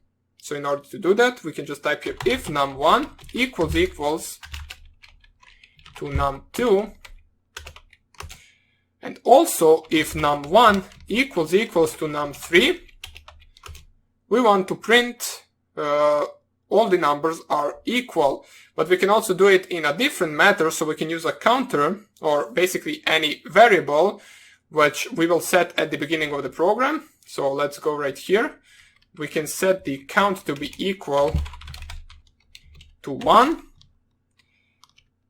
And if these two statements right here are fulfilled, that means that then we will set the count to be equal to 0.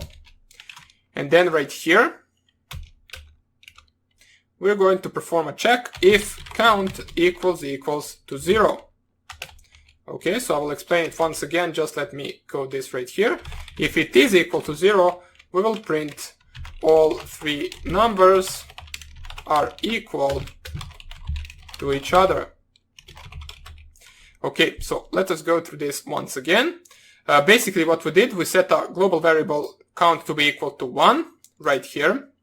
Then we parse all of this program right here. Then we come to this part right here. So if number 1 is equal to number 2 and number 1 is equal to number 3, now you didn't have to do it through a nested sentence, through a nested if statement right here. We can also do it like this.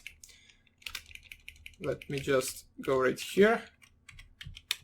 And num1 equals to num3. You can do it as like this if you want to. Okay, then we will set the count to be equal to 0. And then afterwards we will check if count equals to 0, we'll print all three numbers are equal to each other. Else, if count is not equal to 0, that means that this is not correct, therefore the numbers are not equal to each other. Therefore we are going through this code, which means basically we are going to print largest of the given numbers is, and then we will concat the actual largest number, which is going to be stored in the largest variable, as we can see by the code right here. Okay, so if I'm not mistaken, everything right here should be good. Let us save the actual file and let us run it right here. As we can see, enter X to exit the program, enter three numbers. Let's go 3, 5, and 7. Okay, so let us see what the problem is. Okay, so right here, yeah, we forgot to actually concat a string from the largest because you can't really print an integer concatenated to a string. So let us save once again, print it, run it, pardon me. Let's use the same numbers, 3, 5, 7, and it will say the largest of the given numbers is 7. Let's try to specify all same numbers, so 3, 3, 3, and it says all three numbers are equal to each other. If we specify x at the number 1, your program is still running. Do you want to kill it? Okay, we exit the program. So simple as that. We just go right here, run the module, check one more time, 10, 15, 3. The largest number is 15. Okay, so it works really well. Right now, what we actually want to do is let us simply code a function that will perform some part of this code. So we can actually go copy this part right here, I believe. Yeah, we can actually try with this part right here. Or we can simply just go right here. Let me just check everything. What are we going to add to the function? Yeah, let's add this part right here. We will copy it, then we will delete this. Just delete it faster like this. And then right here, we will call a function that will be called, for example, check_for largest. It will take an input of num1, num2, and num3. Okay? And we will code that function right here. So def check_for largest, which takes an input of num1, num2, num3. Right here, let us paste the actual code of the function itself. Whoops, count. Let's tab everything one time, so it belongs to the actual function.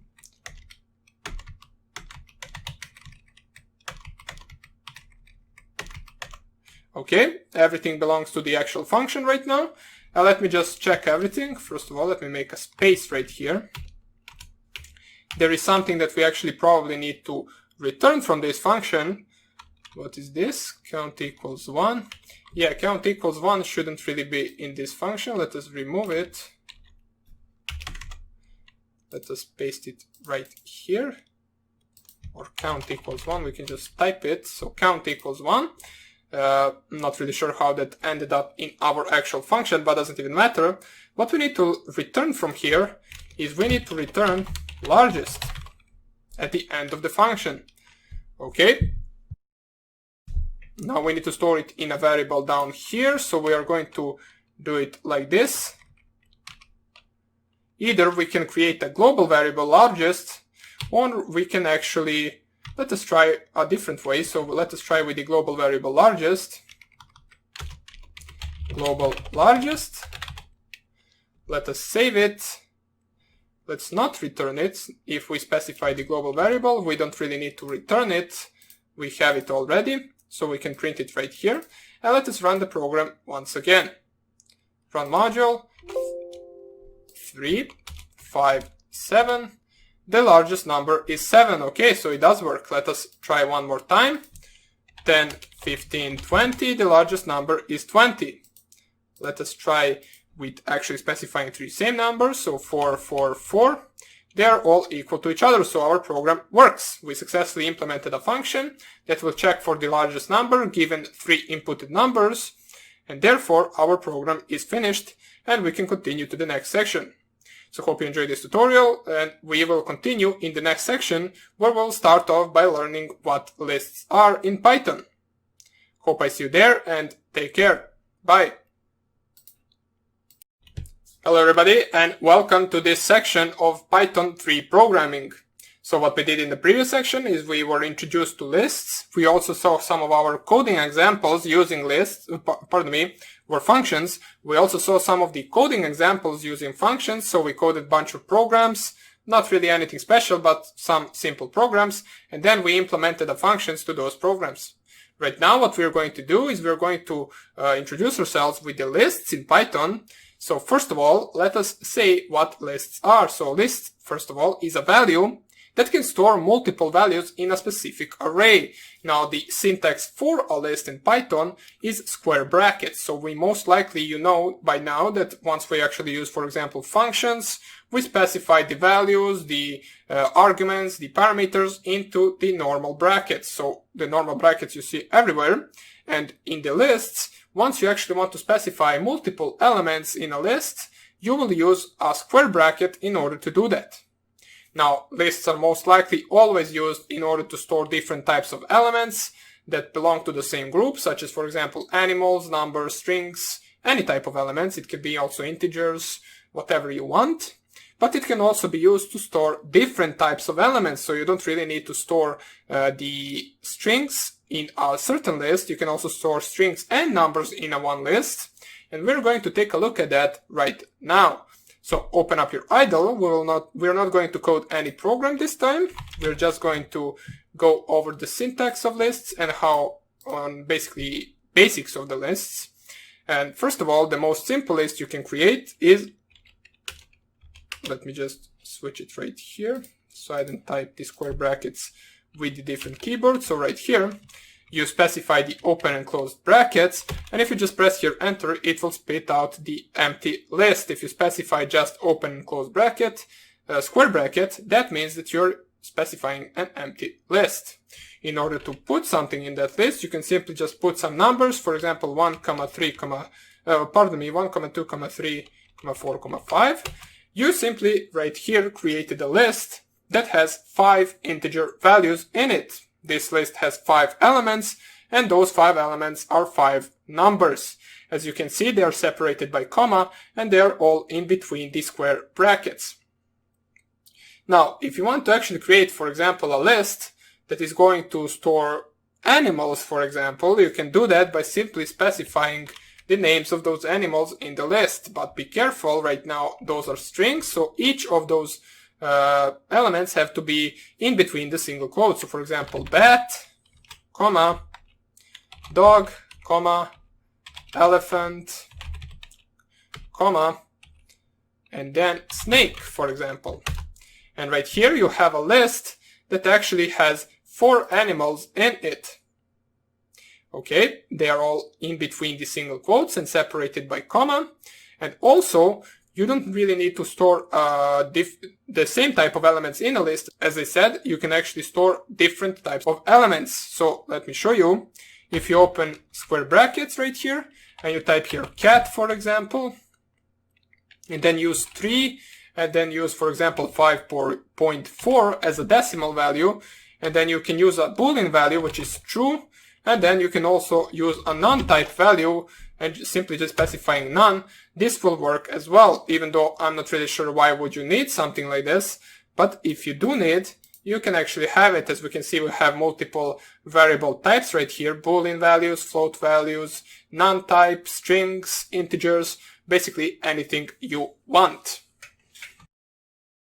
Now, you can also store a list or the list elements into a certain variable, which will be actually a list once you actually give the value from this right here to the variable itself. But you can call it like this. So list, or let's call it like this. So numbers underscore list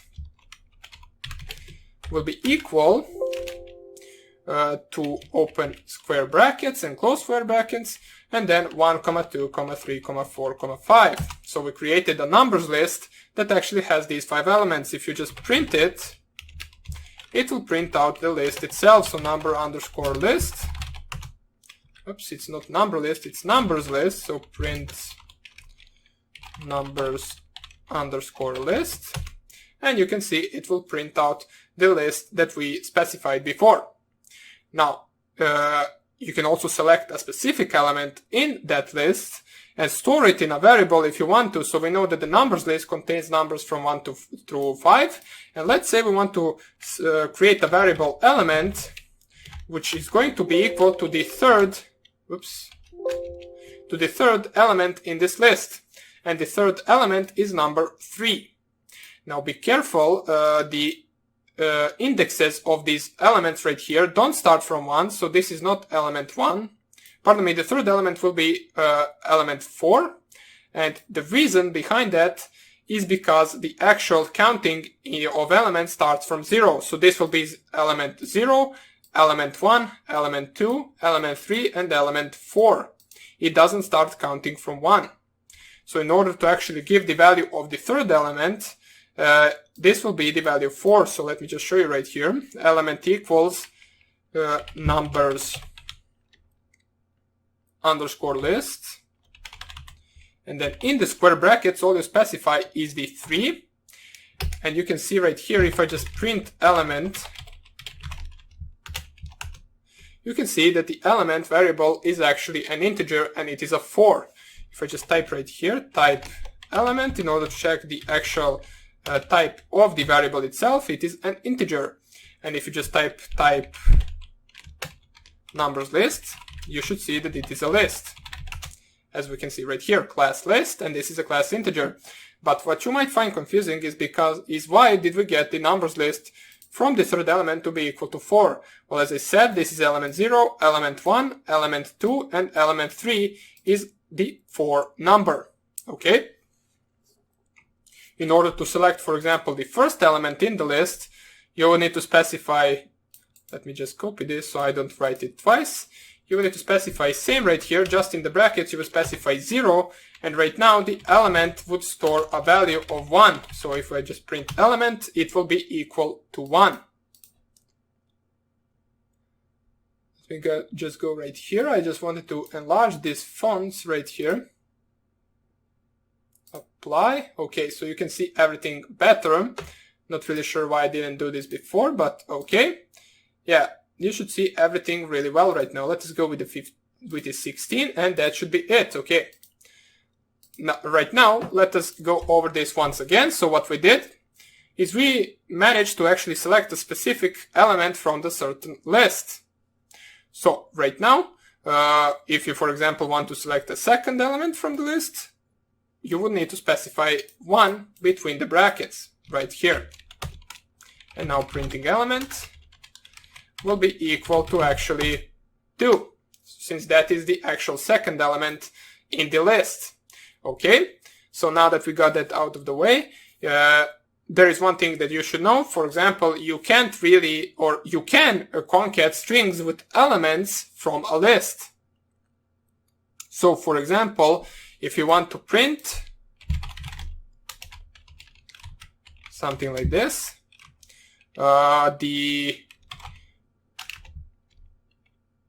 let's first create the actual list of animals, because we are going to print strings. So animals underscore list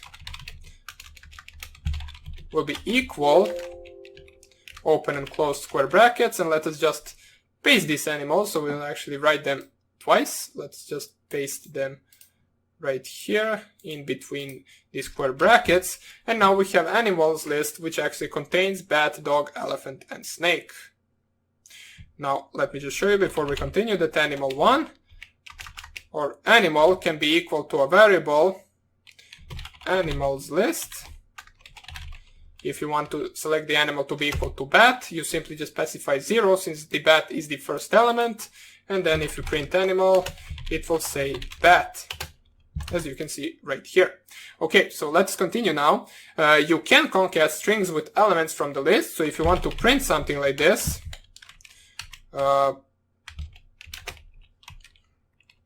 this animal is a, and then you want to actually, for example, concat the animals underscore list, and you want to specify the third element by specifying 2 in the brackets, which is going to be elephant.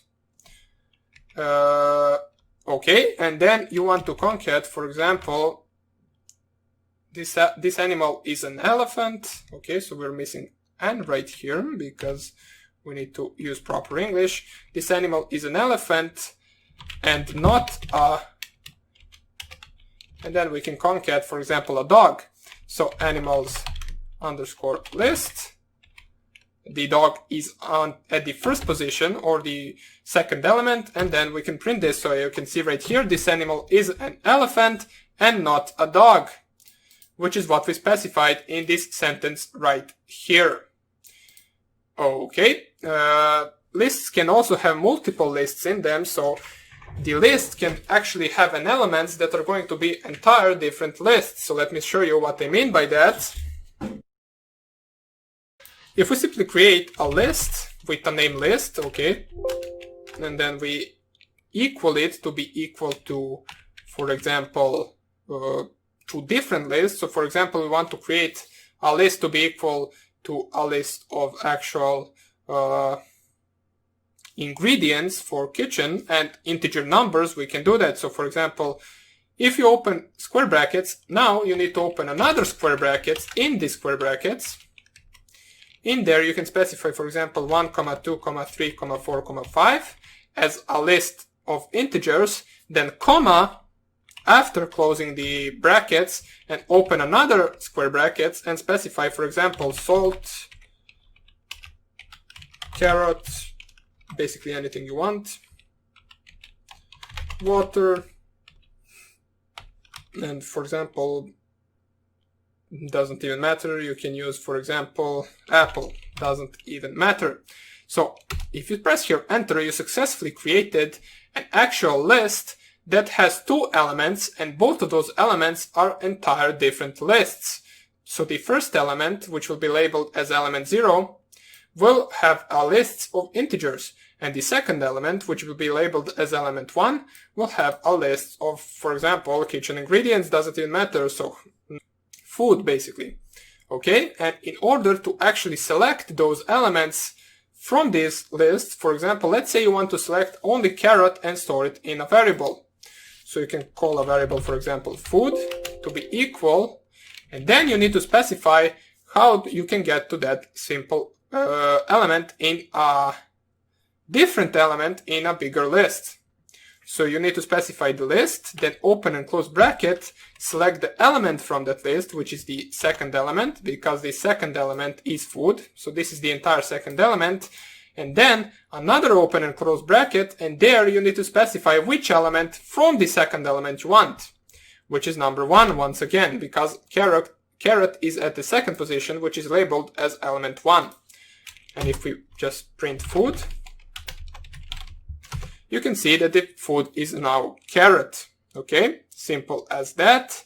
Let's say right now you want to create an integer value that will be number 4. You want to select 4 from this list. So we can select number variable to be equal to a list, first element of the list, which is the integers numbers, and then the number 4 itself, which is going to be at the third position.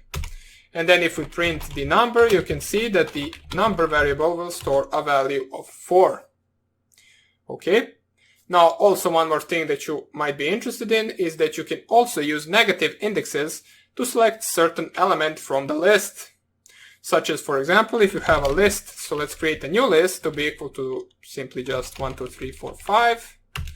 You can select, let's say, the value of 5 in two ways. First one you already know, so list and then specify the 4, which will give you the element of 5.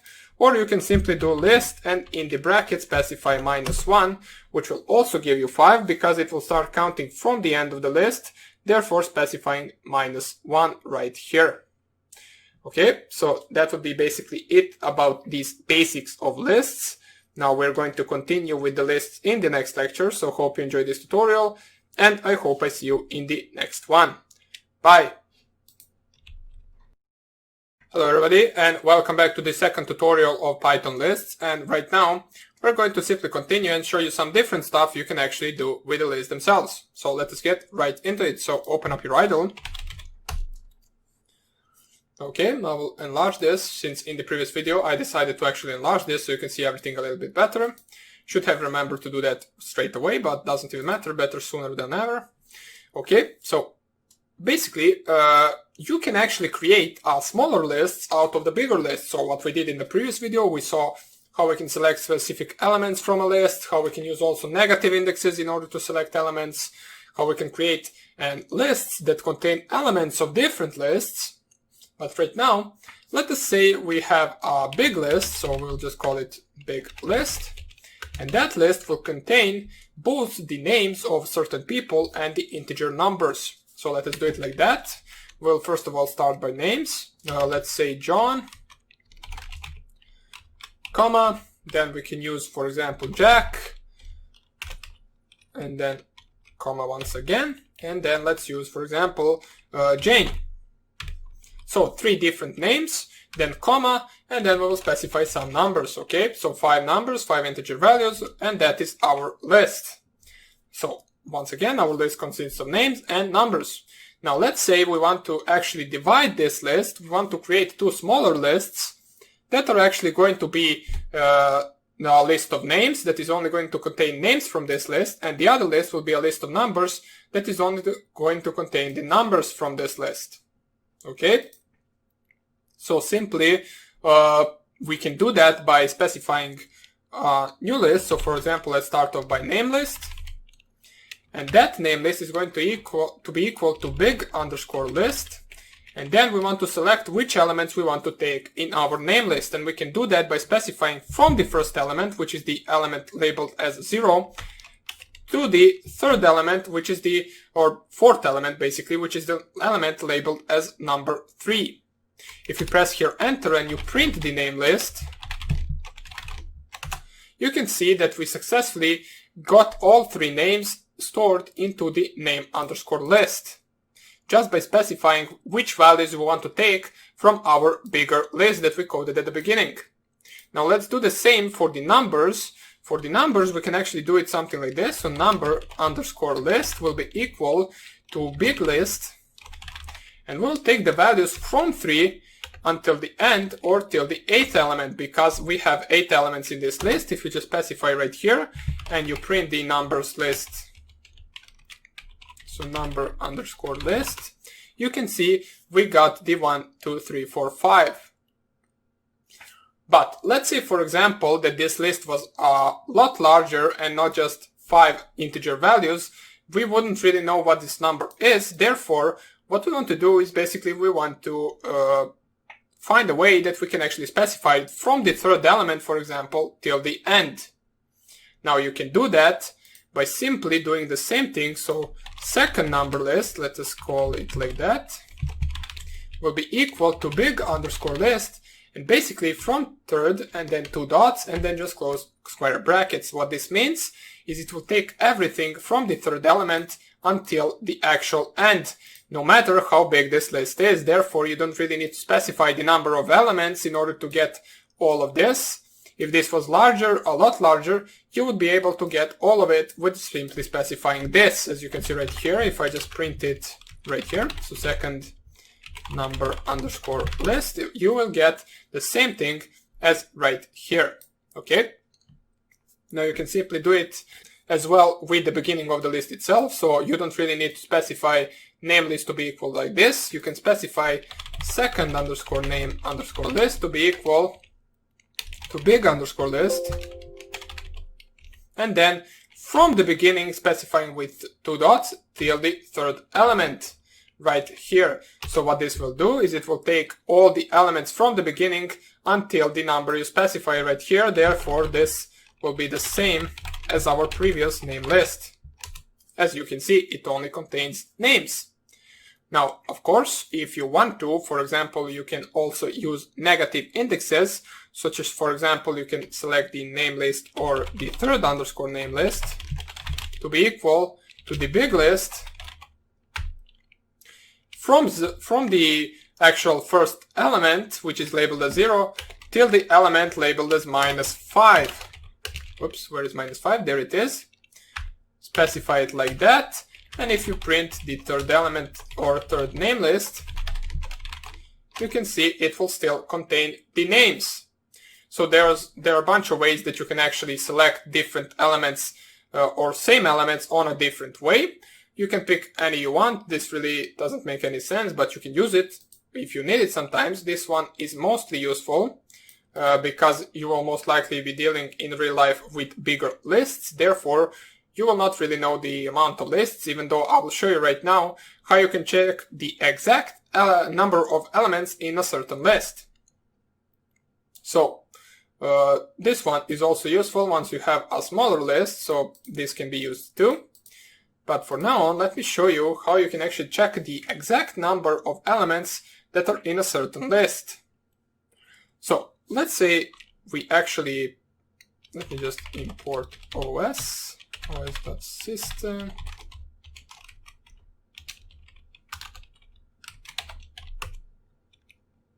Yeah, okay, this doesn't work in a Python interpreter. I mistook it with an actual shell itself. Let me just see, restart shell. Yeah, that should work.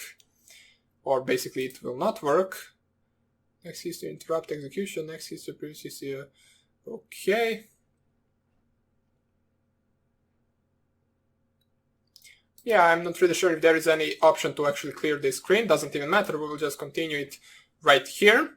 Basically, what I did right here is restarted the shell, which means that we don't really have any of these values stored anymore. So if you want to print, for example, big list, you will not be able to because it doesn't really exist anymore.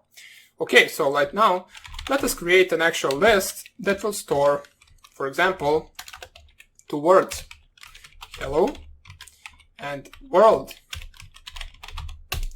And now we can count by ourselves and we can know that this actual list has 2 elements, but if we actually have a huge list, let's say a list of databases of different names in a certain website, you would actually need to use something differently than counting by yourself how many names are in that certain list. So you can simply just use a variable length _of _lists, which is going to take an integer value returned by a function that we already did before and we were introduced to it, so it is really nothing new. The function is called length, so len, and in the brackets you simply specify from which you want to take the length. You want to take the length from the list, and if we print right now the length of lists, you will have 2, as our list really does have 2 elements. Now you can also do it with numbers as well, so it doesn't really matter. 1, 2, 3, 4, 5, 6, 7, 8, 9. And then you perform the same, so length _of _list will be equal to length of this list right here. Print length _of _list. Oops. And you will have that it has 9 elements, which is actually correct. So this is a way that you can actually get the number of the elements themselves. And it is really useful in most cases. So that will be about it for this tutorial. Hope you enjoyed this lecture, and I hope I will see you in the next one. Bye. Hello everybody, and welcome back to this tutorial. And what we are going to do right now is we're going to take a look at how we can actually manipulate lists in a way that we can actually change the certain value from a certain element in a specific list. Now what we did by now is we actually saw how we can create multiple lists out of a certain list. We also saw how we can actually get the number of the elements in the list itself with easy length function. And right now let us see how we can actually get certain parts of elements and basically replace them with different parts. So basically what this video will be explaining is changing values in lists. So let us get right into it. Open up your idle right here. Let me enlarge this so you can see everything better. And let us create a standard list that is going to have names of certain people. So we'll use the same names as before. So John. Let's use, for example, Jack, Jane, and let's switch up a letter. Let's use Adam, for example. So this is our list of names that contains the names of different people. We already know that we can select a different element just by specifying the number of the element in the actual brackets, as we can see right here. We can select that the second element or the third element, if you count from 1, will be equal to Jane. Now let's say we actually made the mistake. As you can see, these 3 are basically starting with the J, and we actually want to switch the Adam to be equal to also a name with J. because let's say this list is only a list of names that start with J, and we want to switch it. We can do that just by typing right here something like this, so list, then we need to specify the element number, which in our case is going to be 3. So the element 3 is Adam, and we need to specify equals and basically to what we want to change it. So let's say we want to change it to Jessica, because that starts with J. Therefore, once we type list once again, right now there is no longer Adam, there is Jessica added instead of Adam. Therefore, our list right now has all the names that start with J. Okay? You can also change it to anything else you want, such as, for example, let's say you want to change the John to be equal to Jack. So you want to have Jack, Jane, Jessica. Okay, you can do that by simply specifying list, and then the first element will be equal to the list of the second element. Therefore, you have 2 Jacks right now, because we selected that the first element of a list should be replaced with the second element of a list. Therefore, now we have 2 Jacks right here. So that is also something that you can do. If you want to, for whatever reason, you can actually specify, for example, Jessica to be equal to true. Therefore, right now you have Jack, Jane, true, which really makes no sense. But as I said, you can do it if you want to. Okay. So also one more thing that you might be interested in is that you can actually add to lists if you want to. So let's say we have a list 1, which is going to be a list of animals. So dog, cat, mouse, and for example, bird. Okay, so we have a list 1, which is only consisted of animals, and in the list 2, we will specify some integer numbers, so 1, 2, 3, 4, 5. If you want to, you can select the list 3, or the sum list, let's call it like that, to be equal to list 1 plus list 2. Therefore, once you print the actual sum list, you will have these 2 actual lists concatenated one to another. Now, in order to actually delete a certain value from the list, you can use a del function, which basically will delete a certain value. So we have a list of numbers, let's say it's list of underscore numbers will be equal to 1, 2, 3, 4, 5, 6, 7, 8, 9. And we want to, for example, delete the number 7. We don't like it there. We want to delete it. We can do it by simply typing del, and then the list of numbers, and then the element of the, or basically the element that we want to actually delete, which is in our case at the position 6, I believe. Yeah, it is at the position 6. And if you just type here list of numbers, you can see right now it is 1 through 9 without the number 7. You can also, if you want to delete a certain part of the list, so you can do del. And let's say we only want our list to have 1, 2, and 3 in it. We can delete everything from the second element towards the end. So delete list of numbers. And then right here we can specify from the second element till the end, and their list of numbers will only have 1, 2, and 3. Whoops, pardon me. It will actually have 1 and 2 because it also includes this right here. If you wanted to actually cut it from 3 until the end, you will need to specify from 3 or 3 right here, referring to the actual 4, and then till the end, which will cut 4 and which will cut out the 4 and all the other numbers after it. Okay, so another thing that you can do with the list is you can simply check whether a certain value exists in that list. So for example, let's say we have a list of strings, or let's say we have a list that is a sentence separated by each word. So for example, my, comma, name, comma, is, and then comma, list. So for example, our list has the values of my name is list in it. You can simply check whether a certain value is in the list. So for example, just by specifying it like this, so name in list, and you will see that it will say right here that it is true. Now it can be used in some if statements. So for example, if name is or not is, you don't really need is. So if name in list, print, or not print, let's say a equals 2, else a equals 0. And now I type here a, and you can see a is equal to 2. So it's not really that useful example, but you can do something like this if you want to. Of course, right here you won't really have a equals 2, a equals 0. You will have some useful code right here. But you can check whether a certain value is stored in that list. Of course, if you specify, for example, dog in list, you will have a false value because dog as a string is not stored in the list. There is no an element that is equal to dog.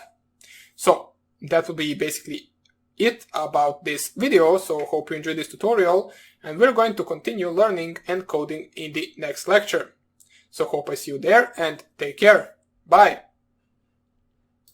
Hello everybody, and welcome back to this tutorial. And right now, what we're going to do is we're going to take a look at some of the functions in list usage, such as, for example, appending till the end of the list, inserting certain elements in the list, sorting out lists by numbers, by letters, or however you want to call it, and also using some of the lists in a loops. So this will be a rather informative video, so make sure to stick till the end, and so you can learn everything really well. And let us get right into it. So open up your idle. Once again, we are not going to code any program. We're only going to introduce ourselves with different functions. And first of all, let us create a simple list that is going to be a simple ingredient list. So for example, we have milk in the list, we have cheese, we have ham, we have, for example, soda, and let's say that's about it. We don't really need any more. Now, you can use a list in a for loop, for example, if you want to print something to the screen. So, for example, we need to buy all of this stuff. How will you print that? So you can print that, for example, for E as an ingredient. So for I in range, open brackets, and then the length of the list. So for I in the range of the length of the list, we can print something like this. Oops, where is the single quotes? Okay, here they are. We need to buy, and then we can plus I. Okay, and if you just press here enter, let me just see.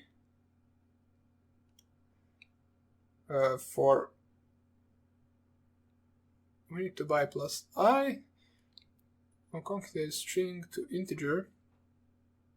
Okay, let me just try it like this. Maybe for I in list, print, we need to buy plus I. Okay.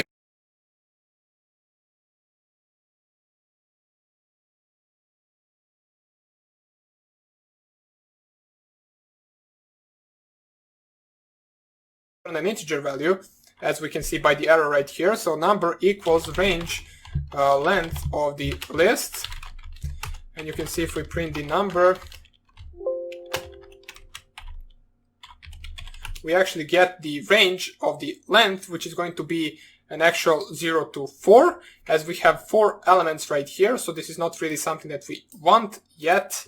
We only wanted to print this for now on. So for I in list, so for each ingredient in the list, we can print we need to buy plus that ingredient, and that this I is different element in each iteration of this loop. Okay.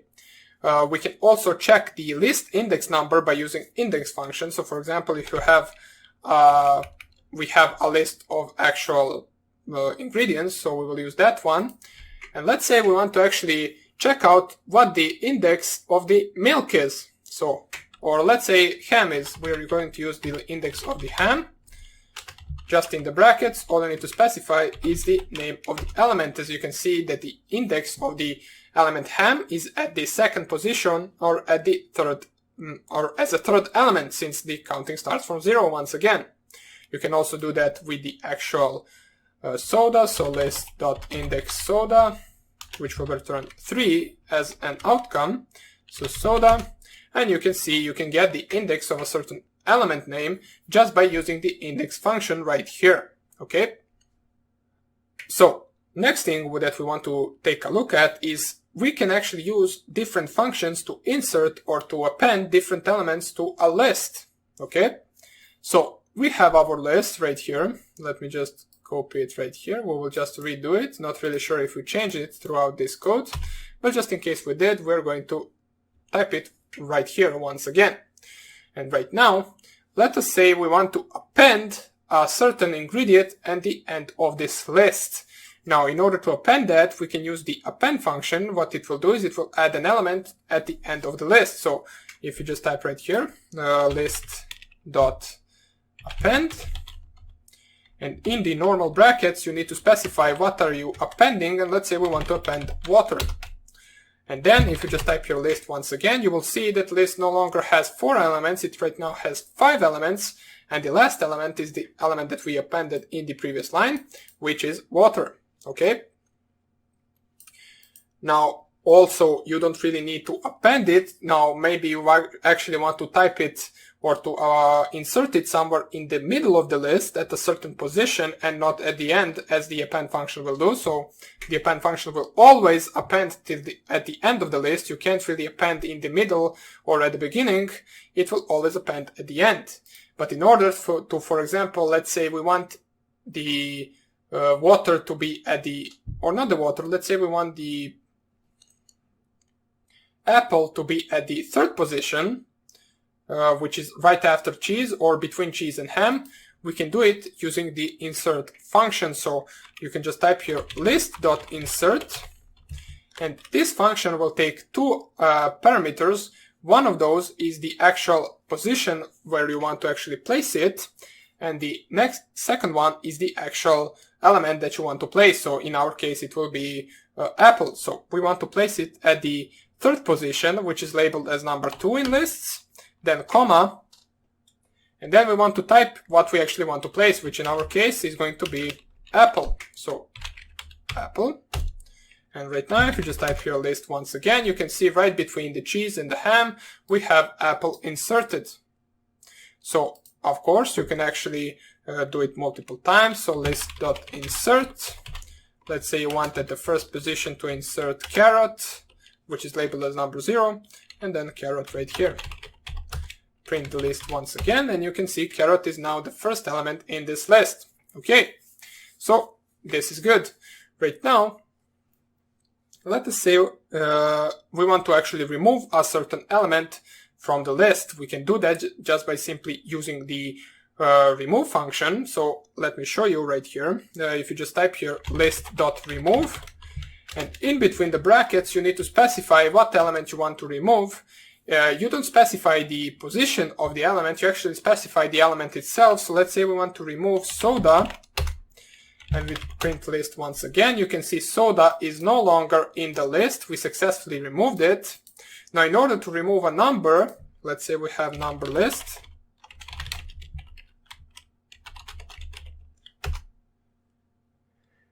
So this number list actually has 5 integer values, and in order to remove it, you can just type your number underscore list dot remove, and in between normal brackets, you simply specify the number that you want to remove. For example, 4, and then number list. You will see that 4 is no longer there. So you can also remove numbers. Just make sure to not specify single quotes, as it will read it as a string, and then you will get an error. Okay. So the next thing we can take a look at is the sort function. Now, what the sort function will do, it will basically sort numbers from lowest to largest, or it will sort strings from A to Z. Now, make sure to not actually use the sort function onto the actual list that has multiple types of variables, otherwise you will get an error. Therefore, this can only be used on a specific types of elements, such as, for example, let's say we have a numbers list, once again, which will contain different values than right now. It will contain 0, 7, 6, minus 3, 10, minus 2, minus 1, minus or 11, let's say, and that's about it. So the sort function, what it will do in this list is it will sort it from the minus 3 till 11. So if you just type your numbers underscore list dot sort and you print numbers underscore list once again, you can see it sorted it out from the lowest number till the largest number, so from minus 3 till 11. Now you can do the same for the words as well. So if you say, let's say we have strings list, so strings underscore list equals, for example, street, comma, then for example light, comma, then for example add. Now these are just some random words and bullet. Okay, and then basically you type your strings underscore list dot sort, and you want to print the strings list once again. You can see right now it goes from A to Z. As you can see, the first word is now add, then bullet, then light, and then street. But if you try, for example, to have a mixed list, so mixed underscore list equals to 1 and then bullet and then football and then 2 and then 2, 3, 4, then 5.7, and let's say that is our list, and you try it, you will get an error as it says not supported between instances of string and integer. Therefore, you can conclude that you can only use the sort function onto a list that is only integer-wise or that is only string-wise. You can't really use it on mixed lists, okay? So basically, that would be about it for this tutorial. I hope you enjoyed it, and I hope I can see you in the next one. Take care. Bye. Hello everybody, and welcome back to this tutorial. And what we're going to take a look at right now is something that is similar to lists. Now, we actually saw how we can create lists, manipulate lists, remove elements, add elements, insert elements, sort lists, and all of that stuff. But right now, let me introduce you to some of the things that are actually similar to lists and that are called tuples. Now, basically, the difference is that you can't really change the values in here as you did in the lists. But before we do all of that, you might have noticed that there are certain similarities between a string and a list. For example, if you have a string that is, for example, animal, so animal equals, and then let's say it is elephant, okay, and you can select the first element of this string just by specifying animal and then in the bracket 0, oops, yeah, I specified the wrong bracket, so animal. Right here you can see that it will retrieve a letter E, so this is rather similar as to a list, as you can see that we can also select the different elements from the string itself, and those elements will simply be just a single character. So those are some of the similarities between the lists and the strings. As you can see right here also, if you just specify a negative index, it will also work on strings, just by specifying you the last actual element or character in the string itself. You can also do something like this, so specifying from 1 to 5th element. You can see it is left, it does retrieve it, same as in the lists. And you can also use it in for loops as you used the lists in the previous video. I believe we did it in a for loop, or maybe it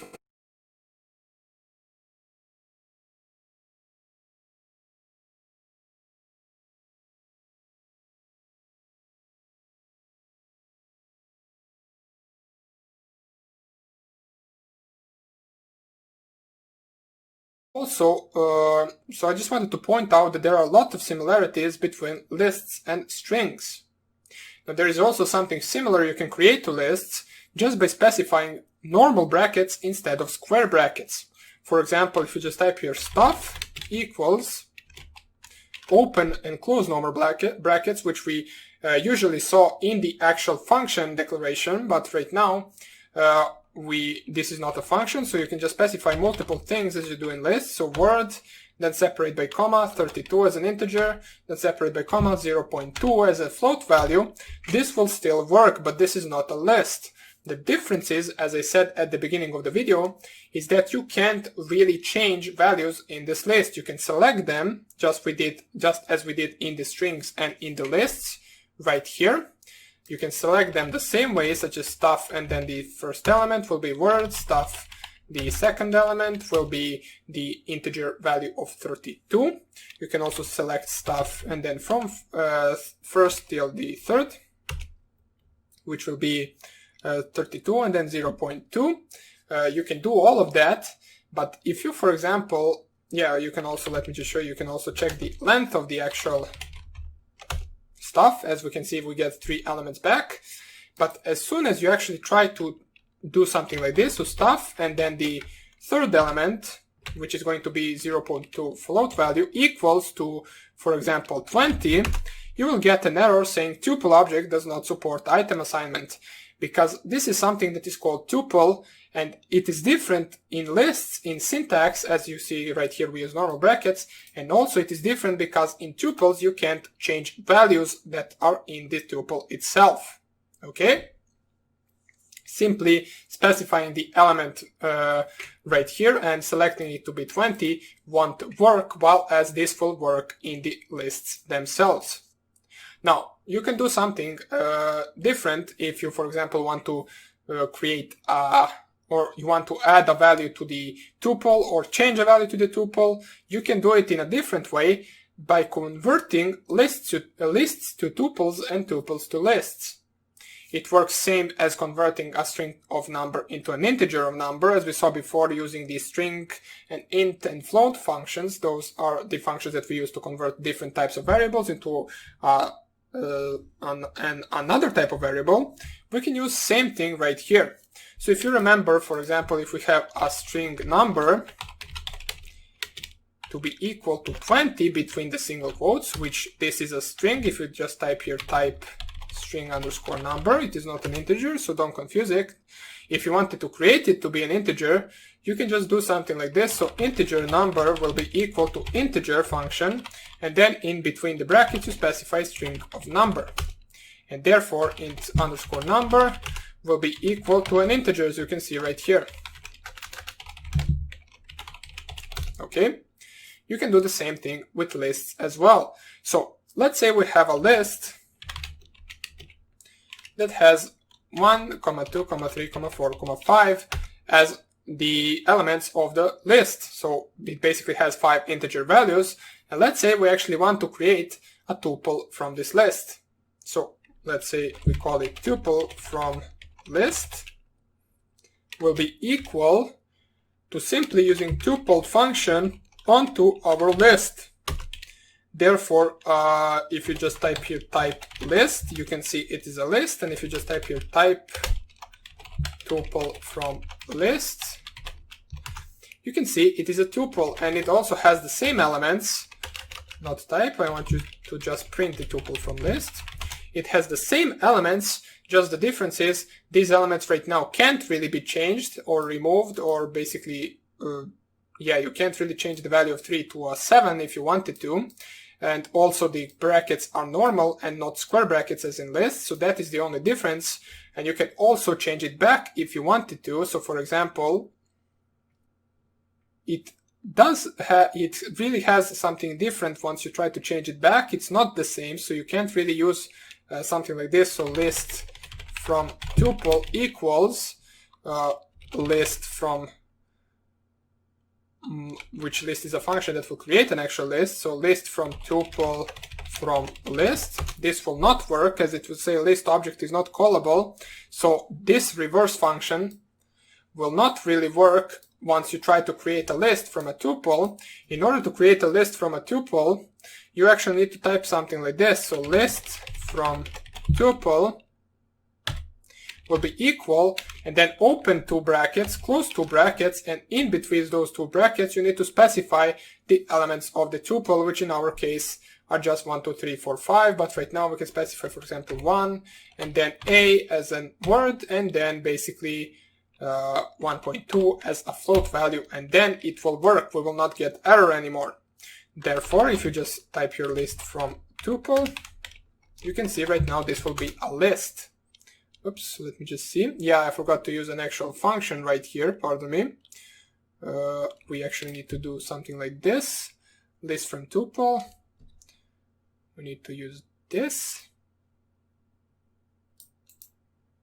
Copy. Paste right here, and then specify the list prefix right here. What?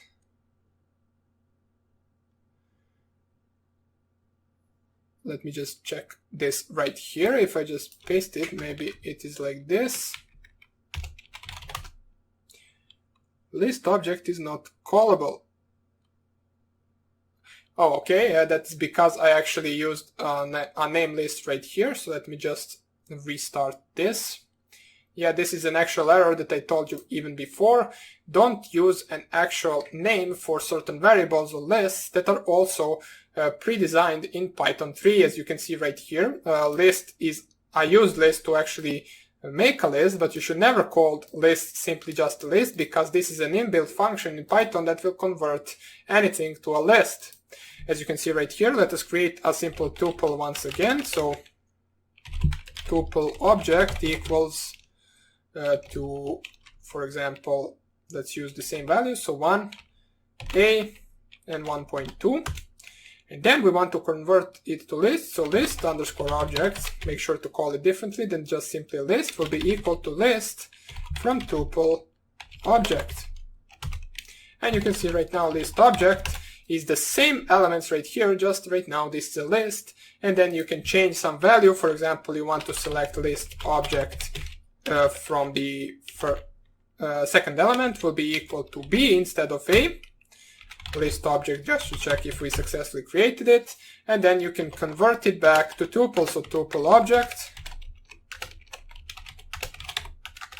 object is equal to tuple from the list object. And now tuple object is successfully changed, even though we can't really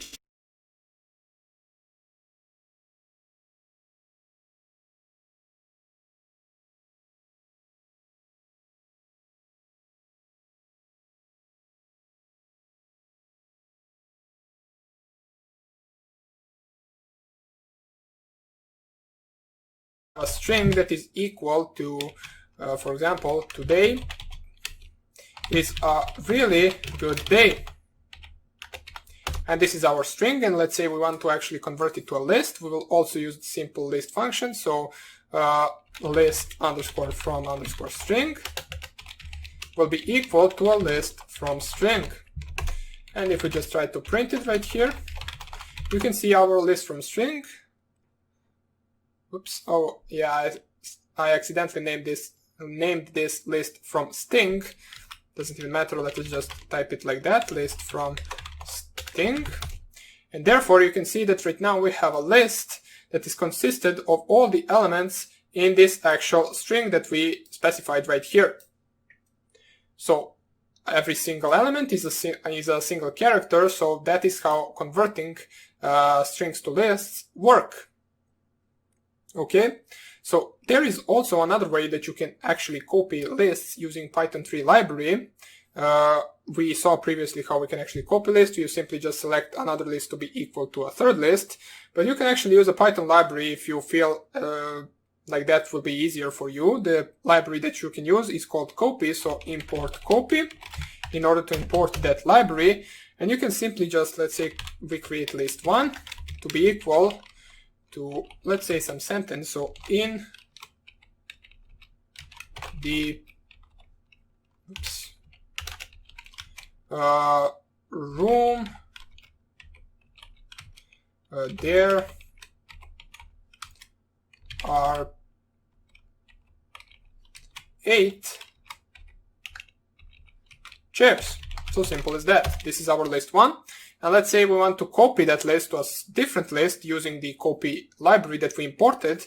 We can do it simply like this. So list 2 equals copy.copy list 1.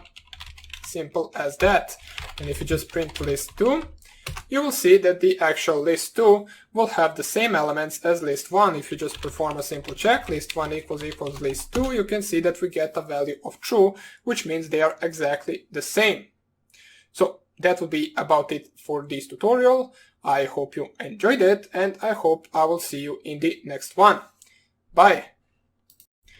Hello everybody, and welcome back to this tutorial. And what we are going to do right now is we are going to introduce ourselves to something called dictionaries in Python 3. Now what we saw previously is we saw lists and tuples, but right now this is something different. This basically what a dictionary is in a Python is it is a collection of many values just like a list, but in the dictionary we actually have two separate types of values. One of those are keys and other ones are values, and they're all separated by two dots. Now I will show you just in a second. So let me open up my idle right here. Just go right down here, type idle, and right here I will show you a simple example of a dictionary. So let's say we call it our_dictionary will be equal. Now the syntax for actually opening the dictionary is these curvy brackets right here. Now they are not normal brackets, they are also not square brackets. These are some different types of brackets. I call them curvy, not really sure how to call them. But these type of brackets actually reference to Python 3 that we are using an actual dictionary. Now, as I said before, the dictionary has two types of values. One of those are keys and the other ones are the values themselves. So the first value will be a value key, which we can simply just, let's say we use 5 as a key, and the value of 5 will be 5 as an integer. Then you separate comma. Let's say we use a second element, which will be 3, for example, which is going to be a key for 3 integer. And the 2, which is going to be a key for the 2 integer.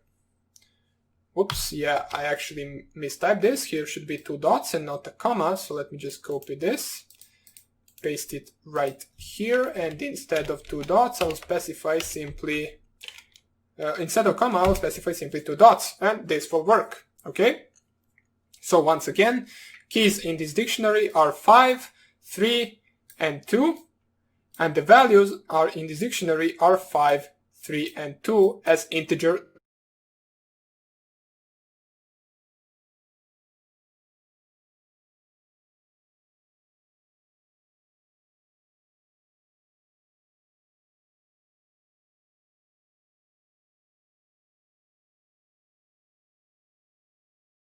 And in these square brackets right now, that is how we specify the actual element. It is the same as in the actual list themselves. We need to specify the key to the value that we are searching for. As we said before, we are searching for the integer number 5, and its key is 5 written as a string. So we'll just type here 5, and you can see the Python 3 interpreter will return number 5 back to us. Okay. Let us try with a different one. So let us try with 2. So our_dictionary.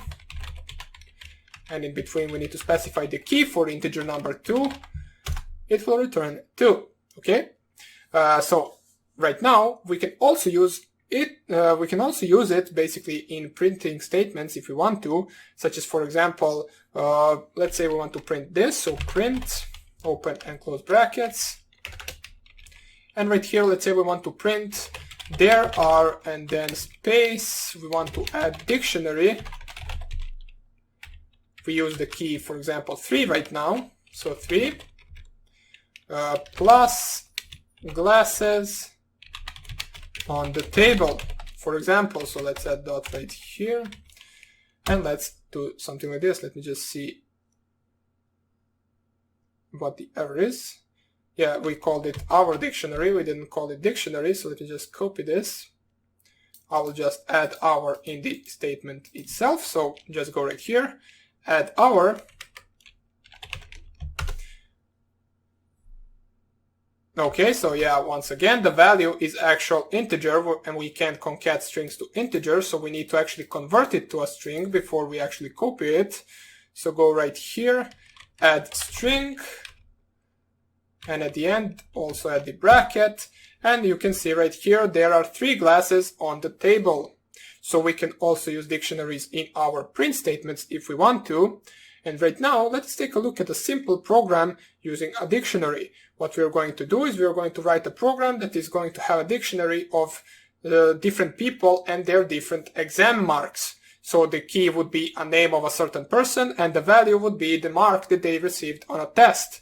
Then we will prompt the user of the program to enter a name for a person that they want to check the mark to, and then we will print out the exam mark that that person got. So let us close this. So I will restart it. I'm not really sure why I did that, but it doesn't even matter. Let us just go right here, open this up, and let's start off by creating our dictionary. So exam, let's first of all type right here, Python program. Let's say we call it exam marks.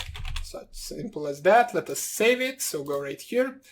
We have our Python programs folder, exam marks.py. Save it right here.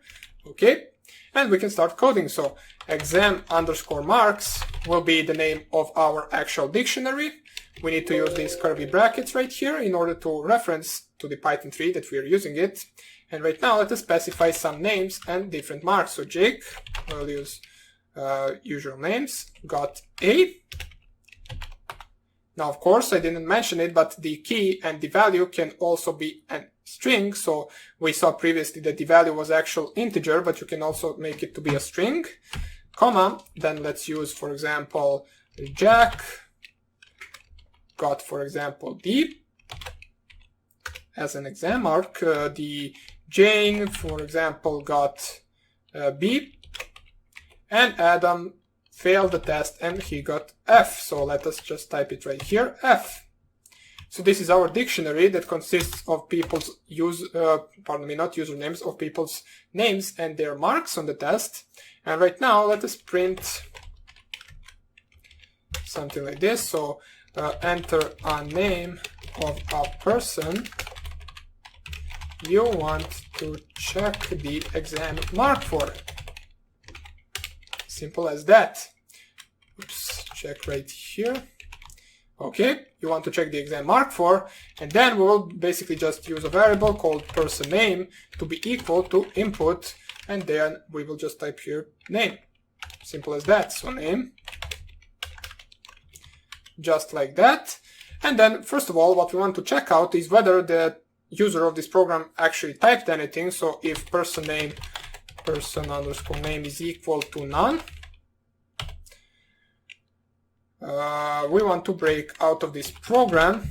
And if it is not, so if name is, if name in exam_marks, so if that name that the user specified is in the actual dictionary, we will print exam mark for, and then we will add from the dictionary, first of all, we will add the person name for person name plus is plus, and now we will add from the dictionary, so exam_marks, and we actually need to set the key right here, and the key will be the person name that the actual user inputted. So the plus exam marks, and in the brackets we specify the key, and the key is the person_name. And with the person name key, we will get the value, which will be the exam mark. Okay. Else, since if the name is not in the actual exam marks, and pardon me, it is not name, it is person name. So else, we want to print can't seem to find results for, and then we will concat the person name, letting know the user that that name is not in our database, or basically in our current dictionary. Okay, so let us save this, save it right here. Let us run it, break outside of the loop. Okay, not break, I would just want to type here exit. We don't want to break. Run module, save, right here. So enter name of person you want to check the exam mark for. Let's go with, for example, Jack.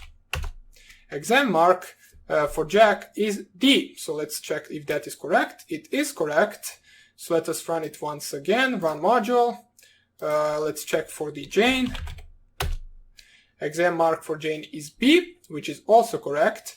Now let us check for a name that doesn't even exist, such as, for example, let me check what name we didn't code right here, Jessica. So Jessica is not here, so let us just type it right here. It will say, can't seem to find result for Jessica.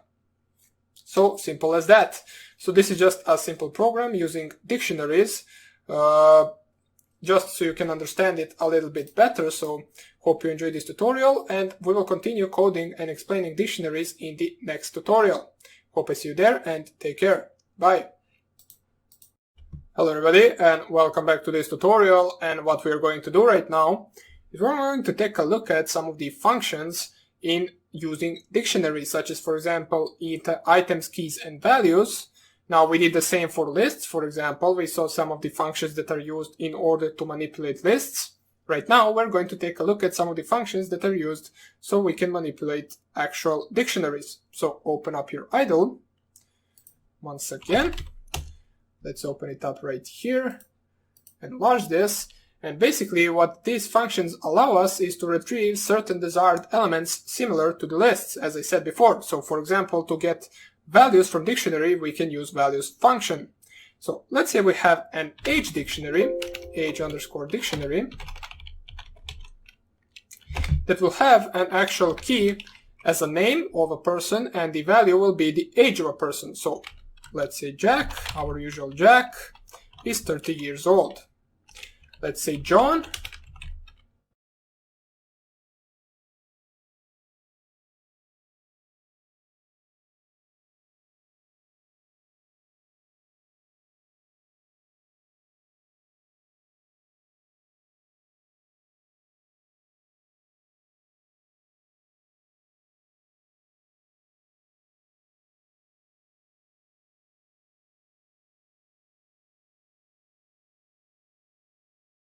So we can use a for loop to do that. So for value, which is going to be our counter, or basically, yeah, it's going to be some kind of a counter.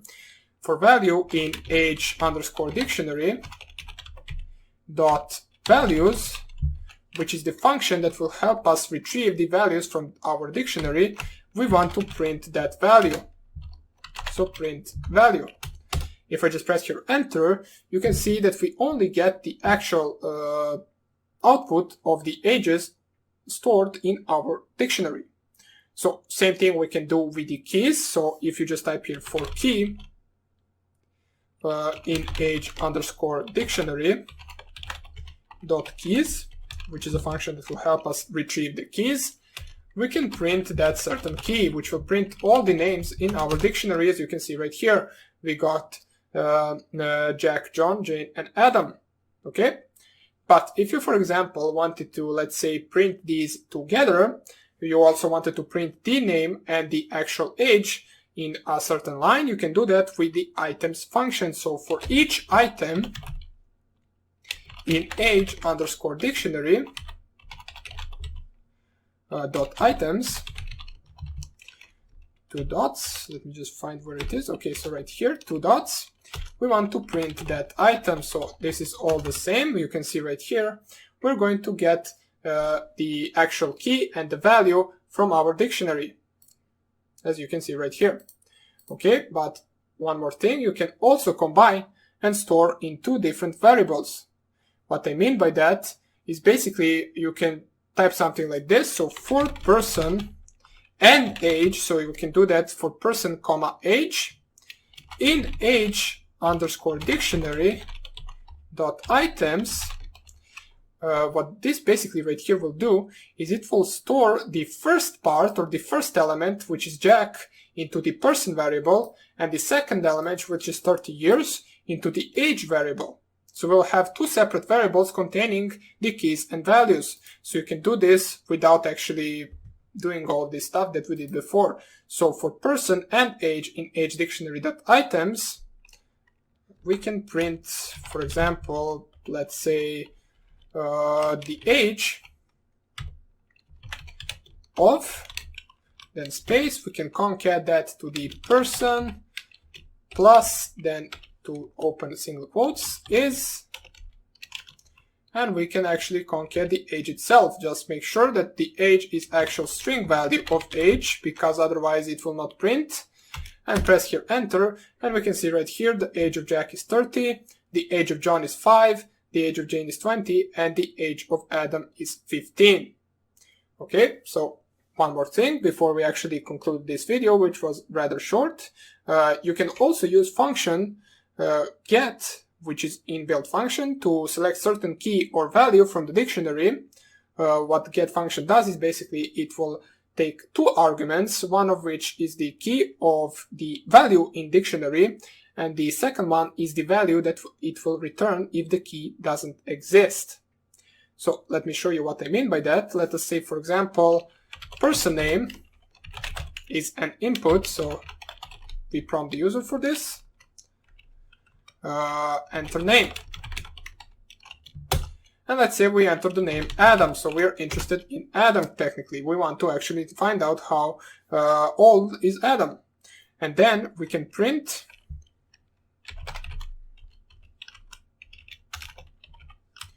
the age of plus the person name, which is our variable storing the input information that we prompted to the user,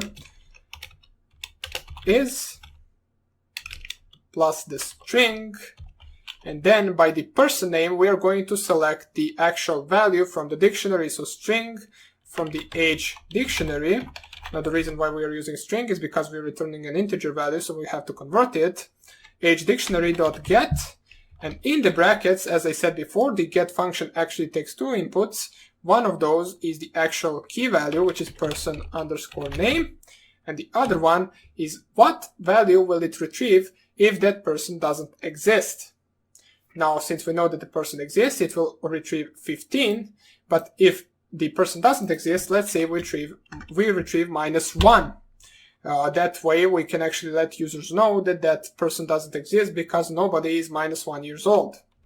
Okay, and then we can actually plus the years because we are printing a statement. So let me just see right here. The age of Adam is 15 years. Okay, and now let's do the same thing just by specifying the wrong name to see what it will say. Let's say we use Jessica because she is not in the actual list, or pardon me, in the dictionary. And then we will copy this right here. We will not change anything right here because we can leave it as the same print statement. And you can see the age of Jessica is -1 years because Jessica is not in this actual dictionary right here. So basically I just wanted to show you that in this video what we took a look at is the keys, items, and values function, also as the get function from here. So we took a look at some of the functions used to actually manipulate with dictionaries, and I hope you enjoyed this tutorial, and I hope I will see you in the next lecture. Bye! Hello everybody, and welcome back to this tutorial, and right now we're going to take a look at something called dictionary comprehension. So we're going to actually try to understand dictionaries at a whole another level. Now what this basically tutorial will be about is a little bit more advanced than the previous ones about dictionaries, because we're going to take a look at defining dictionaries in a certain more advanced way. So open up your idle once again. Now if you don't understand this, don't really worry. This is not really something that you will encounter a lot of time and that you will use like this, but it is good to know. So let's say we actually create a dictionary called dictionary1. We'll just call it like that. What this dictionary will have is basically, let's say A as a key value to 1, B as a key value to 2. So basically we are going to just type some letters and numbers, doesn't even matter what it is. C as a key value to 3. Let's use D and E, and we will basically finish there. So D is 4 and E is 5. Okay, so we defined our dictionary 1. Now let's say how we could actually double each value in the dictionary. I mean the fastest way. So how can we actually double each value in the dictionary? we can do it something like this. So let's create a double dictionary. Dictionary 1 will be equal, and let's open and close curly brackets for key value. For each key, we will take a value times 2. So now you might be asking, what is key and v? Well, basically these are some kind of a counter. So key and v times 2 for each key, for each k and v. I'm not really sure why it said key and v. For each k and v in, and we will use a function that we actually saw in the previous video, which is items. So in dictionary 1.items. So what this right here will do is it will create a double dictionary.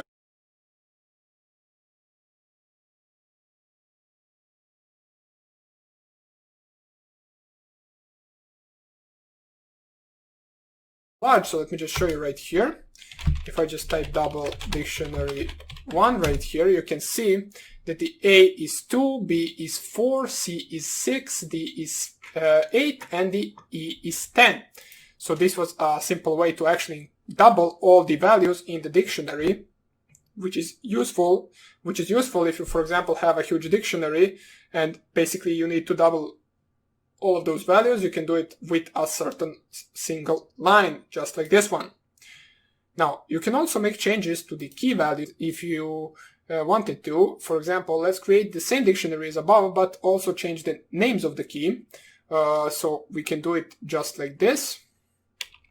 Dictionary underscore keys, let's say we call it like that. So dictionary 1 underscore keys will be equal to, we're going to use this one, not this one. So we're using this one. So it is going to be equal to k times 2, for example, and then we will leave the value to be the same. So the value will be 1, 2, 3, 4, 5, 4, and then the same just in the previous example. So k and v in dictionary 1.items. So in dictionary 1.items, right, just like this. And then if I just start to print it right here, dictionary 1 underscore keys, you can see that right now the keys are switched to be double A, double B, double C, double D, and double E. Okay, so simple as that.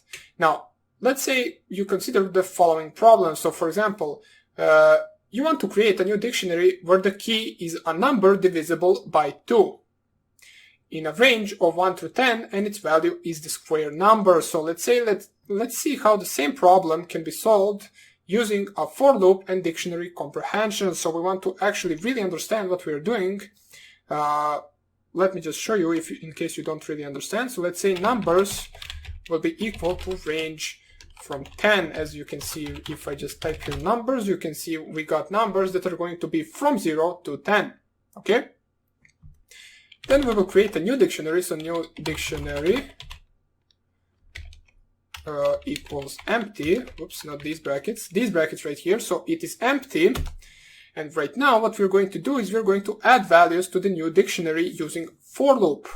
So for n in numbers, so for each number between 0 through 10, we want to first of all check if n is divisible by 2. Okay, so if, whoops, yeah, we actually need to add 2 dots at the end. So for n in numbers, if n is divisible by 2, what we want to do is we want to type here new underscore dictionary, and then n as an element or as a key will be equal to n squared. So n and then 2 stars times 2, which basically stands for squared number, as we saw in the basics section.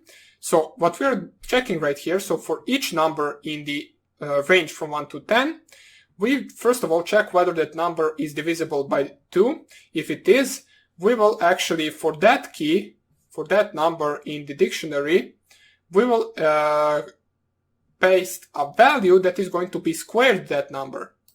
So let us press enter and let us print new dictionary. And you can see right here, 0 is 0, 2 is 4, 4 is 16, 6 is 36, 8 is 64. So these are all the numbers that are divisible by 2. Their keys, basically all the numbers that are divisible by 2 became keys in our dictionary, and their values are squared keys, as we can see right here.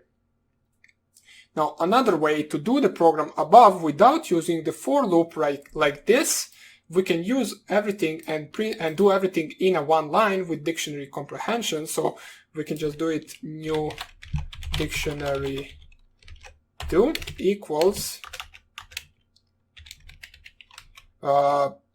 number, which is going to be our key, and then number squared for each number in numbers if number is divisible by 2. Simple as that. So we did all of this in just one line, and if I just print the new dictionary,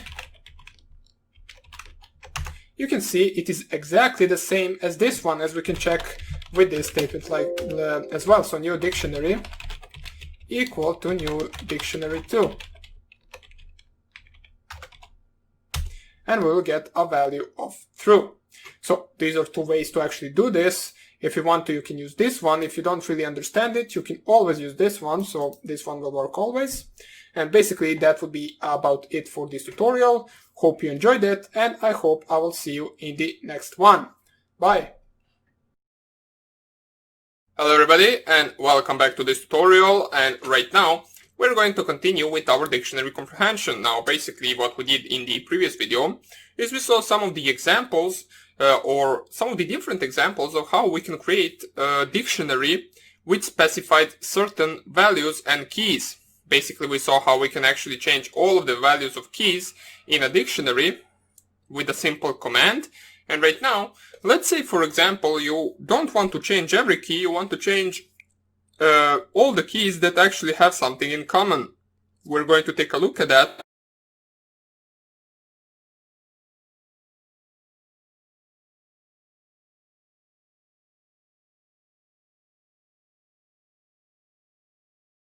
Open it up, and let's suppose you need to create a new dictionary.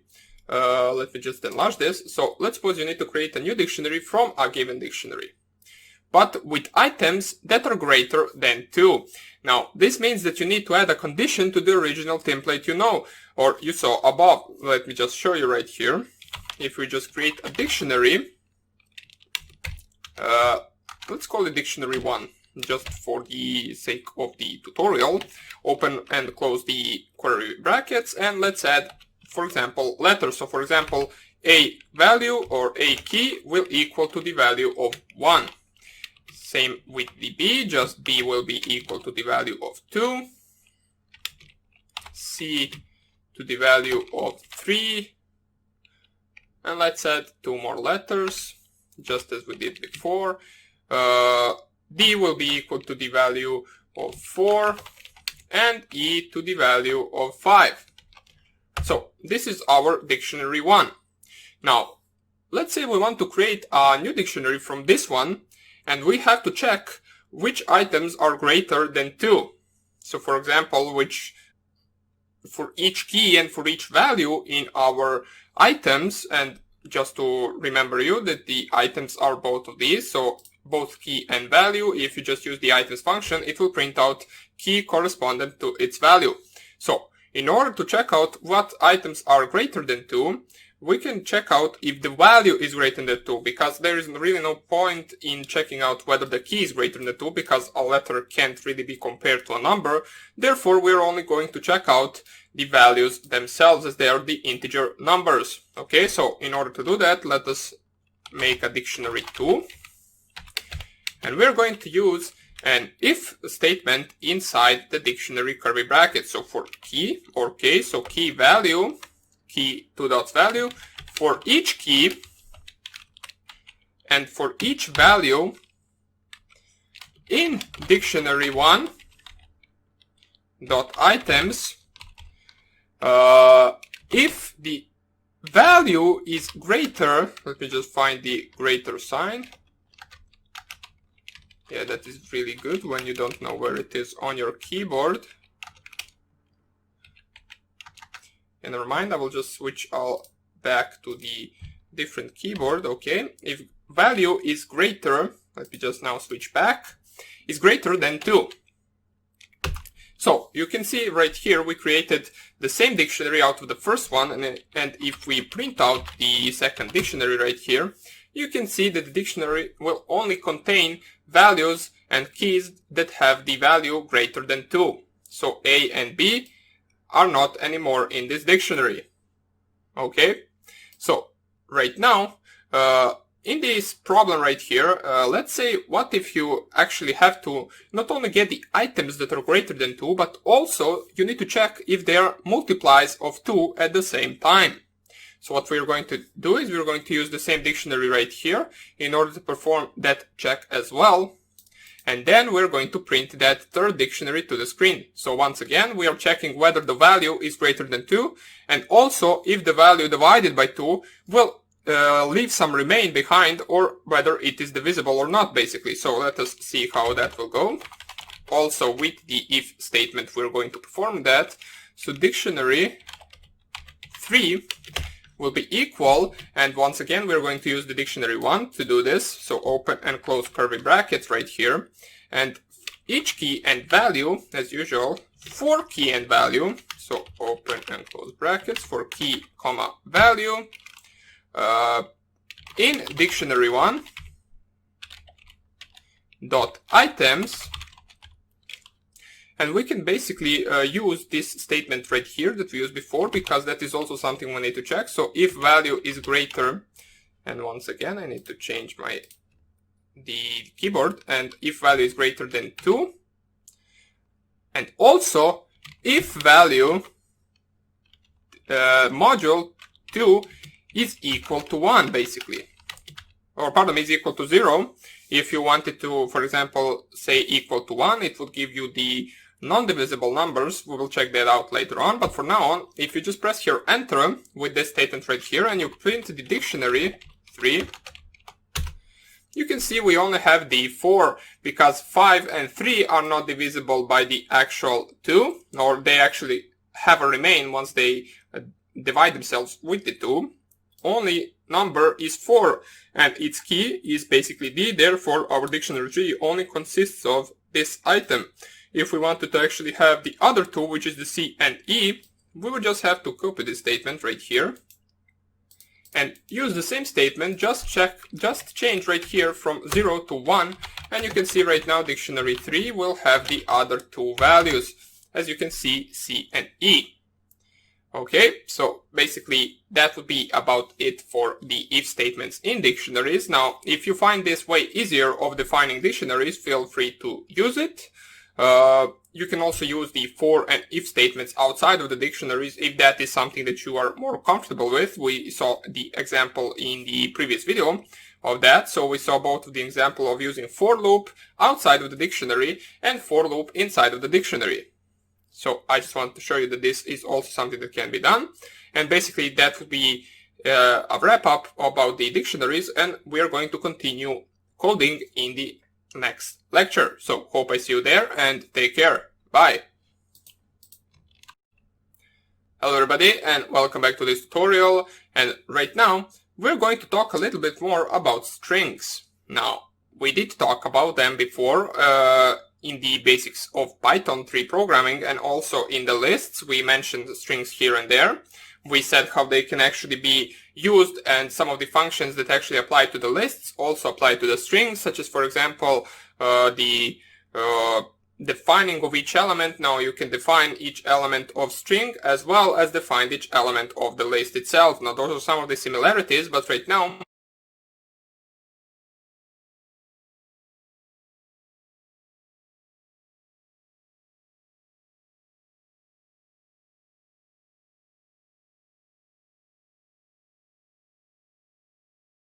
better our programs will be later on.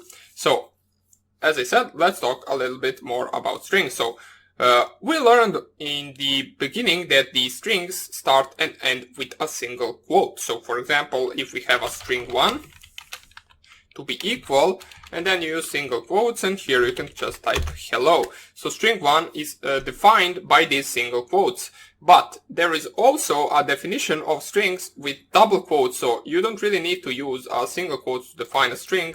The actual string 2 equals to the same word, so hello, but right now, let me just find where the double quotes are. Once again, need to change the keyboard. Should have done this at the Ubuntu machine, but doesn't even matter. You can use the double quotes as well and define hello. If you compare these two, string 2, pardon me, not equal, we want to use double equal, because remember, one equal is only assigning the value. You can see that they are true because they are the same actual value, so you can actually use both of these definitions to define a string. Okay? Now, one more thing that is useful about this is that you can actually use double quotes and single quotes whether or once you actually want to use a single quote in the string itself. So for example, if you have a string 3 and you try to use something like this, so let's say I am good today. And basically, if you can see right here, it will say invalid syntax if you try to use a quote inside the syntax itself, inside the string itself.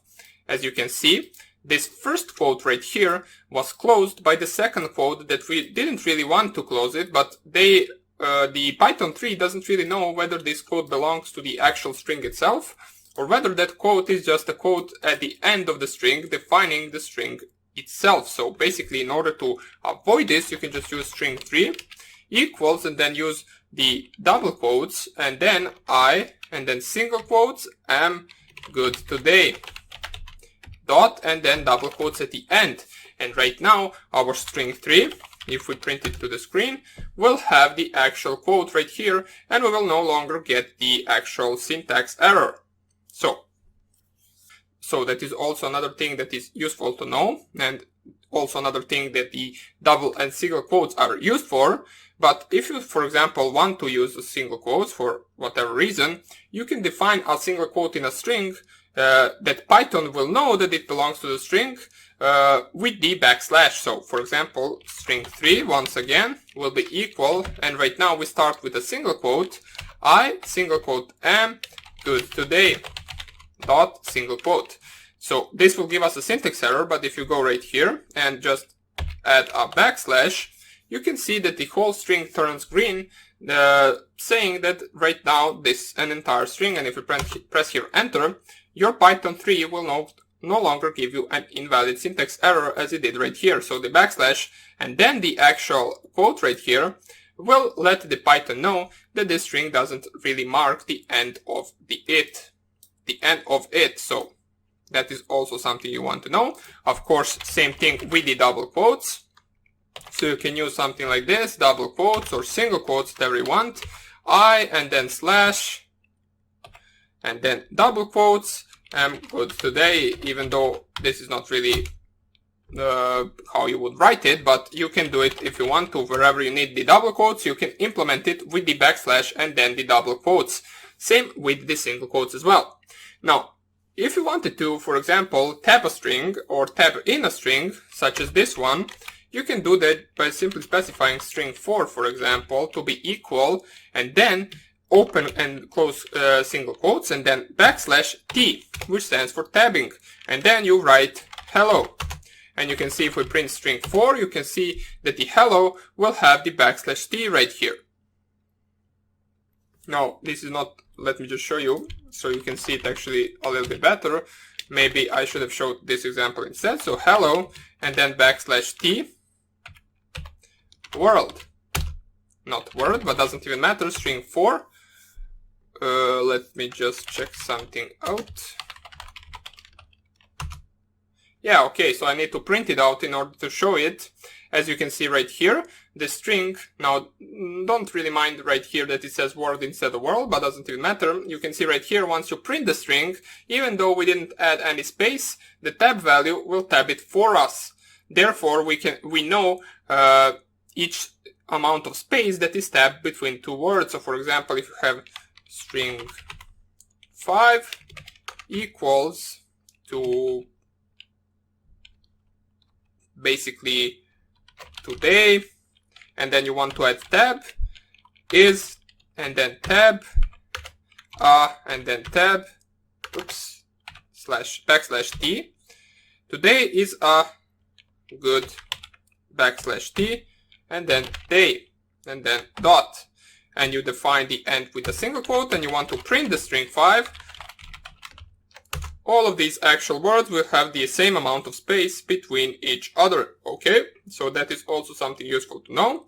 The next thing in strings is the \n, which basically stands for a new line of a string. So once you use the \n, it will let Python know that you want to go into the next line and continue the rest of the string. So for example, if we have a string 6 to be equal, and then we type here hello \n, and then world.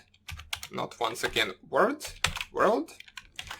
You can see if we print this string right here,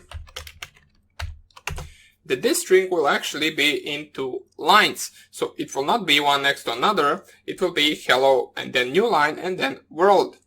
Okay, so that is also another thing useful to know. And another thing, not so important, but if you want to use a slash in an actual Python string, you need to use double / in order to define it. So for example, string 7, if you wanted to actually use a slash in a string itself, you would just type here hello and then 2 slashes and then world. And then right now, if you print the string 7, it will have a / in it, as you can see right here. So the definition of this / is 2 backslashes. Okay, so really easy to remember.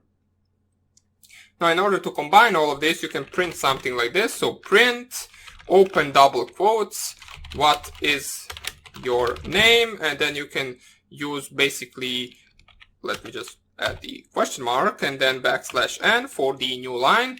Another actual question. So how old are you?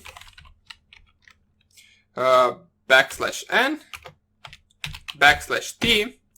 And basically, or pardon me, yeah, \n, \t, and then type something like I single quote am 20 years old, exclamation mark.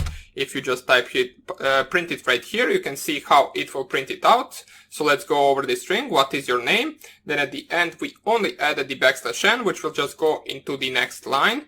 And right here, we have how old are you? \n goes to the next line. So our cursor is right here. Then we added the \t, which will tab this next sentence in, as you can see right here. And then afterwards, it will print out I, / and then single quote, which will be defined as a single quote in the string itself, and 20 years old. So those are some of the ways that we actually learned in this lesson that you can actually define in a string to make it look a little bit better. Now, there is also another thing that you should know, is that you can actually define a multi-line string without all of this stuff. So you don't really need to add \n every time. In order to write a new line string, you can do simply something like this. So string 8 will be equal, and then instead of opening and closing single quotes or double quotes, just open 3 single quotes. Then type anything you want. So hello there, my name is Adam, press enter for new line, I am 20 years old, and I like to play football, for example.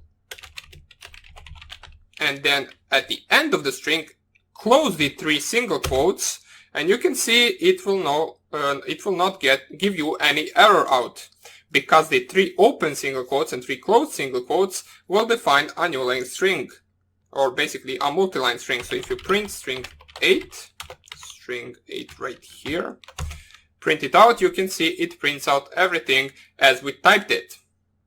Okay, so that is also really important thing to know. And also, as we saw before, we know that the actual strings can be selected or the specific characters can be selected from a string the same way that they are selected in the actual list as elements. So you can see right here, if you have a string that equals to hello, you can select the string character 0 or labeled as number 0, which will return H for us. String from 0 to third element, will return first 3 letters. The -1 index also works, which will return the last letter. And also you can use what we did in the lists before, which is from the beginning till the third character, and also from the actual third character till the end, for example, as you can see right here. So this is basically just a reminder that you can do the same with the strings that you did before with the actual lists. So basically that would be about it for this string lesson. We're going to continue with different functions that are used in strings in the next tutorial. So hope you enjoyed this lecture, and I hope I see you in the next one. Bye! Hello everybody, and welcome back to this tutorial. And right now we're going to take a look at the operators in and not in a string. And also we're going to take a look at some of the different functions, such as the upper, lower, is upper, and is lower, that are actually used on strings. So for example, if you have a string that is with both upper and lower case, you can make that string lowercase with a simple function. You can also check whether it is lower or uppercase with a different function. So we are going to take a look at that in this tutorial. So let's open up our idle right here. So I will go right here, type idle as usual. Enlarge my window so we can see everything better. And right here, let us start off with the operator in. Now, we maybe saw this in the previous tutorials for a brief view, but right now, let us take a look at that in a more detailed matter. So for example, if we have a string that says basically today is a nice day, this is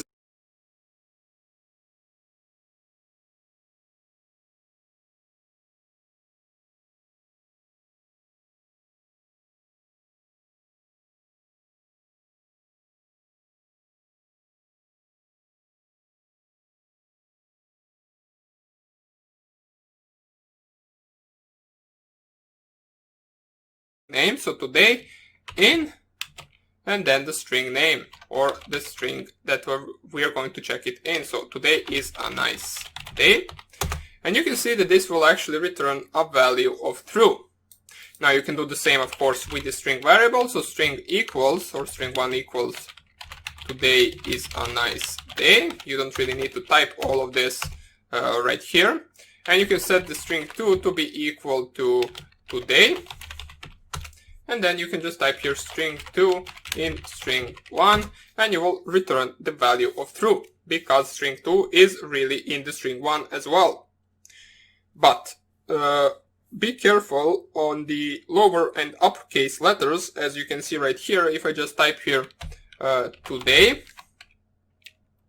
in today is a nice day, you can see that this right here will actually return a value of false, because this is a capital letters today, and today in the actual string is not capital. So therefore we get the false right here. So keep a track of the lowercase and uppercase letters once you do this. You can also take a look at the wrong word. So for example, tomorrow in today is a nice day will also return, of course, the value of false. So right now that we got that out of the way, you can also take a look at the not in. So for example, tomorrow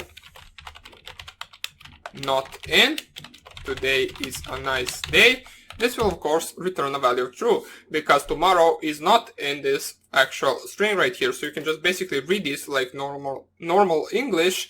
Tomorrow not in today is a nice day, which is true, because it really isn't there. So that is also something to take a look at. And right now, since we notice that right here we actually have a problem once we actually specify a same actual word but with uppercase letters instead of lowercase, it will return a value of false, even though this word is actually in this sentence right here.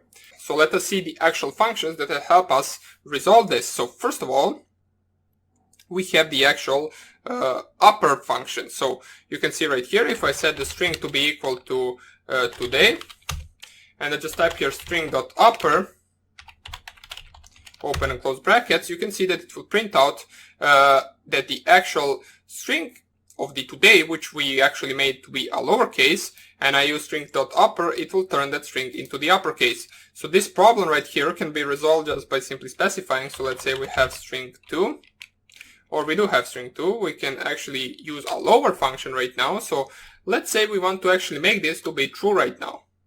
We have a string 2, or string upper.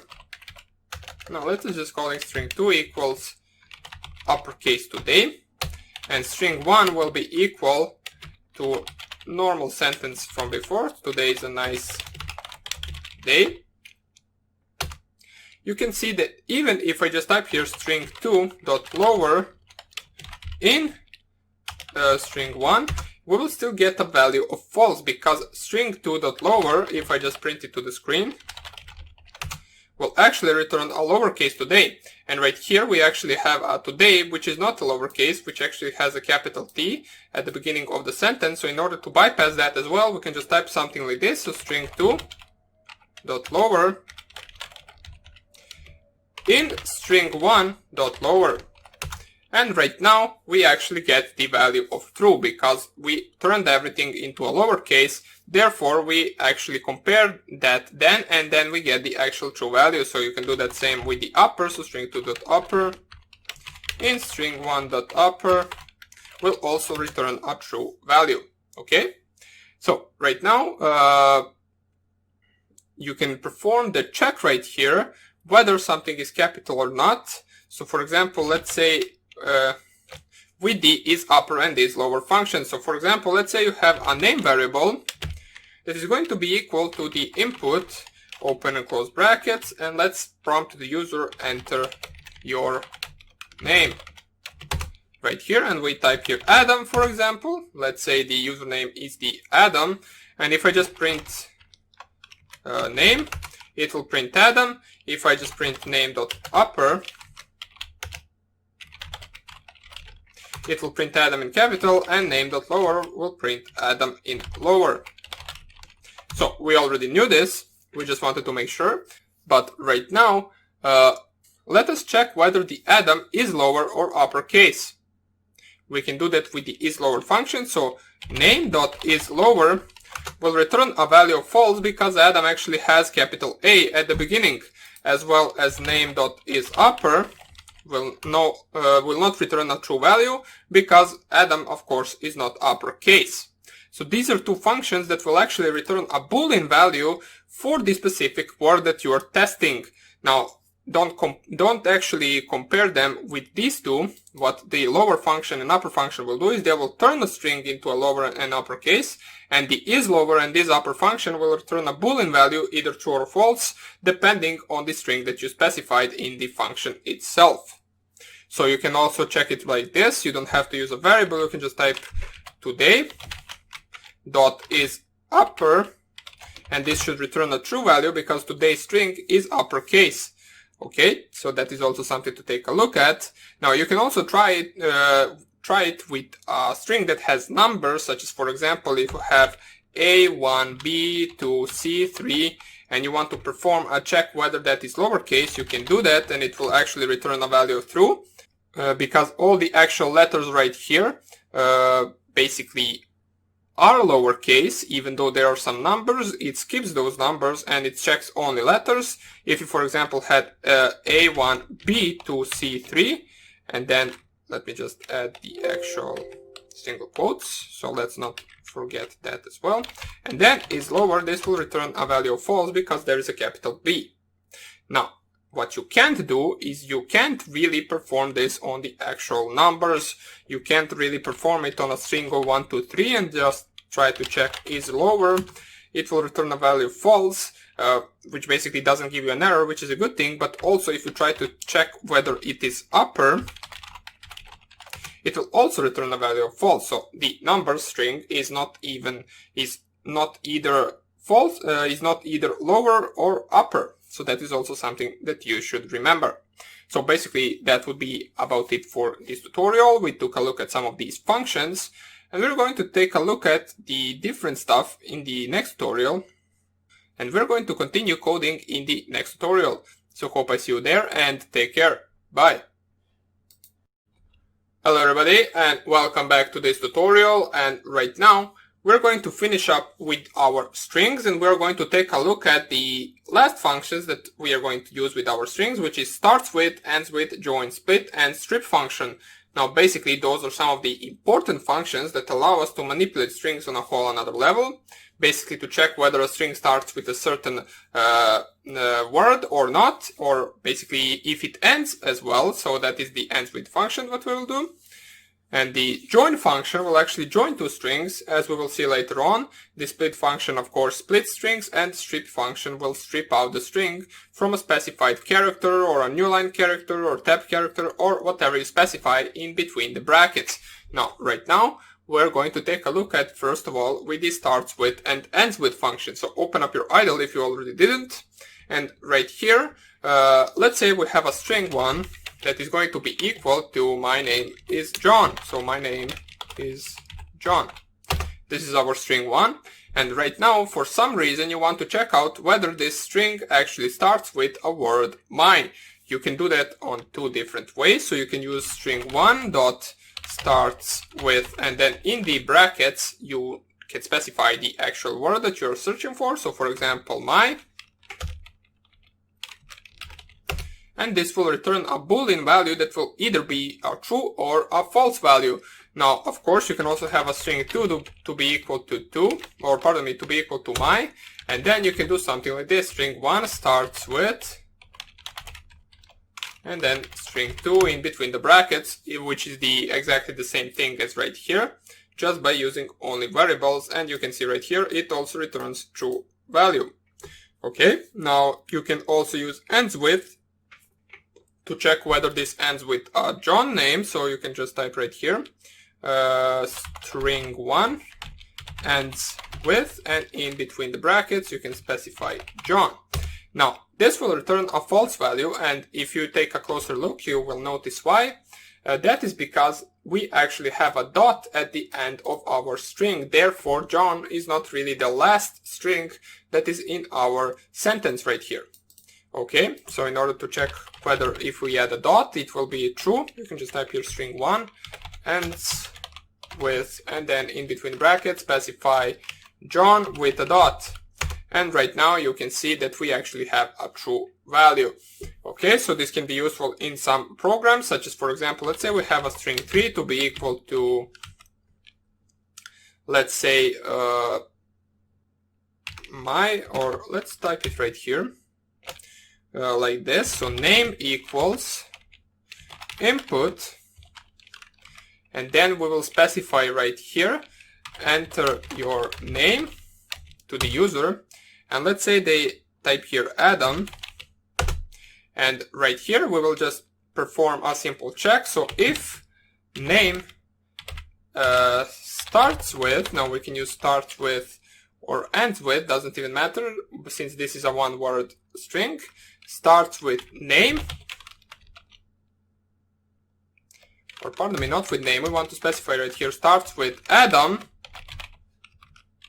we can just print right here, hello administrator, and then plus Adam. Or we can use plus name simply. You can use plus name just to concat the actual string. And else, in any other case, if it doesn't start with the actual Adam, we'll just print hello member. And then once again, we'll concat the name. As you can see, it will print out hello administrator Adam because this name variable actually starts with Adam. So that is some kind of a basic example that you can perform with these two functions right here. Now, of course, there are more useful ways to do them, but this is just what came up in my head right at the moment. So let us continue with the next actual function that we're going to cover in this lecture, which is the method join. So what the join method, as I said before, will do is it will take a list of arrays or strings and make them one big array. So for example, if you just specify right here list1 equals, and then right here you can specify different names. We will use our regular names, so John, and then Jack, oops, and then Jane, and Adam at the end. So Adam, this is our list1, and in order to actually join all of these strings right here without actually having anything in between these names, you can just type here open and close single quotes and then dot join and then open and close brackets list1. Whoops, not list. We need list1 and not list. So open and close single quotes dot join, and here in the in brackets list1. And you can see John, Jack, Jane, Adam. As you can see right here, if you wanted to add some space, you can just simply just open single quotes, spacebar, single quote, dot join, and once again list1, and this will print everything in a line with the space itself. Now if you want to add comma, for example, you can simply do by specifying it in between the single quotes and then dot join, and once again list1. And also, if you want to, you don't really need to use, really need to create a list in order to be able to perform this. You can simply just do open quote, comma, close quote, and then right here, dot join, open and close normal brackets, open and close square brackets, and here you can specify the actual names instead of actually specifying the list itself. So that is another way that you can do this. And you can see it will print out the same thing. You don't really need a variable that will contain a list. So the actual thing that is between these quotes right here is what will be placed in between each element of this list. As we can see right here, we didn't have anything, therefore we got a string that is concatenated names. We here specified an empty space, therefore between each element of this list we actually got an empty space right here. Same with the comma, and right here in a different example we also got the same thing. So the reverse function of join would be a split function. Okay, so basically what split function will do is it will make each word in a string an element. As we saw right here, each element was made a string, a word in a string, and right here we'll use a string. Okay, so string to split. So string to split, just didn't want to call it just string, so just make up any name you want, doesn't even matter. String to split will be equal, basically, let's say, the Lord of the Rings. So Lord of the Rings, this is our string. And then we want to create a list which will contain each word of this string. You can do that by simply specifying string to split equals, or not string to split equals, string to split dot split, open and close brackets without specifying anything in between the brackets, and right here list2 can be equal to this. And then if you just print list2, you can see that the list2 will contain each word as an element in its list. Okay, if you want to split by a certain character or certain specific special character, you can do that. So let's say we have, for example, hello, comma, how, comma, are, comma, you, comma, today. So this is our string, and you want to actually split it by comma and add it to your list. You can just type here split, and then in between the brackets, in between the single quotes, specify the actual comma, and you can see right here we will have a list that will be splitted out by the comma. So that is also something useful you should know. You can also specify, or you can also of course split the string by specifying the letter in the bracket. So you can split by, for example, letter E. Let me just check out right here. Or let's use letter A. So this same string, or let's copy everything. So this same string we want to split by letter A, even though that doesn't really make any sense, but you can do it if you want to. As you can see, what you will receive is hello, how, are you Todd, and then you're missing A, so you're going to split Todd today into two different elements. One of them will be Y and the other one will be Todd. Okay, so that's also something you can do. Basically, now also, I should mention that split is actually mostly used to split by a new line character. So if you have a multi-line string, such as for example something like this, multi_line_string is equal, we will use 3 open and 3 close single quotes. So we already covered that in the previous videos. You should know what this is. And let's type here hello, comma, do you have any plans for today? Question mark, enter, which is a new line character. I would like to see you. Dot, and then 3 single quotes defining and closing the multi-line string.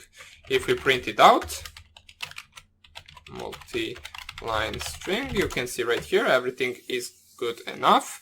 And in order to split it by a new line character, which is \n, you can just type here multi-line string dot split, and in between the brackets specify \, and then n. And you can see right here, the list that it will return is basically a list that will consist of every line in the actual string itself. So hello is one element, do you have any plans for today is the second element, and I would like to see you is the third and last element. Okay, so that will be basically about it for the split function. Now at the end, let's take a look also at the strip function. It is also mostly used to get rid of empty spaces and new line characters. As you can see right here, if we have a name to be equal to open single quote, and then just basically tab this in and then just press and then just write John, close single quote. You can see that the John actually has the \t once you actually type it right here. And in order to split it from that, or to strip it from that \t, you can simply use name.strip. You don't really need to specify anything in between the brackets, such as, for example, \t. Now you can do that if you want to, but what strip will do by default is it will get rid of every empty spaces in the string itself, as well as the new line characters. As you can see right here, if you have, for example, string 1 equals to open and close single quotes, John \n. If you print string 1, it will also have a new line character. As you can see, we have an empty space right here. That is this new line character that we coded right here. And you want to basically strip it from that new line character. You can simply use string1.strip, or you can use string1.strip from the actual \n, which will retrieve the same value as just simply using the strip function. So that would be basically about it for this tutorial. We took a look at the multiple functions such as starts with, ends with, join, split, and strip. Now those are all the functions that you will actually use in the strings themselves. Now trust me, this is not anything that you will not encounter if you continue coding in Python. So this is an important lecture, and I hope you enjoyed it, and I hope I will see you in the next one. Bye!